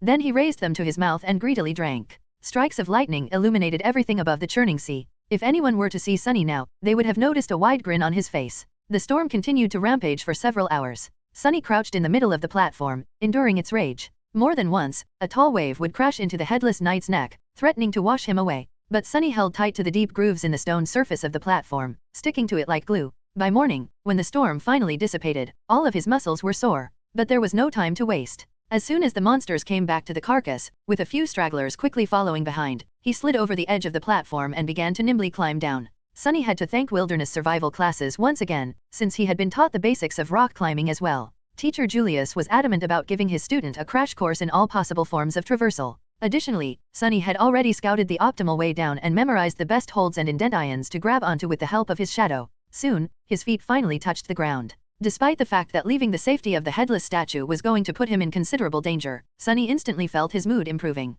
Remaining passive for the last couple of days did not suit his character well. Now, even if his plan were to end in failure, at least he was going to go down doing something that he had decided to do. Trying and failing was better than not trying at all. The black mud was deep enough to slow him down, but not to the extent he had been afraid of. With some practice, Sunny was soon able to walk at an acceptable speed. What's more, as long as he stuck to the shadows, his steps were light and silent, producing no squelching noises from the mud. He headed for one of the paths that were supposed to lead him to the distant hill and entered the cool shade of the crimson labyrinth. Immediately, a strange feeling enveloped his mind. It was as though the world beyond the labyrinth did not exist anymore, and all that was left were its twisting, dark paths. This thing almost seems endless. Shaking his head, Sunny sent the shadow to scout ahead, hoping to be notified of any latent danger in advance, and began to move forward. His life now depended on whether or not he would reach the distant hill before the sun began to set. He didn't even want to think about what would happen if he were still inside the labyrinth once the dark sea came back in an unstoppable flood. The shadow moved ahead of him, not meeting any hurdles.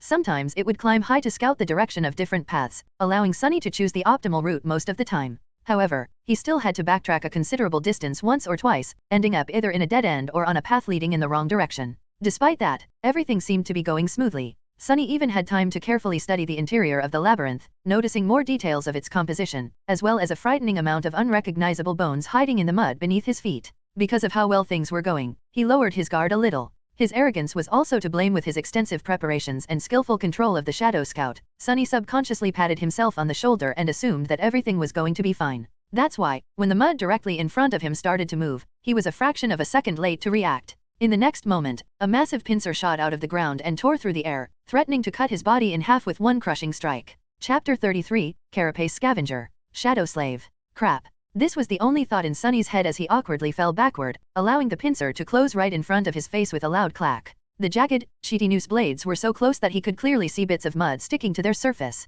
Sunny landed on his back, narrowly avoiding the unexpected strike. The good thing was that he managed to avoid being injured or even killed. The bad thing was that he was sprawled on the ground, unable to quickly create distance between him and the attacker. The massive pincer was still hovering above. Just as this realization dawned on Sunny, he desperately rolled to the side. In the next moment, the pincer lunged down, sending small tremors through the mud. If not for his quick reaction, Sunny's chest would have been caved in by that blow. He was just beginning to stand up when the pincer swiped sideways. Luckily, Sunny was ready. Instead of trying to dodge or block the attack, he went with it, letting the pincer collide with his outstretched hands and cushioning the blow. As his arm screamed in pain, Sunny used the force of the blow and allowed his body to be sent flying through the air. This way, at least, he would get out of the pincer's range. He might not have been taught how to fight, but one thing he knew very well was how to fall. Instead of breaking his neck or having the breath beaten out of him by the landing, he braced his body and nimbly rolled before stopping some distance away from the ambushing monster. I take it back. Sunny though, remembering his sarcastic critique of heroes' battle rolls. Rolling is an integral part of any respectable monster fighting technique. Then, he looked up, trying to ascertain the situation. In front of him, the attacker had finally shown itself. It burrowed from under the mud, casting a vast shadow over kneeling Sunny. Its tiny eyes were full of rage, hunger, and malice. It was one of the pincer monsters he had spent so much time observing. Towering over him at almost 3 meters in height, the bulky creature moved its mandibles and produced a jarring, piercing screech. Why aren't you devouring the giant carcass with the rest of your buddies, you crab bastard? However, the answer to Sunny's indignant plea was rather obvious. The monster seemed to be in a rather bad shape. Half of its 8 scythe-like legs were broken, and there were cracks in its thick carapace, each oozing with viscous azure blood. Additionally, he was missing one of its 2 pincer arms, which seemed to have been torn off entirely at the shoulder. If not for this pathetic state, the creature would have had no need to hide in the mud, hoping to catch easy prey. It could have just followed the other monsters and joined on the feast. Sunny was just unlucky to stumble directly upon its ambush. He had relied too much on the scouting abilities of his shadow, forgetting that it wasn't much more observant than an awakened human. It was also weightless and inaudible, that's why the monster did not react when the shadow had passed over its trap a minute earlier.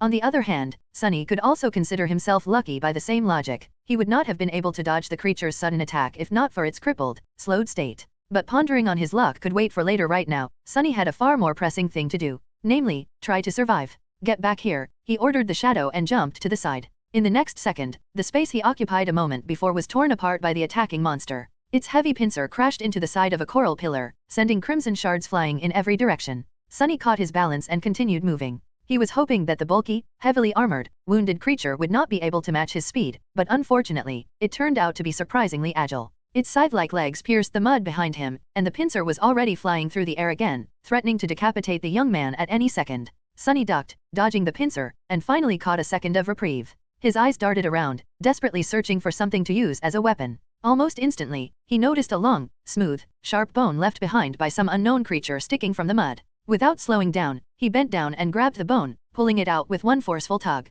The bone was almost 1.5 meters long, ending in a narrow, sharp tip. It was almost like a spear. The problem was, even with the added length of this makeshift spear, Sunny's range of attack was still shorter than the monster's. He also doubted that it was capable of piercing the hard carapace. In short, he had to get close and aim for one of the cracks in the creature's armor. However, he didn't dare to. At that short of a distance, the monster could easily crush him into a paste by using just its weight and hulking frame. A crazy idea entered Sunny's mind. A bit shocked, he momentarily couldn't decide whether it was the product of audacity or foolishness. Either way, he wasn't insane enough to actually consider it. At that moment, the pincer lashed out again. This time, Sunny was a little late to evade, and as a result, a sharp pain pierced his left leg. It was grazed by the edge of the pincer. The puppeteer's shroud held, not allowing the monster to draw blood, but the force of the impact was enough to throw Sunny tumbling to the ground. There was no time to recover. As his eyes opened wide, Sunny understood that it was time to act crazy. So, instead of trying to dodge, he stopped moving and allowed the monster to grab him across his torso with the pincer.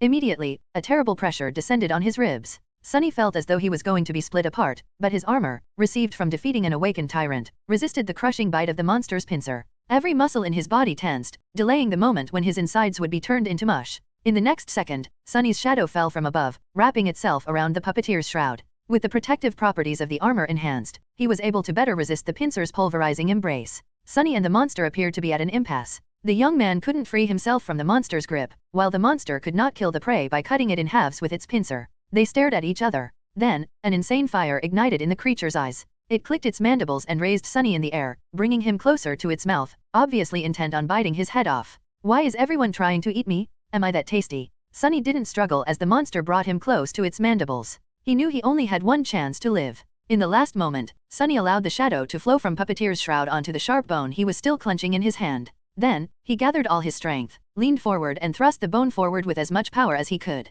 Guided by his hand, the dark bone spear shot forward and pierced through the creature's tiny eye, sinking in deep. The other eye of the monster narrowed. Gritting his teeth from the unbearable pain in his ribs, Sunny twisted the bone, trying to do as much damage to the creature's brain as possible. For a couple of seconds, nothing happened. Then, he felt the pressure on his body diminishing. The pincer opened, letting Sunny fall down. As he hit the mood, the hulking monster crashed to the ground, too. The bone spear was still sticking from its head, bathed in the streams of azure liquid. Sunny moaned and drew in a raspy, painful breath. You have slain an awakened beast, Carapace Scavenger. You have received a memory, Azure Blade. Your shadow grows stronger. Chapter 34, Only Steel Remembers. Shadow Slave. Sunny was sprawled in the mud, trying to catch his breath. The subtle voice of the spell echoed in his ears. Your shadow grows stronger. Immediately, he felt a slight change. His body grew a little bit stronger, his vision a little sharper, his skin a little smoother. The change was minimal, but apparent. What was that? He had a guess, and it was easy to confirm. Sunny summoned the runes. Shadow Fragments, 14/1000.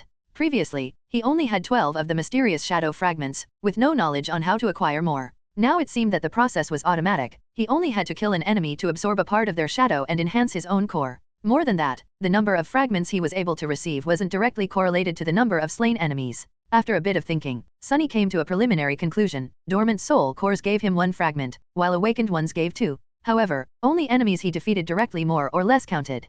Killing the Mountain King's larva, a dormant beast, had given him 1 shadow fragment. Finishing off the veteran slaver, a dormant human another. Mountain King itself was an awakened tyrant, which meant that it had 5 awakened cores. With each giving Sunny 2 shadow fragments, he ended up with a total of 12. And now, after killing the Carapace Scavenger, he had 14. Interestingly, he didn't receive any fragments from the deaths of Shifty, Scholar and Hero, even though they perished as a result of his machinations. It seems he had to finish an enemy off with his own 2 hands to absorb a part of their shadow. Well, or at least by summoning an ancient dead god. The process was quite similar to how normal awakened increased their power, with the only difference being that the steps of extracting and consuming the corresponding material, soul shards, were skipped in favor of instant absorption. That meant that shadow fragments could not be stored, and subsequently could not be bought or traded. He won't have an opportunity to receive them as a reward for completing missions, providing services, or selling various spoils. If Sunny wanted to grow stronger, his only option was to fight and kill. No peaceful life for me, I guess. Previously, Sunny thought that he at least had the choice to choose a relatively safe path. Many awakened never left the confines of human citadels and never faced nightmare creatures, choosing instead to perform various jobs in the dream realm just as they would in the real world. They received payments in the form of soul shards, which were simultaneously the fuel of one's progression and the universal currency inside the citadels. Sunny was never set on pursuing such a life, but not even having a choice was sort of irritating. Luckily, there was a bright side, too. Without the need to use soul shards to strengthen his core, he would be able to spend everything he earns freely and without concern. After all, after he kills an enemy and absorbs the shadow fragments, the soul shard would still be there, ready to be collected and exchanged for something Sunny might need in the future. That would effectively make him twice as efficient in terms of earning and spending, which was not a small advantage. Additionally, there was the matter of the shadow core. Since both Sunny and his shadow were tied to it, strengthening the core would not only increase Sunny's power, but also enhance the shadow. So, if he were to use it to further empower himself, the actual effect would be stacked, producing a twofold enhancement. So, for each shadow fragment he collected, Sunny would actually be able to rip twice as much benefit as an awakened would from a soul shard. Not bad. Not bad at all. The future was bright. Provided he survives and gets the opportunity to even have a future, of course. Sitting up, Sunny moved his eyes and found the cluster of runes describing his memories. Azure Blade. Had he finally gotten a weapon? Memory, Azure Blade. Memory rank, awakened. Memory type, weapon. Memory description, on this forgotten shore, only steel remembers.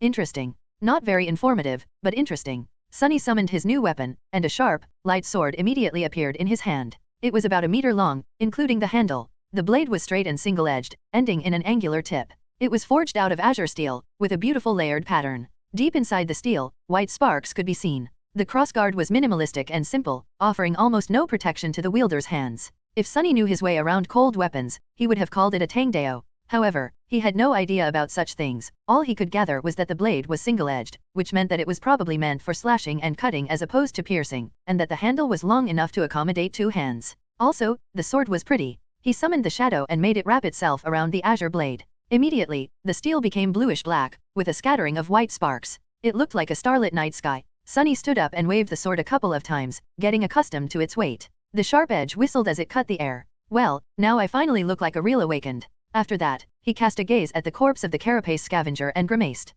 This part was not going to be pleasant. After some time, he managed to break open the cracked carapace and cut away a few strips of tender, pink meat. He also did not forget to extract the radiant crystal from the beast's chest, the soul shard. Without much hope, he tried to absorb the shard, remembering how it was supposed to be done just as he expected. Nothing happened. They're really of no direct use to me. With a shrug, Sunny places the shard and the meat in a makeshift rucksack he weaved from black seaweed and looked at the sun. The day was still young. He still had a good chance of making it to the distant hill before the sea came back. However, his left leg was banged up in the fight with the scavenger beast, so walking wasn't as easy as it was before. He gritted his teeth and began limping. Hours passed. Due to his bruises and increased vigilance, Sunny's progress slowed down considerably. He was sweating and grinding his teeth, feeling pain with each step. What's worse, the further he reached into the labyrinth, the more confusing and entangled the paths became. Even with the shadow's help, he constantly had to backtrack and struggled to move in the right direction. Crap, crap, crap.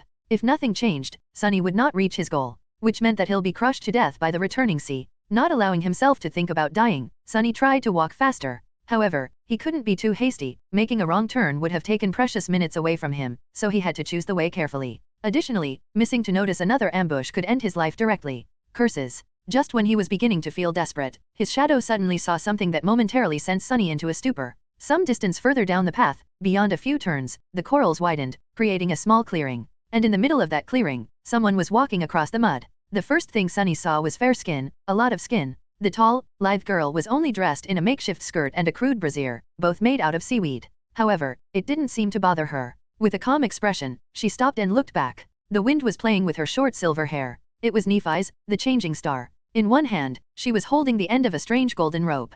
And on the other end of the rope, Kasha, the blind girl, was carefully following behind. Chapter 35, A Shadow, a Star, and an Oracle. Shadow Slave. Gray sky above, black mud below, an endless sea of crimson in between. On this dreamlike backdrop, two beautiful girls were walking across the labyrinth. One was delicate and fragile, with blonde hair and cerulean, aimless eyes. She was dressed in a simple tunic, with leather sandals on her feet and a cloak the color of sea waves draped around her shoulders. The other was tall and lithe. She had silky silver hair and clear, gray eyes. Her revealing clothes were crudely made out of black seaweed, leaving her fair skin and athletic build exposed. She was poised, alert, and barefoot. A golden rope connected two girls together. Wow, what a sight, Sunny thought. He suddenly regretted that he was not an artist. The picture just begged to be made into a painting. Wait, why am I thinking about that? People? I found people. His heart skipped a bit. If Nephi's and Kasha were here, then the orange light from before, most likely, had something to do with them. Which meant that they knew how to get to the tall hill. Which meant that Sunny didn't have to be crushed to death by the high tide. So what do I do now? He wasn't the best at ingratiating himself to other people. In fact, he was the polar opposite. People usually instinctively avoided him. And that was in normal circumstances. This time, however, he had spent a whole of 4 weeks making sure that everyone in the academy hated his guts. Good job, Sunny. Still, he was at least useful. In this situation, an additional body was already a great boon when facing hungry monsters. And he wasn't just anyone, his ability to scout ahead alone was worth a lot. Surely they'll understand that, right? With a heavy sigh, Sunny stepped into shadows and hurried to the clearing. He reached it in a minute or so, hiding and observing the two girls before making a final decision. Helping herself with the wooden staff, blind Kasha slowly approached the middle of the clearing and extended her hand, finding Nephi's and touching her on the shoulder. Why did you stop? Nephi supported the blind girl and glanced at the sky. It's getting late. An awkward pause hung between two girls. After some time, Kasha asked, so you think we should turn back? Nephi's blinked and cleared her throat. Yes. Sunny was a bit amused by their exchange. What is she? A strong silent type. Then he returned to his dilemma and grimaced. How do I approach them? Damn, why is this so hard? It's not like I'm trying to ask them out on a date. I mean, one of them, both of them? What am I thinking about? Just go and say hi. But then, if he suddenly appeared out of the shadows, not at all like a creep, how high was the probability of them getting spooked and attacking him before noticing that he was not a monster? Wait, why would they? Arg, to hell with this? Deciding on the safest approach, Sunny commanded his shadow to abandon its hiding place and move to a spot where Nephi's could clearly see it. He could clearly sense the shadow rolling its eyes as it obeyed the order. As soon as the shadow started to move, Nephi suddenly snapped her hand sideways. Immediately, a long sword appeared in it, cutting the air as it assumed a defensive position. Before the shadow could even take 2 steps out of its hiding spot, it was already pierced by Changing Star's gray eyes. The shadow froze. It seemed a bit startled. Kasha took a step back. Neph? What is it? Nephi's didn't answer immediately, carefully observing the shadow. Then she simply said, there's a shadow. Kasha's doll-like face paled. A shadow? Scavengers. The tall girl tilted her head a little. No, it's a human shadow. This was clearly not what Kasha expected to hear. With an expression of surprise, she asked, a human shadow? What is it doing? Nephi's hesitated. After a while, she answered in a flat tone. It's waving at us. After a whole minute of silence, Kasha finally found the words to react. What? I said, it's waving. Yes, I know. I mean, why is it doing that? Nephi's opened her mouth, then closed it again. I don't know. Maybe it's a distraction to lure us into a trap. At this point, Sunny decided that it was time to talk. He inhaled deeply, then said in a friendly tone. Actually, I just sent it ahead to make sure that you don't stab me with that sword before realizing that I'm human. Immediately, Nephi's turned her head, pinpointing the exact location where Sunny was hiding in a blotch of shadows. Her sword slightly shifted, aiming at the new threat. If you're human, why are hiding in the shadows like a creep? Goddamit, I'm not a creep, Sunny hoked. But his flaw was merciless, he had to provide an answer, and a truthful one at that. I mean, you're changing star Nephi's. To be honest, I'm a little afraid. Nephi's did not answer. Because of her hard-to-read face, it was almost impossible to determine whether she believed him or not. However, he included her true name in his answer for a reason. If he was some monster pretending to be human, he wouldn't have known it. Luckily, Kasha was more expressive. Are you the boy who sat with me in the cafeteria? Sunny smiled. Meanwhile, Nephi's glanced at the blind girl. Do you know him? Kasha nodded. I recognize his voice. His name is Sunless. He was in second to last place in the rankings, right above me. The tall girl frowned, as if trying to remember. Then she asked. The pervert. The smile disappeared from Sunny's face, replaced by exasperation. Oh, come on. Kasha hesitated and didn't answer. Hey, I'm not really a pervert, you know? I just, said a few things. To a few girls. It was all a misunderstanding. Nephi's was silent for a few seconds, and then, finally, dismissed her sword. Okay, you can come out. Sunny limped out of the shadows, summoning his own back. It flowed to his feet and reattached itself, visibly shaking. The bastard was laughing at him. Stopping a few meters away from Nephi's, he raised his hands, showing that he didn't mean the girls any harm. Changing Star gave him an inquisitive look. What happened to you? She was referring to his limp, bruises, and overall banged-up look. Sunny sighed. Carapace scavenger. Nephi's raised an eyebrow. You managed to get away alive. You bet I did. Sunny subconsciously straightened his back. I didn't get away. I killed it. To prove his point, he gestured at his rucksack, full of delicious monster meat. Nephi's looked him over again, re-evaluating her opinion of him. Now, there were hints of approval in her eyes. Carapace scavengers were only beasts, but they were still awakened. With the addition of their mighty physique and natural armor, defeating one was not an easy feat for any sleeper, who all had a dormant core, let alone someone from the very bottom of the ranking list. Come to think of it, it was even a bit too outstanding. Sunny lowered his eyes. It was already wounded. Nephi's shrugged. A kill is a kill. You did well. After that, she fell silent, as though not planning to say anything else. Sunny also wasn't sure what to say. Luckily, Kasha came to the rescue. Are you seriously injured? He shook his head. No, it's just that my ribs and leg are bruised. I'll be fine in a day or two. My armor is pretty resilient. He wasn't worried that they might be tempted to kill him to get the puppeteer's shroud. That was because memories were destroyed at the moment of their owner's death. So they only could be transferred voluntarily by a living person. Well, there was always torture and blackmail. But he doubted that any one of the two beautiful girls would stoop to that. Sunny cleared his throat. Before stumbling on the scavenger, I was heading for the tall hill with the massive coral pillar on top. But after the fight, my speed decreased. Now I'm worried about not making it in time. Do you perhaps know the way? Kasha smiled. Actually, we spent the last days on that hill. We were just about to go back. Nephi's didn't say anything, looking at the sky. Sunny licked his lips. Well, can I come with you? They're not going to say no, right? The blind girl turned her head to her companion, a clear question written on her face. Nephi's lowered her eyes, staring at Sunny. After a while, she said. No. What? Problem? No problem. What's wrong with you, princess? Can't you speak faster? Feeling his heart beating wildly in his chest, Sunny smiled. Well, all right. Chapter 36, Bonfire. Shadow Slave. The rest of the way to the tall hill did not take a lot of time. With Nephi's leading the way, taking all the right turns at all the right places, there was no need to explore the labyrinth and backtrack after encountering a dead end. Additionally, there were no scavengers around. In fact, they could have moved ever quicker if not for Kasha, who walked slowly even with the help of her staff. Guided by the golden robe, she carefully explored the ground ahead before taking each step. The uneven paths of the Crimson Forest were not an ideal surface for a blind person to walk on. Sunny didn't say much, periodically casting an incredulous glance at the strange pair. No matter how he looked at it, Kasha seemed to be dead weight.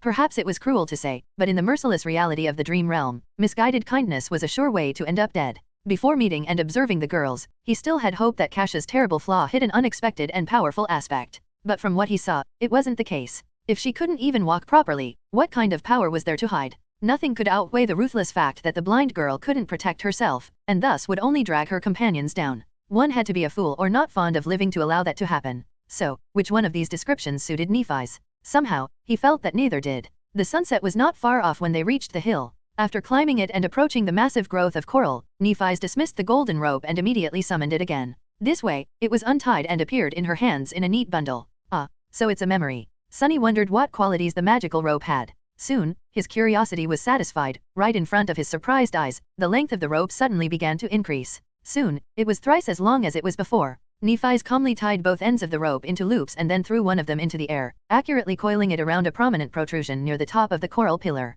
Then, she tested if the rope would hold, swiftly climbed up and waved from above, giving Sunny the signal to follow. After hesitating for a second, Sunny approached the rope and grabbed it. He couldn't help thinking that this would be the perfect opportunity to cut his head off. With him helpless while climbing and Nephi standing on the top of the pillar, yeah, the vivid picture appeared in his mind. Stop being paranoid, Sunny thought, trying to calm himself down. It's not that he was sure of Changing Star's impeccable moral qualities. Instead, he was certain of one thing: if Nephi's really wanted to kill him, she wouldn't have needed to wait for an opportunity. She could have just cut him into ribbons whenever. Simultaneously scared and reassured by this though, Sunny nimbly climbed up and joined Nephi's at the top of the coral mound. He then turned around and watched curiously, wondering how Kasha was going to get to them. The blind girl dismissed the wooden staff and approached the rope. Then she caught it in a hand, traced it down to the loop at the end, and placed her foot inside. As soon as she was done, Nephi's grabbed the rope and started pulling, lifting Kasha little by little until she had reached the top. She only had to grab Nephi's hand and make a step to join them. Efficient. The coral mound was much larger than the circular stone platform of the giant knight's neck. In fact, it was almost like a small island. At the highest point of the island, hidden behind some coral blades, the girls had made a little camp. There were piles of seaweed to sleep on, strips of scavenger meat drying under the sun, and a fire pit. Sunny pointed to the makeshift fire pit. Was it you 2 nights ago? I've seen an orange light in the distance. Kasha's face darkened. Yes, this was the first time we made a fire. But it turned out to be a really bad mistake. Nephi sighed. Sunny raised an eyebrow, surprised. Why? The blind girl touched her hair and turned her head to Nephi's. At night, any light will attract monsters. We were attacked by scavengers first. And then. She paled and didn't finish. But she didn't have to. The memory of the colossal tentacle was still fresh in Sunny's mind. It seemed that he was lucky to meet these 2 when he had. If not, he was certainly going to make a fire tonight to roast some scavenger meat.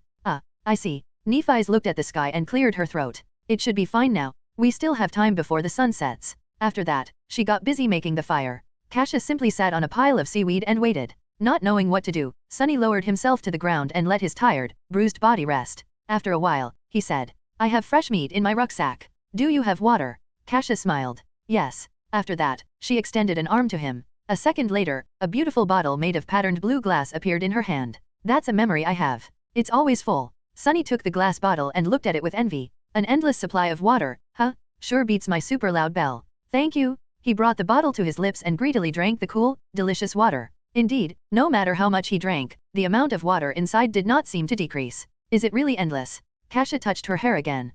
Not really. If you turn it upside down and let the water flow, it will stop in half an hour or so. But then it will be full again pretty soon. At that time, Nephi's was already done making the fire. Without looking up, she took Sunny's rucksack and opened it. Immediately, the soul shard rolled out. The tall girl looked at it, then at Sunny. Then she put the shard back in and pulled out the meat. Sunny became tense, preparing a misleading answer. But Nephi's did not ask. So, he pretended like nothing had happened and continued his conversation with Kasha. It's still a great memory. Getting drinkable water is not an easy task. Kasha nodded and smiled, pleased by his words. Soon, the rich smell of roasting meat permeated the air. At the same time, the sun was beginning to approach the horizon. A loud rumble came from somewhere beneath, and first traces of the black water began to appear between crimson walls of the labyrinth. Sunny looked east, where the skies were already growing dark. Then he uncomfortably shifted. Do scavengers come all the way up here? Nephi's turned the meat and nodded. Yes, but only at night. In the day, most of them seem to disappear. Sunny grinned, having an idea of why there weren't a lot of monsters in the labyrinth in the day. That's because they all gather near the place I had been spending my time recently.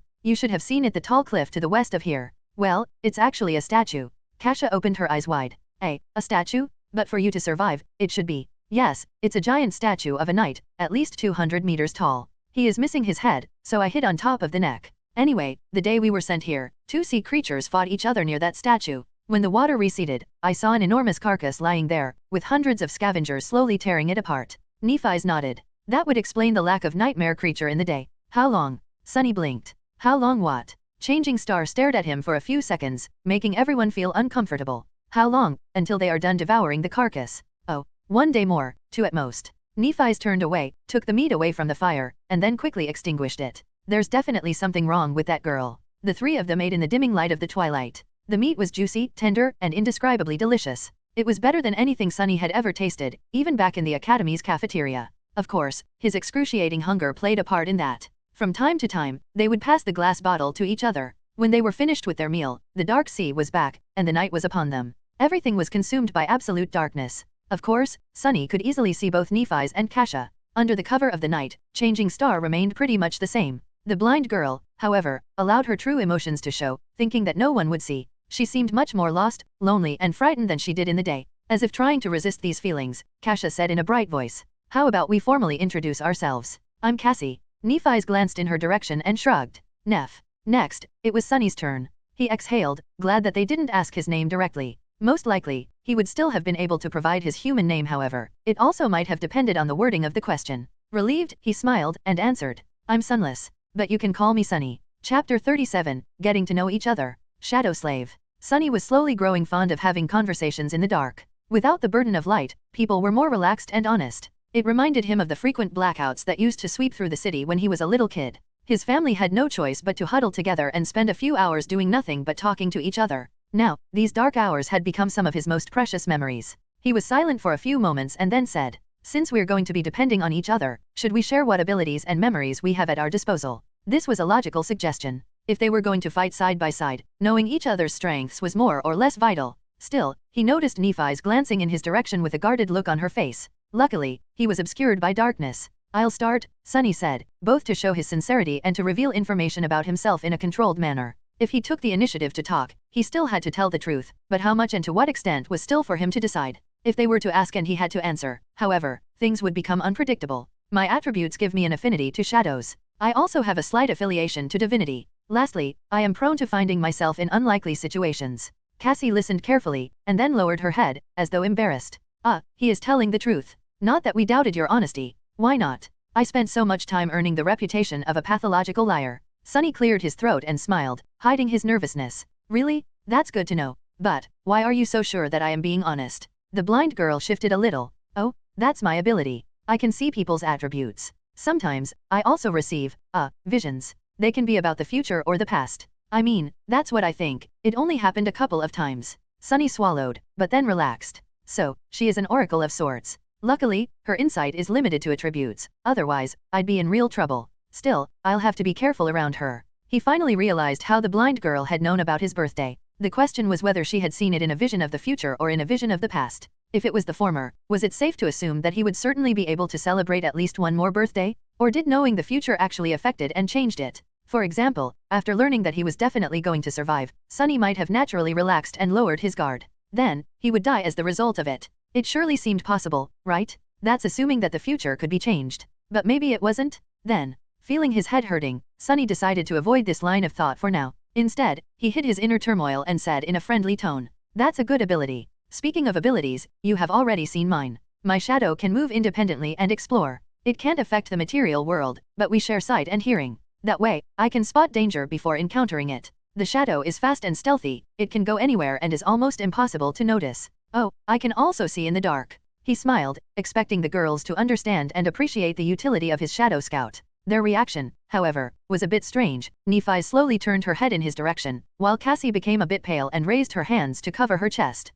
What?" Nephi frowned and said in a flat tone. "Have you ever used your ability in the academy?" Sunny blinked. What a strange question. "In the academy? Sure, of course. Why? Oh, right, they think that I'm a pervert. Crap." Before the girls could say anything, he hurriedly raised his hand and blurted, "But I have never used it to do anything improper. You have to believe me." Fortunately, it was the honest truth. However, both Nephi and Cassie looked skeptical. Sunny gritted his teeth. "I had more important things to do than whatever you're thinking about. I spent almost every waking hour learning how to survive." Nephi raised an eyebrow. "I haven't seen you in class, even once." Sunny chuckled. "Of course, you didn't. While you were busy wiping the floor with other sleepers, I was studying wilderness survival." It was Changing Star's turn to blink. "Wilderness, what? There is such a course?" Cassie seemed equally puzzled. "Yes, there is. It might seem like an afterthought for most people, but for an outskirts kid like me, who never went to a fancy school or saw a private tutor, learning how to survive in the wilderness is the difference between life and death. Without it, I would have drowned the moment we were sent to the dream realm." On a rare occasion, Nephi's looked completely bewildered. She rubbed her wrists and stared thoughtfully in his direction. I see. I didn't know. Sunny grimaced and struggled to keep the venom from sipping into his voice. When he finally spoke, his tone was light and amiable. That's okay. It's natural for someone of your status not to know. When he mentioned her status, a strange smile appeared on the changing star's face. But in the end, she didn't reply. Sunny continued. Anyway, that's my ability. As for memories, I have 3. One is an armor, one is a sword, and the last one is a really loud bell. Now it was their turn to share. After a short pause, Nephi spoke. My attributes give me an affinity to light and fire, as well as a strong affiliation to divinity. I have 2 memories, a rope. While she was speaking, Sunny was looking at Cassie, trying to read her expression. From what he saw, Nephi's was telling the truth but also, not the whole truth. And judging by how hard the blind girl was trying to hide her true feelings, the secret hiding among changing stars' attributes was not at all trivial. Interesting. And a sword. The rope is very sturdy and can change its length. The sword is very sharp and can protect its wielder against souls' attacks, to a certain extent. My ability can be used to heal. Sunny didn't miss the wording of the last part. Can be used to heal. Does this mean that its main purpose was something else? He was pretty sure that Nephi's would not reveal all of her cards, just like him. However, healing abilities were extremely rare. Having one that could heal, but was not limited to healing, that would be simply unheard of. But then again, she was changing star, one of the few people in history to receive a true name in the first nightmare. If Sunny were to consider his own aspect ability, nothing seemed impossible. I wonder what her aspect rank is. Outwardly, he pretended to be excited. You're a healer? That's great. Having a healer among us is incredible luck. Cassie nodded and smiled. Neph is also an amazing fighter. You should have seen her dealing with those scavengers. Well, I also did not actually see it, but it sounded very scary. Sunny didn't need anyone to tell him how formidable of a warrior Nephi's was. He had seen it with his own 2 eyes. Sort of. Actually, they were his shadow's eyes. Well, whatever it had instead of eyes. Meanwhile, Cassie sighed. It's my turn? My attributes are nothing special. I guess I have an affinity to revelations and fate. My ability is like I told you before. It's not very useful. About my memories, I have 3, the bottle, the wooden staff and this armor. You already know about the bottle. The staff can create wind. The armor is actually of the awakened rank. Neph gave it to me when we met. It has a very powerful protective charm. So, she's not only carrying Cassie on her back, she even gave away her only clothes. An awakened rank armor, at that? What is Nephi's thinking about? The blind girl turned away and added after a while. I used to be a pretty decent fencer, before. Now I can't really fight. The last 2 sentences were obviously related to her flaw. Sunny and Nephi's, however, both chose to keep their secret. Despite the fact that knowing your companion's flaw was also important for cooperation and having each other's backs, sharing something like that demanded a very high level of trust. Right now, there was no trust between them. And even if there was, Sunny did not plan to ever share his flaw with anyone. Nephi's, too, seemed to have a lot of secrets. After a while, he said, Good. That's good. I think we have enough tools to survive, provided we use them right. I guess it's time to sleep.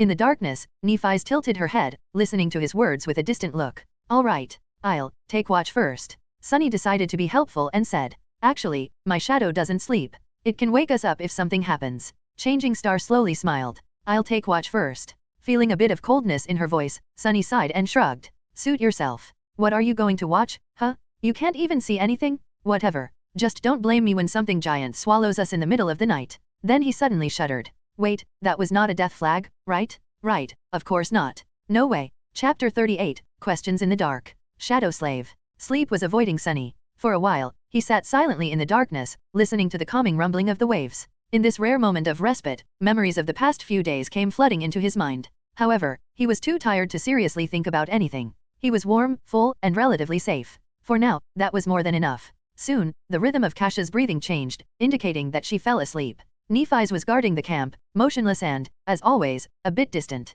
With her silver hair and fair skin, she looked like an alabaster statue. Sunny sighed. He struggled for a bit, and then said quietly, Hey, can I ask you a question? Nephi's glanced at him and shrugged. The lack of an audible response clearly indicated that she remembered about his ability to see in the dark. Sure. Would it be too personal? Sunny hesitated. I thought you legacies come into the spell with a whole inherited arsenal of memories. I mean, that's supposed to be your main advantage. How come you only had 3? Nephi's was silent for a few moments. Actually, I only had 2. The rope came from Cassie. He raised an eyebrow. Oh, I see. Realizing that her answer wasn't really an answer, Nephi's thought for a while and added. We lost most of our memories when my father passed away. The ones that remained were sold one by one over the years, to keep the family afloat. This sword and armor came from my first nightmare. So that's how it was. Sunny realized that the fall of the Immortal Flame clan might have been more thorough than he had thought. Still, something about it didn't make sense. Surely, with your clan's reputation and standing, there were other ways to make money. Without any strong reaction, Nephi simply said, there were other reasons. Then, she unexpectedly turned her head in his direction. Can I ask you a question in return? Sunny swallowed. Yeah, go ahead. Nephi's tilted her head. How did you know that I'm a legacy? What? That's it. Simple. I heard Castor mention it. He was scolding other sleepers to make them treat you with respect. She gave him a nod and turned away. What thoughts were hidden behind her calm grey eyes, Sunny did not know. Some time had passed before he gathered enough courage to ask the question that he really wanted to ask. Before doing it, though, he made sure that Cassie was sound asleep and lowered his voice. Can I ask another question? Without getting a negative response, he continued. Why are you burdening yourself with her? A corner of Changing Star's mouth curled up slightly. Why, wouldn't you? Sunny gritted his teeth, feeling the flaw pushing the truthful answer out of his mouth. No, to be honest, he wanted to believe to the last moment that the answer would be yes. But one of the things he had lost after the nightmare was the ability to lie to himself. Truth was merciless. It's not that Sunny did not pity the blind girl or didn't want to help her. It's just that he knew with certainty that it was simply not something he could do.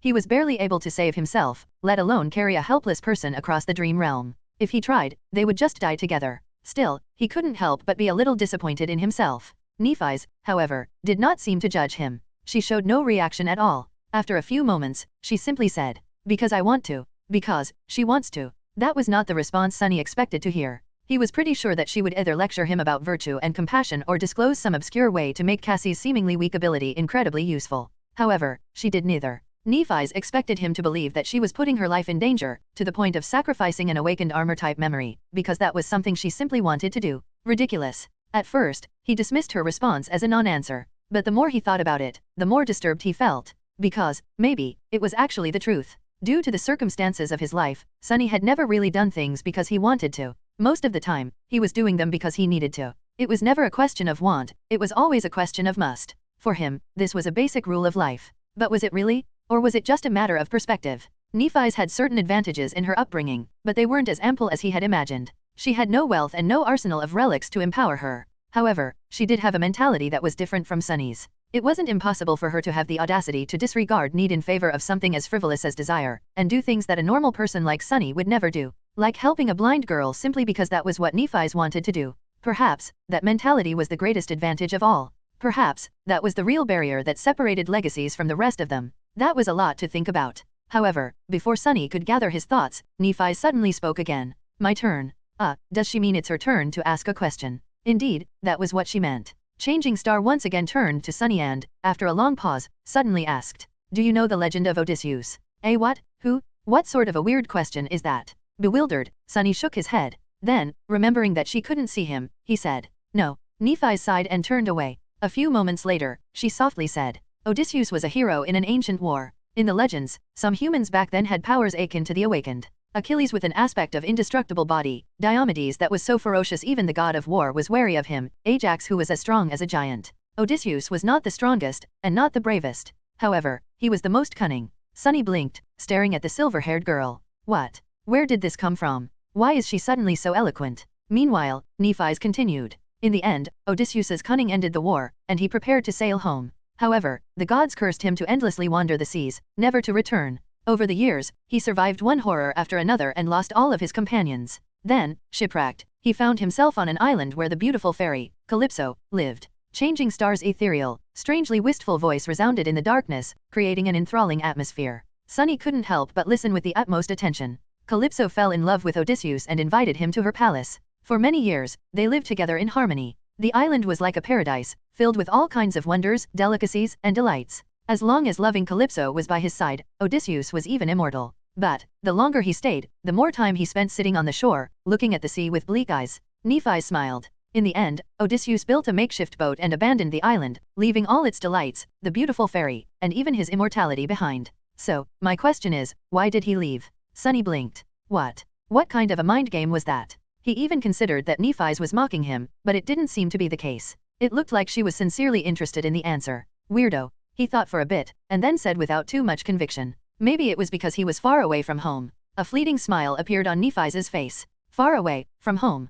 All right. After that, she turned away and lowered her head, becoming like a statue again. It seemed like their conversation was over. Grumbling internally, Sunny lay down and tried to fall asleep. However, the image of bleak-eyed Odysseus kept appearing in his mind. After a while, he whispered, well, Did he make it back home? Soon, Nephi's replied. Yes. He returned to his wife and son, and they lived happily ever after. Satisfied, Sunny smiled and turned on his side. When he was already half asleep, he heard Changing Star's quiet voice once again. This time, it was barely audible and aimless, as though not directed at anyone. Odysseus was the first human to break the will of gods. In the morning, Sunny and Nephi's were the first to get up. While the sun was rising and the sea was retreating, they made a fire and began preparing a simple breakfast. With Kasha still asleep, they did not talk to each other much. It was like the last night's conversation did not happen. However, after some time, they somehow ended up discussing the plan for the next few days. Nephi's had some ideas. With what you told us about scavengers crowding to the west, the logical step would be to start moving east as soon as we can. Of course, north and south are also acceptable, but that won't put as much space between us and the enemy. Sunny nodded, agreeing with that logic. We have explored to the east a little, but not enough to confidently make it to the next high point in a day. That's why the best course of action would be to spend today scouting a path to that group of cliffs over there and move the camp tomorrow. He sighed. Do you have any idea where we are? Would there be a human citadel to the east? Nephi shook her head. I've never heard of a region that fits the characteristics of this place. In any case, we have to move to find out more. We'll either find a citadel, encounter an unconquered gateway, or die. East is as good of a direction as any. Plus, it's the safest, because there's a horde of monsters to the west. At that point, Cassie suddenly sat up straight. Her eyes were wide open, and her face was a little pale. She looked nervous and excited. Nephi's frowned. Cassie, what's the matter? The blind girl turned to them and smiled. A vision? I had a vision. Like, a prophetic dream. Sunny thought, trying to come to terms with this new reality of someone being able to see the future. Or the past. Meanwhile, Changing Star stretched her hand, as though prepared to summon her sword. Are we in danger? Cassie energetically shook her head. No, it's not that. People. I saw a castle full of people. She smiled and pointed with her finger. I don't know how far it is, but I'm sure that it's in that direction. Sunny and Nephi's looked at each other, not knowing whether to be glad or petrified. Cassie's small, delicate finger was confidently pointing west. Chapter 39, Journey to the West. Shadow Slave. In the ensuing silence, the smile slowly disappeared from Cassie's face, replaced by confusion. Feeling the sudden tension, she asked. What's wrong? Sunny sighed. No, nothing is wrong. It's just that that direction is the one we wanted to avoid. After some thought, he added. That's where I came from yesterday. There's a lot of scavengers down there. The blind girl's face fell. Oh. Nephi's, who was quietly listening to them, gave him an indecipherable look and finally spoke. Tell us more about the castle. A shadow of the previous excitement returned to Cassie's eyes. With a serious nod, she began describing her vision. I dreamt of a vast, ruined city built of weathered stone. It was surrounded by tall, impregnable walls. Various monsters were wandering its narrow streets. In the center of the city, there was a hill, and on that hill stood a magnificent castle. She smiled. But there were no monsters in the castle. Instead, it was full of people. I'm sure that they were awakened. Some were guarding the walls, some were going about their lives without a care in the world. There was food, safety, and laughter. Well, that sounds great. If this castle really existed, then all of their problems would be solved. Sunny cleared his throat. Did you see anything else? Cassie frowned, trying to remember. Then, her face cleared. Yes, I saw Sunny leading me through the gates of the castle. That means we will make it. A brilliant smile appeared on her doll-like face, beaming with so much joy that Sunny couldn't help but curl his lips. Inwardly, however, he was stuck on a certain detail of Cassie's vision. It was that, when talking about reaching the castle, the blind girl only mentioned the two of them. Was there some meaning behind it? Sunny turned his head a little and secretly glanced at Nephi's, trying to discern if she had picked up on that little discrepancy. Changing Star, however, was as enigmatic as ever. Without showing much emotion, she thought for a while, and then slowly nodded. Okay, then we will go west. While the sea was still retreating, they had their breakfast and then spent some time planning for the journey and preparing to abandon the temporary camp. In the process, Sunny had a chance to get to know the girls a little better. It was then that he came to a sudden realization, which almost made his head explode from bafflement. That mind-blowing realization had to do with Nephi's. Back when they first met in front of the academy's gates, Sunny had formed a certain impression of the confident, distant girl. Later, her behavior and the different revelations about Changing Star's past only served to reinforce that impression. Nephi seemed to exist a bit apart from the world. She was mysterious, aloof, and rather cool. Her taciturn character and strange speech patterns made people interacting with her feel unnerved and rattled, often revealing more than they had been planning to. The less she talked, the more she seemed to know. That silent, indifferent confidence was arresting, and sometimes even oppressive. However, that impression turned out to be completely wrong. The actual truth behind the matter had nothing to do with being cool and aloof.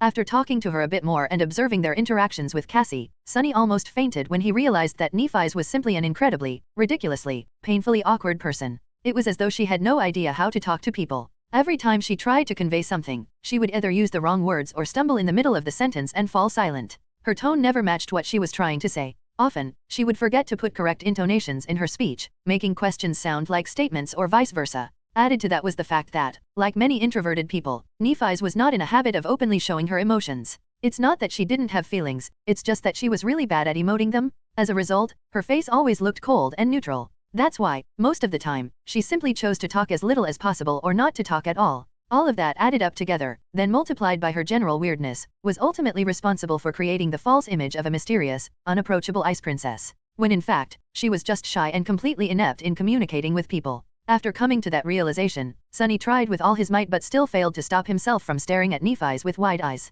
He just barely managed to not let his jaw hang open. What the hell? That's not in line with how a protagonist should be. In his mind, Nephi's had definitely been the type of person to be the main character of any event. At the center stage, there were always confident, strong people like her and Castor. People like himself and Cassie, on the other hand, were relegated to exist far away in the background. Now, however, no, that line of thought was also wrong. The fact that Changing Star had problems with expressing herself and lacked social skills did not mean that she was not strong. In fact, it might have meant the opposite. She still achieved everything that she had achieved, but with the added layer of adversity. She was still dangerous. At that moment, Nephi's finally noticed that Sunny was staring at her. She looked at him and, after a long pause, asked in an emotionless tone, "What?" He blinked, extricating himself from this sudden flood of thoughts, and cleared his throat.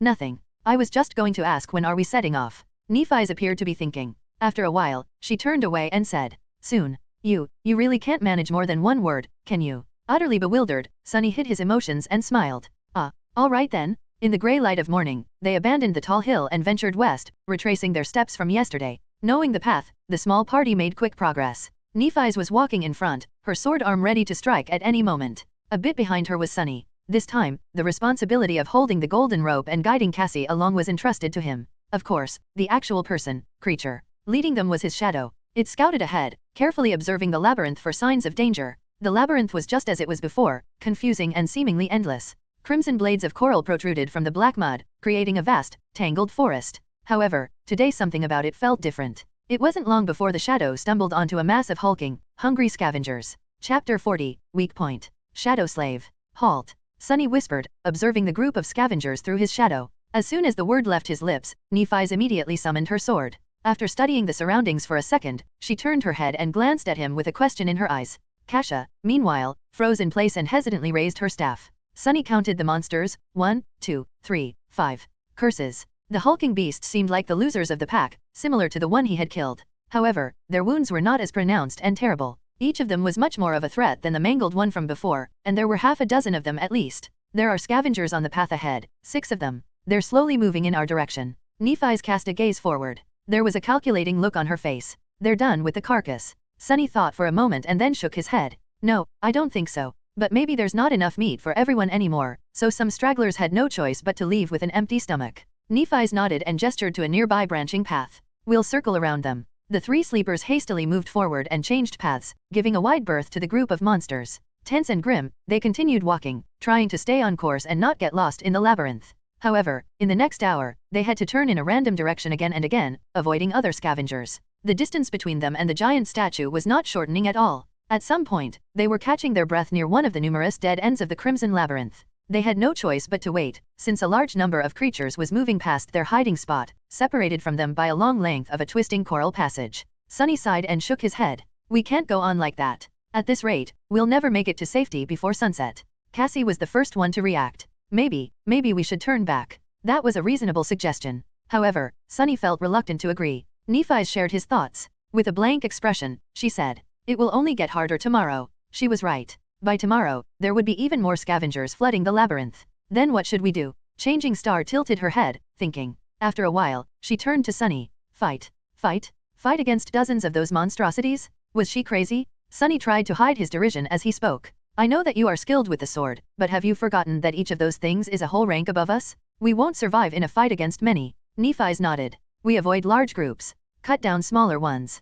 After a moment, she added. If there's 1 or 2 of them, there's a chance. Sunny wanted to retort, but couldn't find a good reason. In the end, he gave up. Fine. Nephi stared at him for a while. Then, she suddenly asked. Have you studied the corpse of the scavenger you had killed? What was that supposed to mean? A bit surprised, Sunny shook his head. No. He was too busy being in pain and trying to make it to safety before the sea returned. And why would he study a corpse? Wait. I think Teacher Julius mentioned something. After a short pause, Nephi spoke. Scavengers have 3 weak points on their bodies. The first one is obvious, it's their joints. Anything that has to be flexible can't be too rigid. So, there's gaps in the armor above the joints. By targeting the joints, you can diminish their mobility and attack capacity. Oh, so, by studying a dead monster, one could better understand their strengths and vulnerabilities. This idea was so obvious that Sunny admonished himself for not realizing sooner. Meanwhile, Nephi's continued. The second one is the same. It's where their torso connects to the carapace. If you manage to accurately hit that spot, you can heavily injure a scavenger and deal serious damage to its body. However, unless you succeed in severing its spine, the wound won't be fatal. It'll still be able to fight for a while. Sunny couldn't help but notice that Changing Star's awkwardness seemed to disappear whenever she talked about things that she felt confident about, like ancient heroes, or killing things. Curious. The last weak point is on their back, approximately at the level where the eyes are. There's a slightly concave, discolored cavity in their armor. It is where several armor plates connect. The chitin there is comparatively thin. If you can pierce through it, you can destroy the brain directly. That will be a killing blow. That is good to know. However, that weak point was too high to be hit by a human after all. Scavengers were more than 2 meters tall. As though reading his thoughts, Nephi's added. That weak point is very hard to target. Circling around a scavenger is almost impossible due to their size, speed, and the attack range of their pincers. She looked at him and calmly said, "If we stumble on a single scavenger, I'll be the bait. My task will be to make it turn around and then restrain it, exposing the third weak point. Your task will be to kill it." Sunny gulped. What if there's 2 of them? As usual, Nephi's paused before answering. Don't die. It wasn't long before they were left with no choice but to attempt a fight against a scavenger. Behind them, there was a long stretch of the labyrinth with no suitable branching paths for them to turn onto. Ahead of them, there was a small clearing with only one other passage leading out of it. Not far into that passage, a massive scavenger was moving slowly in their direction.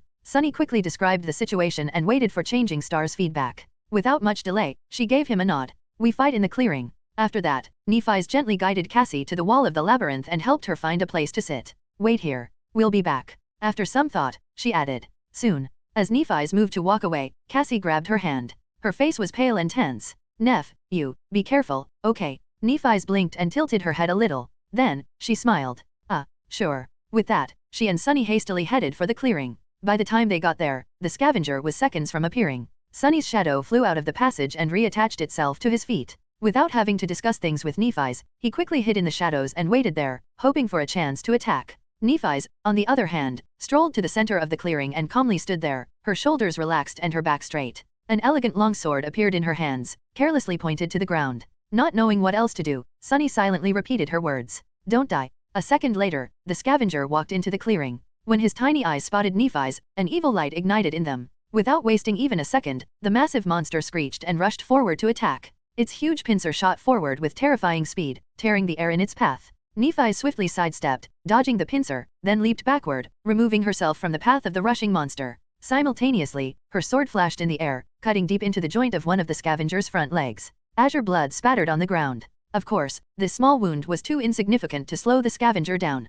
With surprising agility, it twisted and delivered a crushing sideways swipe. Nephi's, who just barely landed on her feet, had no choice but to deflect the blow with her sword. She managed to disperse most of the impact by holding the blade at the right angle, but the remaining force was still enough to throw her off balance. At that moment, the second pincer came down. Instead of trying to regain her equilibrium, Changing Star went with the fall and somersaulted over one hand, ending up distancing herself from the monster a bit. Her sword lashed out again. The follow-up attack followed almost immediately. However, Sunny did not care about the details anymore. The only thing he cared about was that, through this risky series of dodges and leaps, Nephi's had managed to circle to the opposite side of the clearing, forcing the scavenger to turn its back to the shadow in which he hid. It's now or never. Gritting his teeth, Sunny lunged forward. Before Changing Star finished her last dodge. Before the scavenger's pincer crashed on her from above. Before Sunny had time to become scared. He closed the distance between himself and the monster and jumped with all his might, landing on top of its carapace. Then, he used all of his weight to thrust a hand forward.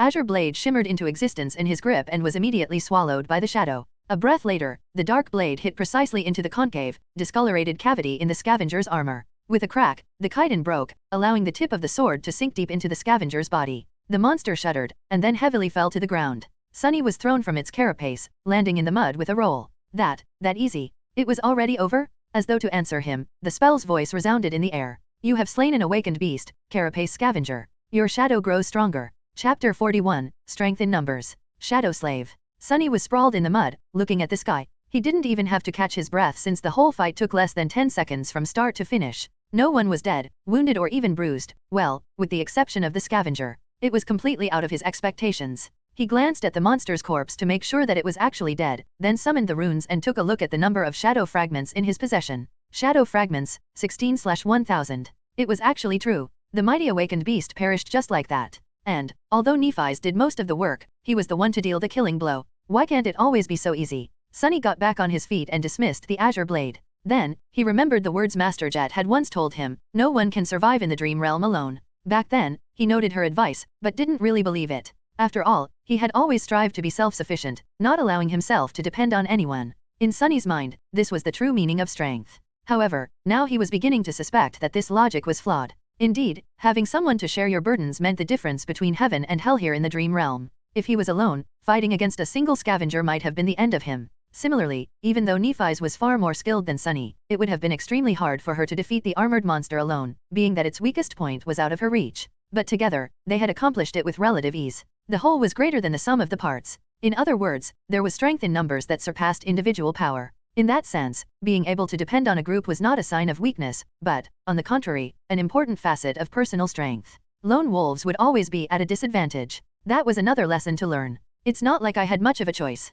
He walked over to Nephi's and checked if she was okay. Apart from slight damage to her makeshift seaweed clothes, everything seemed to be all right. She glanced at Sunny. Memory. He shook his head. Nephi sighed. It seemed that she was a bit impatient to get herself a suit of armor of her own. If Sunny was a gentleman, he would have suggested to loan her the puppeteer's shroud for a while, but alas, he wasn't. That armor was extremely valuable and had cost him a lot. Plus, unlike Changing Star, the picture of Sunny wearing nothing but a seaweed loincloth would have been more disturbing than aesthetically pleasing. So, he said nothing. Meanwhile, Nephi's headed for the dead scavenger and said without turning her head, "Bring Cassie." With a sigh, Sunny turned around and left the clearing. Soon, he approached the place where the blind girl was waiting patiently for their return. Hearing his footsteps, she flinched and raised her head. Sunny. How did she recognize me? Ah, must be the way I walk. Yeah, it's me. Everything is over. Come on, I'll bring you to Nephi's. Using the wooden staff, Cassie stood up and turned to him. Are you guys alright? Sunny smiled. Of course. We dispatched that critter in no time. Didn't even get a scratch. Cassie smiled with visible relief. Good, that's good. Oh, right, the rope. Sunny took the rope and guided the blind girl back to the clearing. On the way, he felt a bit weird. With the delicate girl walking behind him, he couldn't help but think of his little sister. As a toddler, she used to follow him around too, as though they were glued together. As the familiar pain stabbed him in the heart, Sunny gritted his teeth and tried to think about something else. It was all in the past anyway. Back in the clearing, Nephi's was done breaking apart the scavenger's carapace. The shimmering soul shard was already in her hand. Without saying anything, she tossed it to Sunny. He caught the crystal and looked at her with surprise. Why are you giving it to me? Nephi's blinked and stayed quiet for a few seconds. Then she said as a matter of fact, I don't have pockets. Oh, still a bit bewildered, Sunny put the soul shard into his rucksack. But why wouldn't she just absorb it? He opened his mouth to ask the question, but she seemed to realize something and added, we'll divide the spoils later. All right. Nephi's, meanwhile, turned to Cassie and said after some deliberation, I was careful. Then, she smiled. Your shadow grows stronger. Your shadow grows stronger. Your shadow grows stronger. Sunny was feeling somewhere in between of being ecstatic and peeved. Throughout the day, they managed to kill 3 more scavengers, each time with not much risk to anyone except for Nephi's. The process was largely the same. After discovering the monster, he would hide in the shadows, while Nephi's would act as bait. Then, when the time was right, Sunny would stealthily approach and finish the fight with a precise strike of the azure blade. He was wondering if that was what being in the main hero's party felt like. To anyone else, maybe with the exception of Castor, dancing around a deadly awakened beast would have been a tall task, most likely ending with the dancer's death. Nephi's, however, had managed to do it over and over again seemingly without too much strain. What's more, her performance was based solely on skill, with no aspect ability involved. In that regard, even Castor couldn't have done better. She was swift, calm, and precise. Every move she made was calculated and perfectly timed. She seemed to innately understand the flow and logic of combat, which gave her the ability to roughly predict what actions the mindless beasts would perform in the next seconds. Then it was just the question of physical prowess to evade and even manipulate them to a certain degree. Sunny had always known that skill and experience were more important than raw power, but by watching Nephi's, he vividly understood just how vast the difference between them was. Even though his divine aspect allowed Sunny to exert more strength and speed than Changing Star, in an actual fight, he would never stand a chance. Of course, he was also an important part of every encounter. His role as the finisher was not trivial, and not just anybody would have been able to accomplish 4 kills with 4 strikes. Even though Sunny was not taught any elaborate techniques, he was still a somewhat experienced fighter. He had good physical coordination, combat intuition, and most importantly a cool-headed mentality. Not to mention the fact that they were only able to ambush the scavengers so effectively due to his shadow scouting them out in advance. All in all, it was an almost equal cooperation. Still, watching Nephi's fight was nothing short of sobering. Trying not to get too dejected, Sunny summoned the runes. Shadow fragments, 22/1000. 8 fragments today. Pretty excellent. Currently, they were waiting on the edge of the labyrinth path leading directly to the giant statue of the Headless Knight. There was a group of scavengers between them and the statue, moving past without any haste. The sunset was near, but they still had time. Slowly, minutes flowed by. At some point, Nephi's gave the command to move. Helping Cassie along, Sunny followed Changing Star and quickly traversed the open space between the labyrinth and the statue. Now, they only had to get on top of it. However, it wasn't that easy. Scaling the 200-meter-tall monument would have been hard in normal circumstances, but now, they also had to somehow pull Cassie up. Leaving her behind until they were at the top would not have been safe. In the end, Nephi's and Sunny took turns pulling the rope every 20 meters or so. Cassie would hold onto the rocks and wait until they climbed higher, and then the process would repeat. It was slow and torturous, and by the end, Sunny's muscles were sore and almost on fire. But they managed to get to safety before the dark waters washed them away. As the night began to descend, the 3 sleepers sat in the center of the circular stone platform and rested.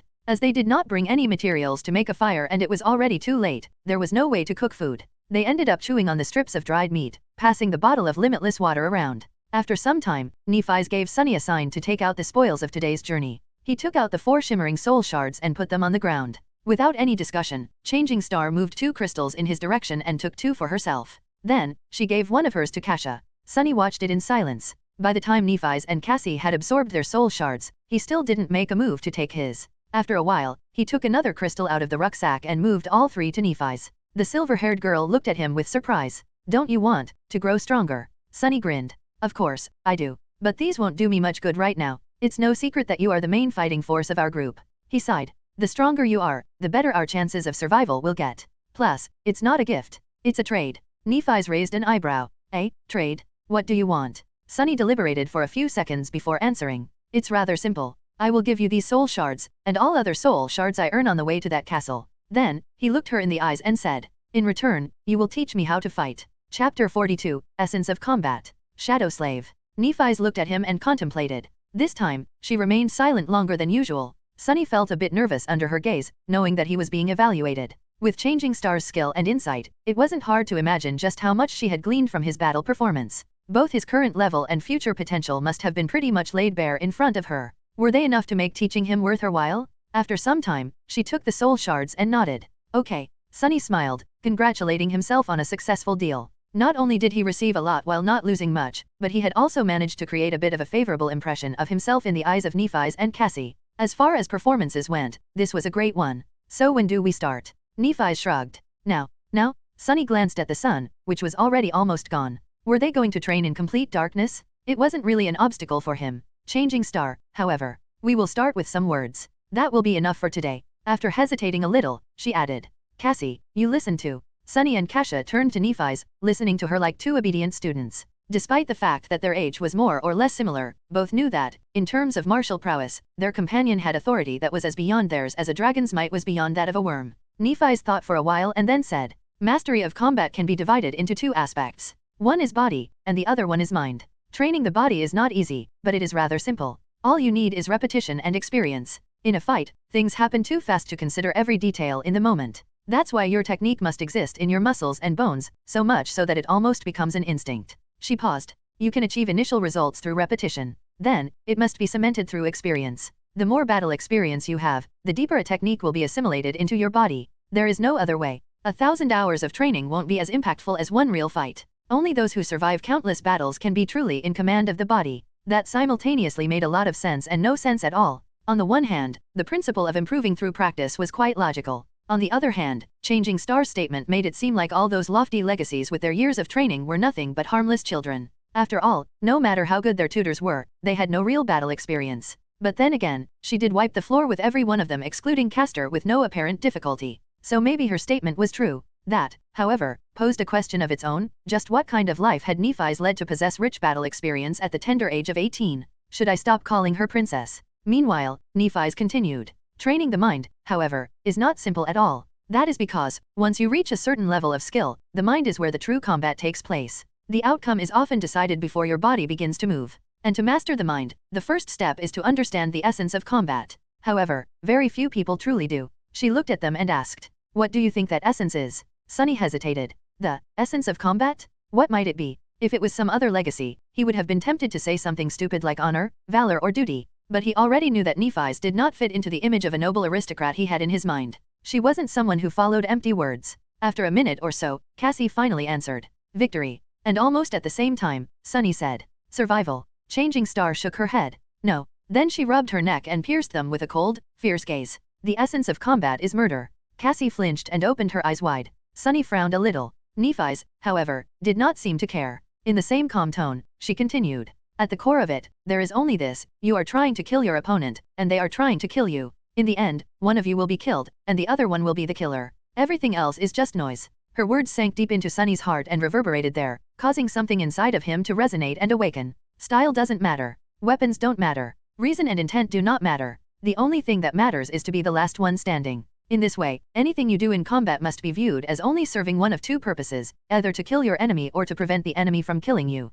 Nephi's lowered her eyes. "If you can understand that, you will have enough clarity to master the mind." After that, Sunny couldn't fall asleep for a long while. He lay on the cold stone, looking into the darkness and thinking about what Nephi's had taught them. Repetition, experience, clarity. These were the three keys to becoming a fearsome warrior. All three were important, but the last one was the most vexing. Was it really how Changing Star had said? Was there nothing at the core of being a warrior than a cold will to kill? Intuitively, he felt that it was indeed so. This ruthless truth was, in a sense, an amalgamation of all his life experiences. After all, for someone like him, life was nothing but a constant battle for survival. Someone always won, and someone always lost. The former got to live for a few more days, the latter, no one cared what happened to them. Of course, life was life, and combat was combat. To most people, they weren't one and the same. But what about the awakened? The sole purpose of their existence was to fight against the nightmare creatures. Very few could escape that fate. After coming to the academy, Sunny allowed himself to think that he had escaped the fate of always having to struggle at the edge of survival. But now, it seemed like he had just exchanged one battle for another. This was an uncomfortable thought. However, if he looked at it from a different perspective, did it actually mean that he always had a crucial advantage? Most of those chosen by the spell were forced to somehow adjust to this merciless way of life. But he had always lived like this. Was he actually one of the few perfectly suited to be an awakened? With this thought, Sunny fell asleep. In the early morning, he was awakened by a piercing scream.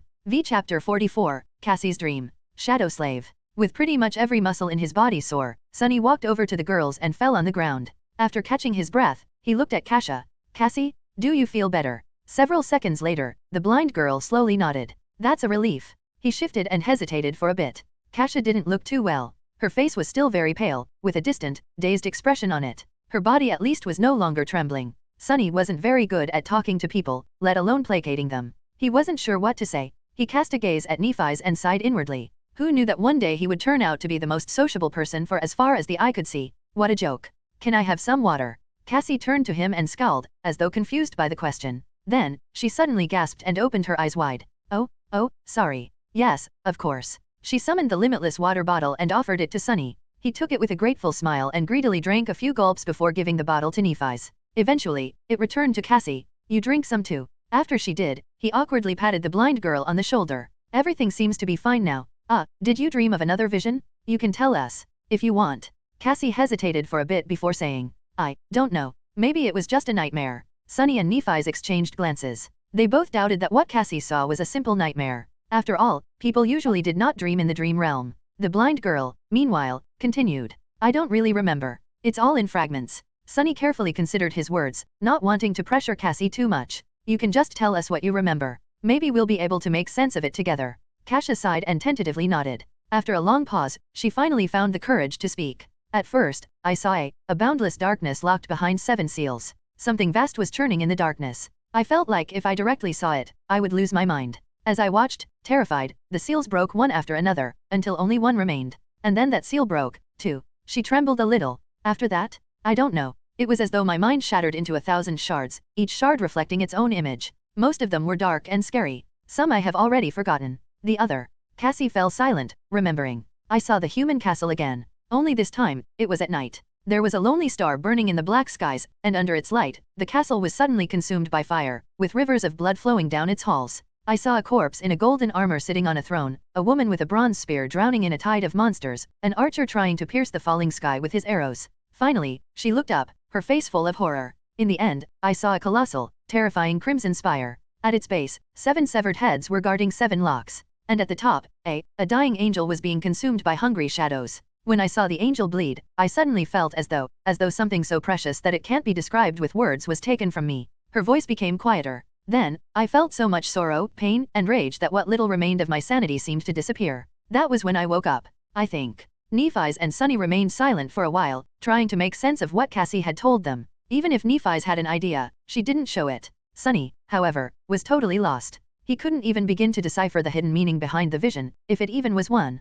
Previously, Kasha's vision about the castle was pretty much straightforward. It showed her a human fortress and even the direction in which it was situated. This time, however, her dream was disjointed, full of weird symbolism and vague, uncertain images, much more like a charlatan's prophecy than a vision gained through an aspect ability. Finally, he sighed. Maybe it actually was just a nightmare. Your previous visions weren't like this, right? Cassie silently shook her head. Sunny scratched the back of his head. Well, people don't usually dream in the dream realm, but you do. Perhaps seeing a random nightmare once in a while is a side effect of your ability. The blind girl turned to him, a faint relief written on her face. You really think so? He hesitated, trying to find the right words. Why not? It's a possibility. Inwardly, however, he felt uneasy. A dying angel being consumed by shadows, why does it sound so ominous? I should try and stay away from angels in the future. Gee, what has become of my life? A sentence like that doesn't even sound insane anymore. With that, they were finally ready to welcome a new day. Some time later, they were sitting on the western edge of the stone platform, looking at the scavengers below.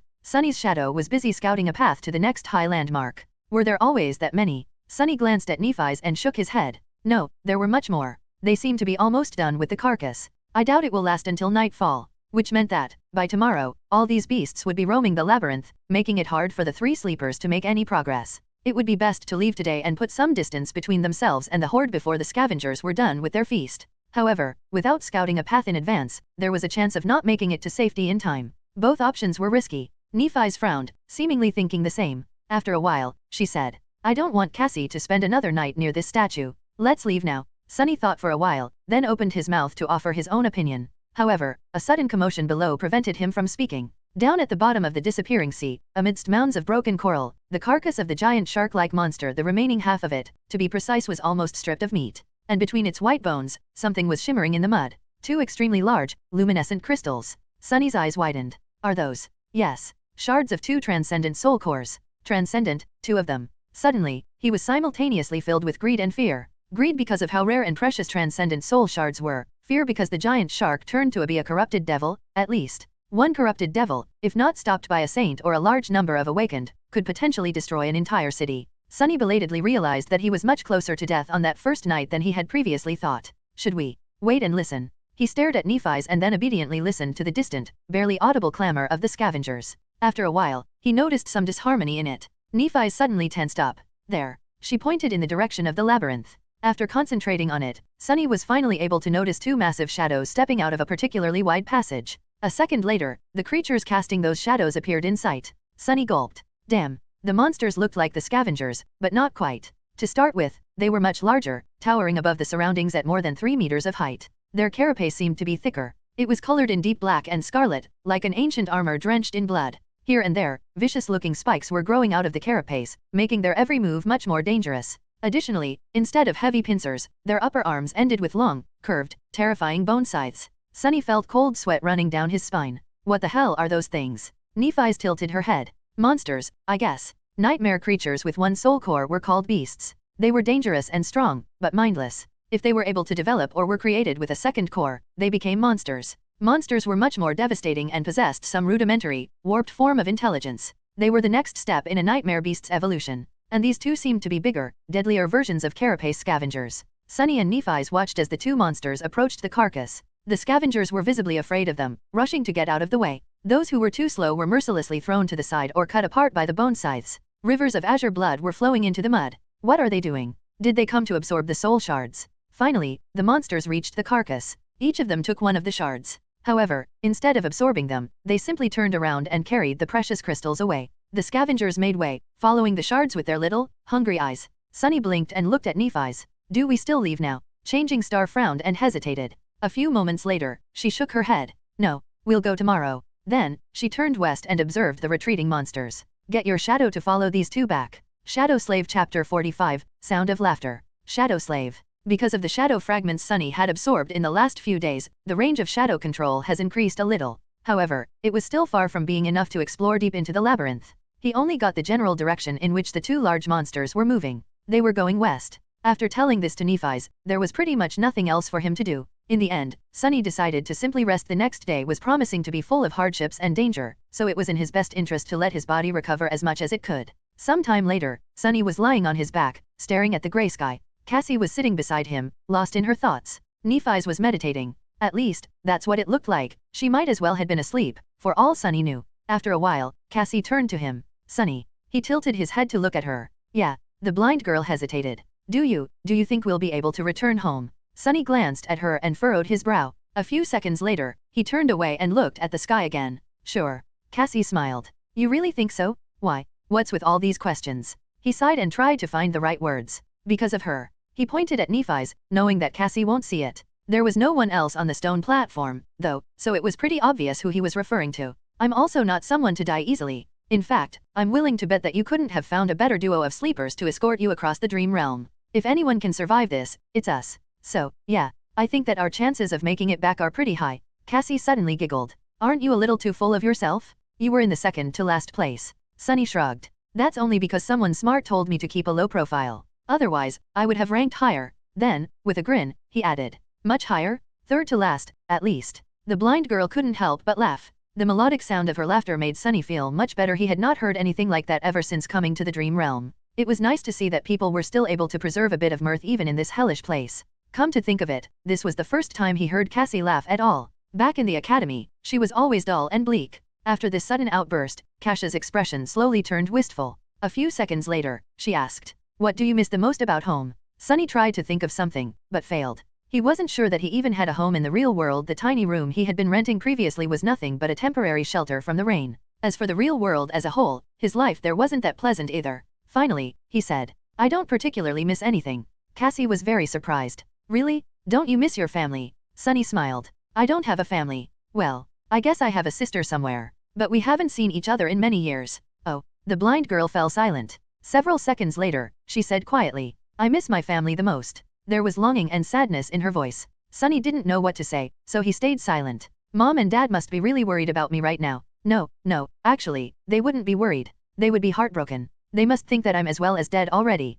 Sunny glanced at her and sighed. You seem to care about them a lot. Cassie turned to him in confusion. Of course. Isn't it normal? Sunny stared at the gray sky. The wind smelled of rain. After a while, he said, I wouldn't know. In the evening, Nephi's made Sunny perform the 1,000 strikes again. After that, they ate the last strips of dried scavenger meat and took turns sleeping, so that one of them could always keep an eye on Cassie. Thankfully, nothing happened during the night. When the morning came and the dark sea retreated, they prepared to leave the giant statue. Nephi's was the first one to climb down. Before that, she had a few words to say. Today will be different from before. There will be much more scavengers roaming in the labyrinth. We might not be able to create an ambush or avoid fighting several of them at once. She looked at Sunny. If anything happens, your job is to bring Cassie away. We can retreat by using passages that are too narrow for the scavengers. If we get separated, proceed to the high point by yourselves. Don't wait for me. Do you understand? With a somber expression, he gave her a nod. Nephi's returned it. Good. Time is of the essence, so let's go. With that, she began the descent.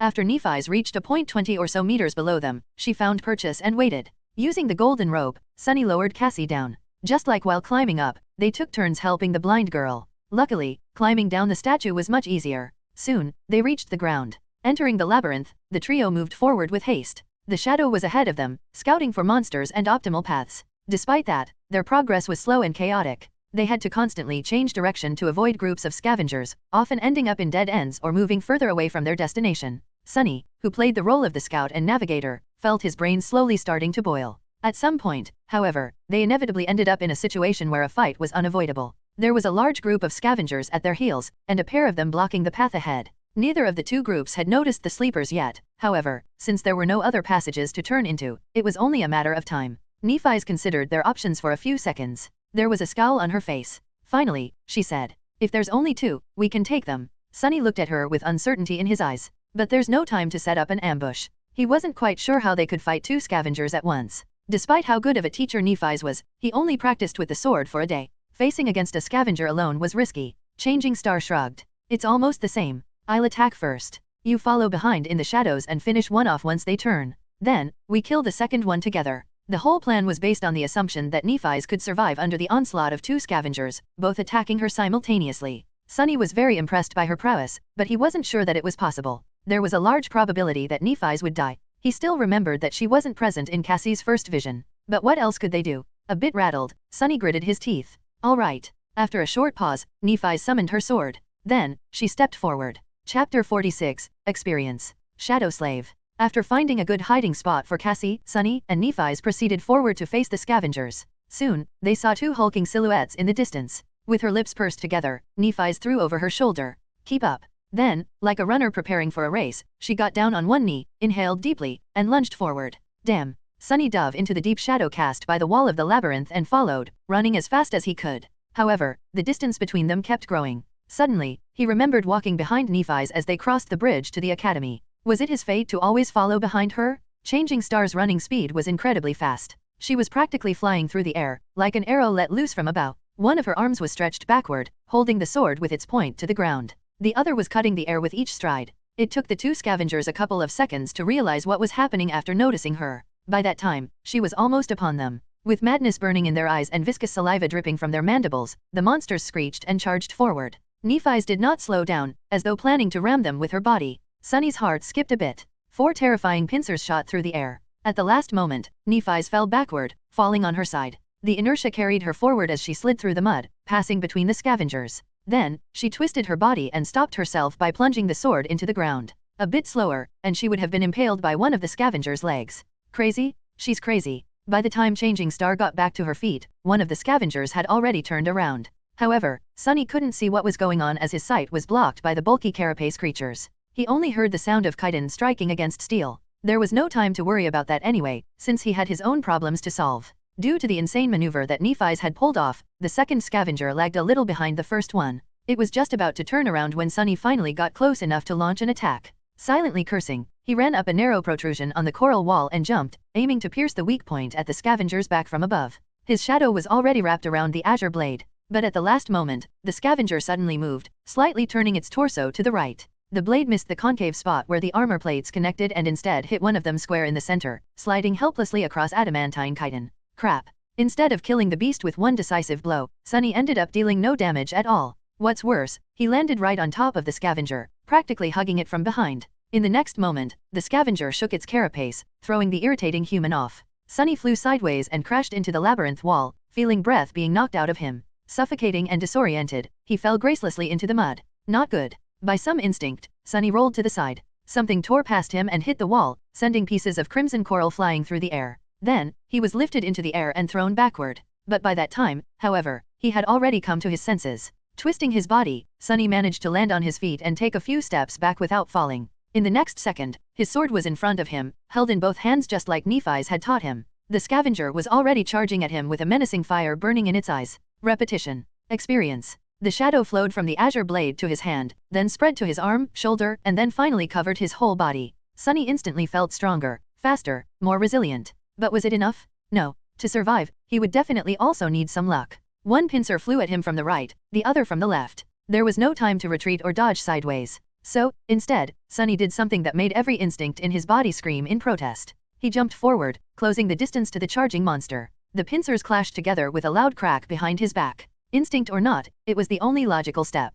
After all, the attack range of his sword was much shorter than that of the scavenger. He could only fight back by getting close. Before the beast had time to react, Sunny did what he had recently done thousands of times. His muscles moved even before his mind gave the command. With one fluid motion, he raised the sword over his head and slashed downward, pushing with one hand while pulling with the other. His whole body moved in concert to deliver a powerful blow. The azure blade whistled as it cut the air. Then, it hit the joint of one of the scavenger's front legs and cleaved right through it, severing the limb entirely. Blue blood sprayed everywhere. Sunny had less than a second to be amazed. I actually did it. But there was no time to be distracted. Due to the loss of its front leg, the scavenger lost balance for a moment, careening forward and down. However, he had 7 other legs. This wasn't going to last long. Coincidentally, though, at this exact moment, his other front leg slid in the mud, bringing the monster even further down. Sunny did not waste this chance. Taking a step forward, he thrust the azure blade up, pushing it into the scavenger's mouth. A severed mandible fell to the ground as the monster impaled itself on the sword with its own weight.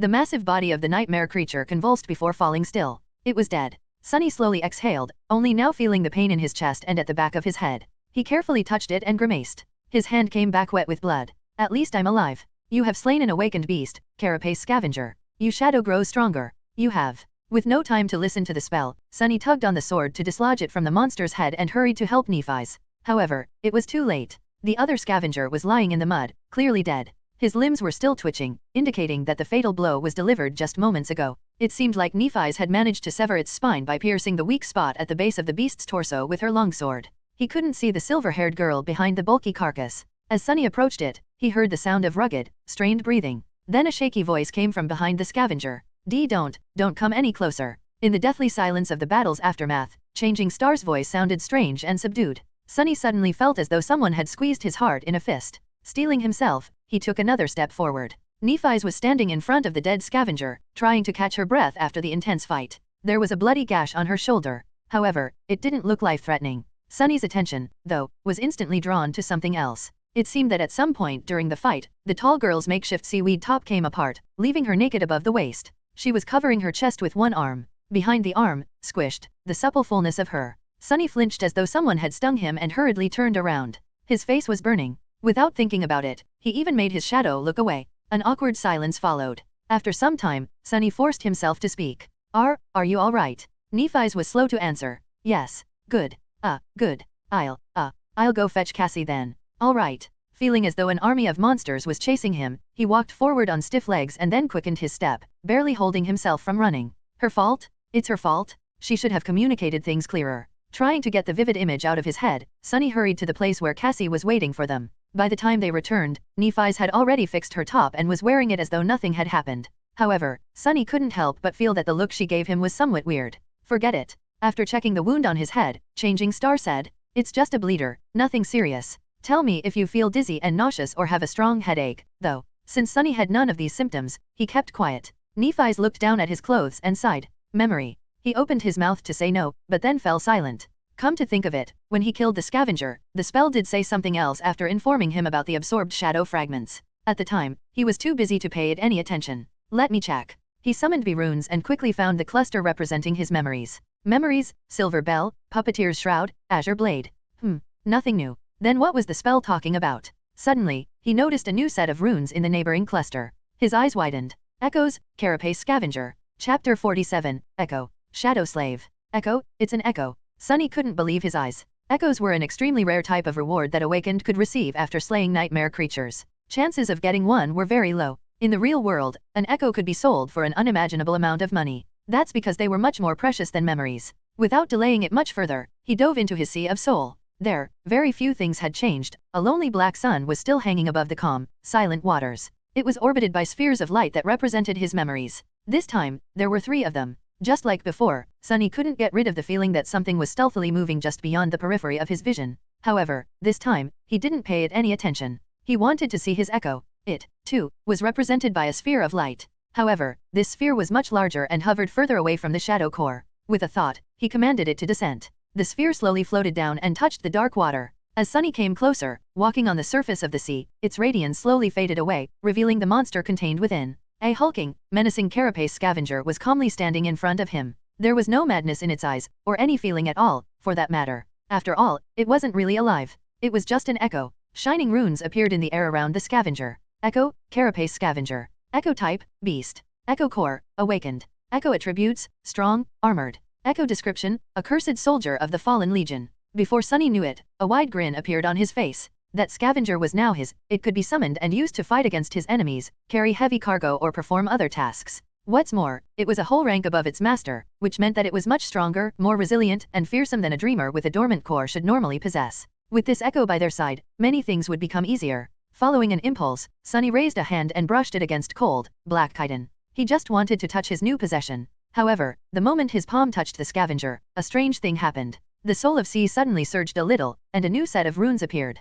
Transform echo into a shadow. Sunny flinched and snatched his hand back. What the hell is that about? He had never heard anything about transforming echoes into something else, let alone shadows. Then again, he had never heard about shadow cores and fragments, too. It seems my aspect holds more secrets than I thought. Sunny licked his lips and hesitated. Then, he cautiously said, Yes. However, nothing happened. A moment later, the runes changed. Not enough shadow fragments to perform a transformation. Shadow fragments required, 24/100. He frowned, disappointed. I see. So there is another use for the fragments. They can either enhance my own core or do something weird to echoes. How do I know which use is more beneficial without knowing what a transformation actually does? An echo was plenty useful by itself. Sunny felt that it would be wiser to concentrate on strengthening himself, at least for now. I'll experiment with it later. With that, he left the Sea of Soul. Since he had spaced out for quite a bit, Nephi's was looking at him with a silent question in her eyes. Sunny grinned. I got an echo. Her pupils slightly widened. Cassie, on the other hand, was more expressive. An echo? You actually got an echo? Yes. Since the larger group of monsters was now minutes away from catching up with them, Sunny didn't waste any time and summoned the scavenger. The hulking beast immediately appeared in front of him, seemingly sewn together from tiny sparks of light. Soon, its black chitin became fully corporeal. Following Sunny's command, it shifted a little and raised its mighty pincers. Nephi's observed the echo with an unreadable expression. Then, a corner of her lip slightly curled up. Good. Sunny looked at her with a smile. I think we can task it with carrying Cassie. Outside of battle, it will help us the most. The blind girl's mouth fell open. Carry me? Like a mount. He chuckled and slapped the scavenger on its carapace. This bad boy can fit a petite girl like you with no problem at all. Trust me, I've been clambering these things a lot for the past few days. It's actually quite spacious on top of them. Especially if they're not trying to kill you. Cassie hesitated. Well, okay, if you think it's for the best. Sunny and Nephi's helped the blind girl to climb on top of the echo. Then, they used the golden rope to create makeshift reins for Cassie to hold onto. After quickly retrieving soul shards from the dead scavengers, the sleepers hastily left the passage, narrowly avoiding another battle. With Cassie riding comfortably atop the scavenger, their overall speed dramatically increased. Sunny and Nephi's were jogging in the front, hoping to recoup the time lost in the first half of the day and reach the high point with an hour or two to spare. From time to time, they had to take detours to avoid fighting groups of carapace monsters. However, with a monster of their own by their side, the mood and mental state of the three sleepers were much better. For the first time since coming to this place, Sunny felt somewhat calm. Of course, this calmness didn't last long. At some point, he noticed that the wind had picked up a bit. Almost simultaneously, Cassie asked them to stop. Nephi's and Sunny looked at her with deep frowns. It seemed that they both had a bad premonition. What is it? The blind girl let go of the reins. Do you hear anything? They looked at each other, then shook their heads. No. Why? Cassie scowled. Help me get off this thing. After they helped her, she stood motionless for a while, listening. Her scowl deepened. Then the blind girl cautiously kneeled and put her ear to the ground. What do you hear? Cassie licked her lips. It's murmuring? Suddenly, a drop of water fell on Sunny's face. He raised his head and looked at the sky. There, dark stormy clouds were gathering with unnatural speed. Pretty soon, they were bound to cover it completely, including the sun. And when that happened, his eyes widened. Chapter 48, The Storm. Shadow Slave. We need to move, now. As Nephi's turned to him, Sunny grabbed Cassie and helped her stand up. His face was even paler than usual, and there was a panicked look in his eyes. Now, help me get her back on the scavenger. The silver-haired girl raised her head and looked at the sky. Soon, her expression darkened. Without saying anything, she did as he had asked. Cassie seemed a bit disoriented. She grabbed the reins and helplessly turned to her friend. Neph, what is going on? Changing Star glanced at her. When she eventually spoke, her voice sounded heavy. A storm is coming. Meanwhile, Sunny sent his shadow to climb on top of a tall pillar of coral and looked ahead, trying to understand how far the cliffs they were aiming for were. From the look of it, there was still a considerable distance to go. However, the giant statue was already much further away. Going back now would have been suicide. He turned to Nephi's. We're about 3 or 4 kilometers away from the cliffs. Do you think we can make it? She scowled. If we take the most direct route. Maybe. Sunny hesitated, then asked. What about the monsters? Changing Star looked ahead and gritted her teeth. We'll have to cut through. That's it. That's the plan. As he was fruitlessly trying to come up with some devious trick to save them, Nephi's turned her head and glanced at him, puzzled. What are you waiting for? Run. As they darted forward, heavy drops of rain were starting to fall on the ground. Strong winds were howling between the coral blades, sending bits of mud and seaweed flying. With storm clouds gathering in the sky, sunlight dimmed, and a cold twilight descended upon the labyrinth. Sunny was running with all his might, as though his life depended on it because it actually did. He was leading their small group, choosing the straightest path toward the cliffs with the help of his shadow. Nephi's was a step behind him. The scavenger carrying Cassie was stomping through the mud with its 8 legs in the back. Without the need to avoid monsters and death breathing down their necks, they moved with amazing speed. Side passages and crimson walls were flashing past them in a blur. There was no need to hold back and conserve strength for the long run. If they were late to reach the cliffs by a minute, their lives would be over. They had to give it their all. Sunny was ready to fight a series of bloody skirmishes all along the way, but, to his surprise, the inhabitants of the labyrinth did not give them much trouble. The scavengers seemed to be as panicked as they were. The bulky beasts were busy trying to hide inside the coral mounds or burrowing underground. On the rare occasions when one of them showed aggression, a quick slash of the sword or a threatening clack of a pincer was enough to make the monster change its mind. However, no matter how fast they were moving, the storm was faster. The rain quickly turned into a pelting downpour, each drop becoming a torrent. The winds grew in strength, striking against their bodies with enough force to make them stumble. The light dimmed even further, reducing visibility to almost zero. Finally, a blinding bolt of lightning tore through the darkness, followed almost immediately by a deafening thunderclap. In the next moment, the ground under Sunny's feet trembled, causing him to lose balance and fall. He rolled in the mud and tried to stand up, but slipped and fell again. Someone's arm grabbed him by the shoulder and helped him rise. In the darkness of the storm, Sunny saw Changing Star's face. She opened her mouth and shouted, "Don't stop, run." He almost couldn't hear her behind the roaring wind and rain. By the time Sunny began to move, the dark, salty water was already as high as his shins. He gritted his teeth. The sea was coming back. He couldn't determine where the water was coming from, but with each minute, it was rising higher. Soon, it was up to his knee, then up to his waist, making running almost impossible. The speed of the group slowed down considerably. It was then, in a sudden flash of lightning, when they saw a dark mass of stone ahead. They had made it to the cliffs. Almost at the same time, a terrible rumbling sound came from the depths of the labyrinth. Turning back, Sunny saw a colossal, crushing torrent of black water rushing through the crimson forest. Some distance away, a tardy scavenger was caught by it and thrown against the coral walls. The unbreakable carapace of the mighty creature cracked and burst open like a rotten egg. Curses. He turned to Nephi's. "Time is up. Start climbing." She caught him by the arm. "Dismiss your echo." Sunny didn't know whether the scavenger could scale the cliff. In any case, Cassie wouldn't have been able to hold on if it did. He helped the blind girl get down and then sent the monster back to the Sea of Soul. Nephi's lowered herself to let Cassie climb on her back, then tied them together with the golden rope. Not wasting any time, she gritted her teeth and stepped forward to grab onto the wet rocks of the cliff wall. They began the ascent, rushing to get as high as possible before the black torrent hit. Some time later, Sunny screamed, "Brace." In the next moment, a wall of dark water hit the rocks mere meters beneath their feet. As Sunny held for dear life, the whole cliff shuddered. A few boulders fell from somewhere high above, missing his head only by chance. Somehow, all three of them were still alive. However, things were far from being over. The black water was still rising, now with frightening speed, threatening to swallow them at any second. They had to keep climbing, and they had to be faster than the surging sea. Sunny cursed as he searched for the next hold to grab onto. To survive, he had to scale the face of the cliff with crazy speed. However, hastily climbing wet rocks was a recipe for disaster. One slip of a hand, and he would plunge down to be crushed against the cliffs, drown, or be eaten by some giant monster. The torrential rain and hurricane wind made everything even worse. And yet, there was no choice. He frantically kept climbing, tearing his skin on sharp rocks. Every muscle in his body was in agony. If not for the shadow wrapped tightly around his body, Sunny would have been long dead. But even with its help, the surging dark water was getting closer and closer. Damn it all. No matter how hard Sunny tried, he couldn't win back any distance. Soon, the water was at his feet. The sea slowly swallowed his legs, then his torso. He kept climbing, now fighting against the weight of the water and the force of the tide that was trying to tear him away from the cliff. But it was useless in the end. When the water covered his shoulders, he felt his finger slipping from the wet rocks. Sunny tried to hold on, but the current was too strong. He was pushed away like a weightless toy, losing any purchase. No. In the last second, a golden rope fell into the water beside him. Shaken, Sunny grabbed onto it and held with all his strength. The rope drew tight and lifted him out of the water. His feet touched the cliff wall again. Not wasting any time, he resumed climbing with the help of the rope. Finally, a strong hand grabbed him from above and dragged his body over the edge of the cliff. Sunny fell to the ground, struggling to breathe.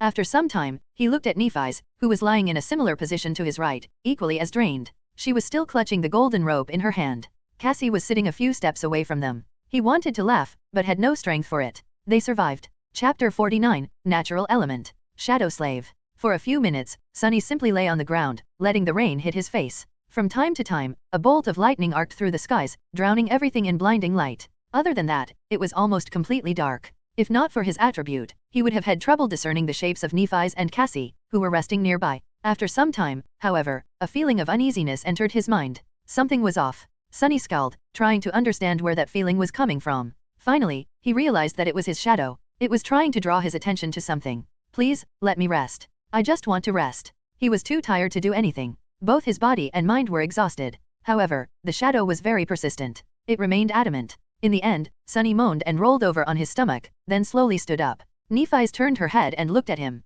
"What is it?" He grimaced. "I don't know yet. Something feels wrong." Cassie shivered and got closer to Neph. Following his shadow's warning, Sunny looked around, trying to find any sign of danger in their surroundings. Even with his vision, he couldn't see anything out of place. The upper part of the cliffs was well above the stormy sea, forming a small island. Its surface was rugged and uneven, with several protruding ridges breaking the line of sight. There was a large space between their group and the nearest ridge. That space was littered, seemingly at random, with piles of dirt and tall boulders. Nephi's got up and summoned her sword. Do you see anything? Sunny frowned. Not really. At that moment, another lightning flashed, briefly illuminating the small island. His eyes widened. The tall boulders surrounding them were massive and irregularly shaped. They were black in color and motionless, that's why Sunny had not recognized them for what they were at first glance. All around them, scavengers were silently lying on the ground. Sunny froze, suddenly consumed by terror. The hairs on the back of his neck bristled and stood up on ends. 1, 2, 3, he lost count because of panic and gritted his teeth. 7, no, 8 of them.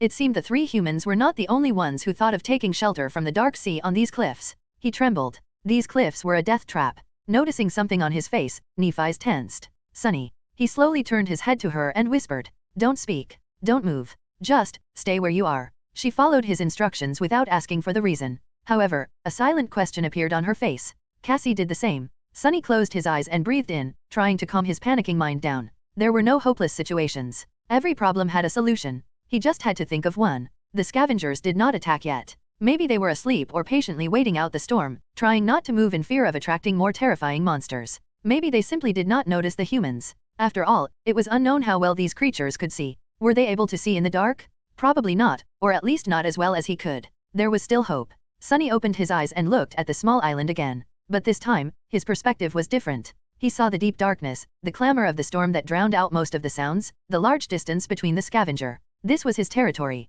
It was perfectly suited for a murderous shadow. Didn't he dream of becoming a silent assassin? Well, here was his chance. He just had to execute each step perfectly, crawl through the darkness, strike without alerting the enemy, kill each of them with one precise blow, rinse and repeat. He already knew their strengths and weaknesses, all that was left was to put that knowledge to practice. And even if he makes a mistake, there were other means to fall back onto. Echo and Nephi's could do their part if he were to land himself in danger. Yes, that could work. It had to. Sunny looked at Changing Star and Cassie. I'll take care of this. Before they could react, he seemed to dissolve into the shadows. Under the cover of darkness, Sunny sneaked forward. His steps were soft and measured, his breathing controlled. He quickly determined the optimal order of attack to minimize the chance of being discovered and proceeded to the first target, a hulking scavenger that was the furthest away from the pack. Hidden in the shadows, Sunny suddenly felt calm and focused. He felt as though he was finally in his natural element. As the looming silhouette of the scavenger approached, he slowed down and circled around his target. The monster did not move, oblivious to the lurking threat that was drawing closer with each second.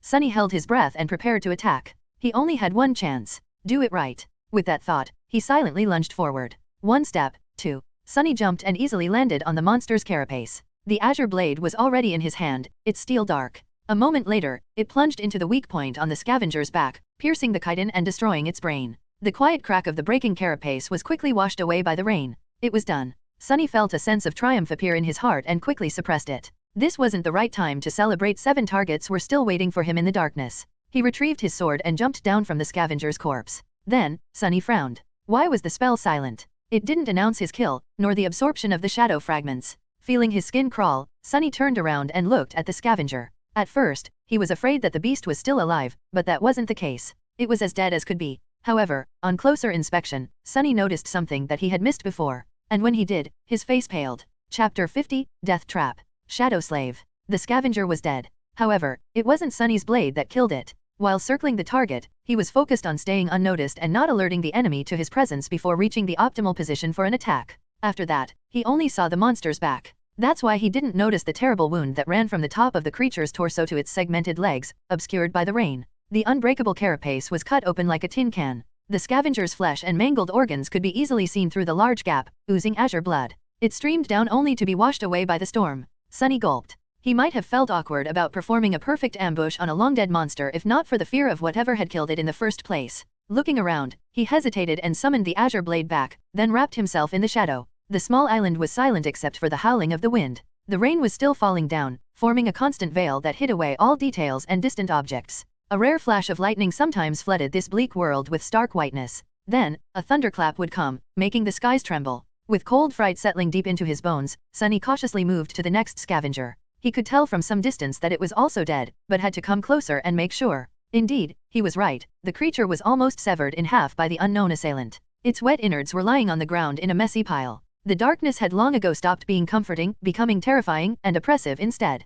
Sunny shivered. By the time he checked on all 8 monsters and confirmed that they were all dead, he was nauseous and scared out of his wits. When Sunny had first realized that the black shapes were, in fact, scavengers, he thought that the situation was as bad as it could get. Now, he wasn't sure anymore. In fact, he was pretty convinced that things went from bad to worse. Standing near the last scavenger, Sunny observed his surroundings and thought about returning to Neff and Cassie. Maybe the terrifying killer had already left the island. They could just hide and hope for the best. He wouldn't be alone, at least. However, not knowing what kind of danger was hiding in the darkness would drive him insane long before the morning came. Plus, with his fated attribute, hoping for the best was a fool's errand. That's why, although his body was covered in cold sweat, Sunny gritted his teeth and slowly walked toward the ridge that was obscuring the rest of the island from him. Coming close, he started climbing, trying to be as quiet as possible. The ridge wasn't very high, so he was able to scale it without much effort. Sticking close to the rocks, he raised his head and looked down. Then, he immediately wanted to let go and fall to the ground. Right beneath him, just a few meters away, a dark silhouette was outlined against the rocks. It was much larger than the scavengers, with jagged spikes growing out of its thick carapace. Its chitin was black and crimson, like an ancient armor splattered with fresh blood. Instead of pincers, 2 terrifying bone scythes were protruding from the joints of its arms. Each one was long and sharp enough to split a scavenger in 2. Sunny froze, afraid to move. He even stopped breathing. So that's the killer. It was one of those monsters that they had seen retrieving the transcendent soul shards from the giant shark's carcass, or another of their kind. He remembered how the 2 creatures had cut through the horde of scavengers, killing or throwing aside any beast that got in their way. Slaughtering just 7 of them would not pose a problem for something that deadly. Not to mention getting rid of 3 sleepers. Careful not to make a sound, Sunny slowly lowered himself down. His whole body was trembling. Moving his arms and legs with utmost precision, he began climbing down from the ridge, praying not to be heard, sensed, or noticed in some other way. Luckily, the monster remained oblivious to his presence. Reaching the ground, Sunny took a few steps back, still facing the ridge. He had to force himself to turn around. Feeling as though his back was being pierced by invisible needles, the young man stealthily moved in the direction where he had left his companions.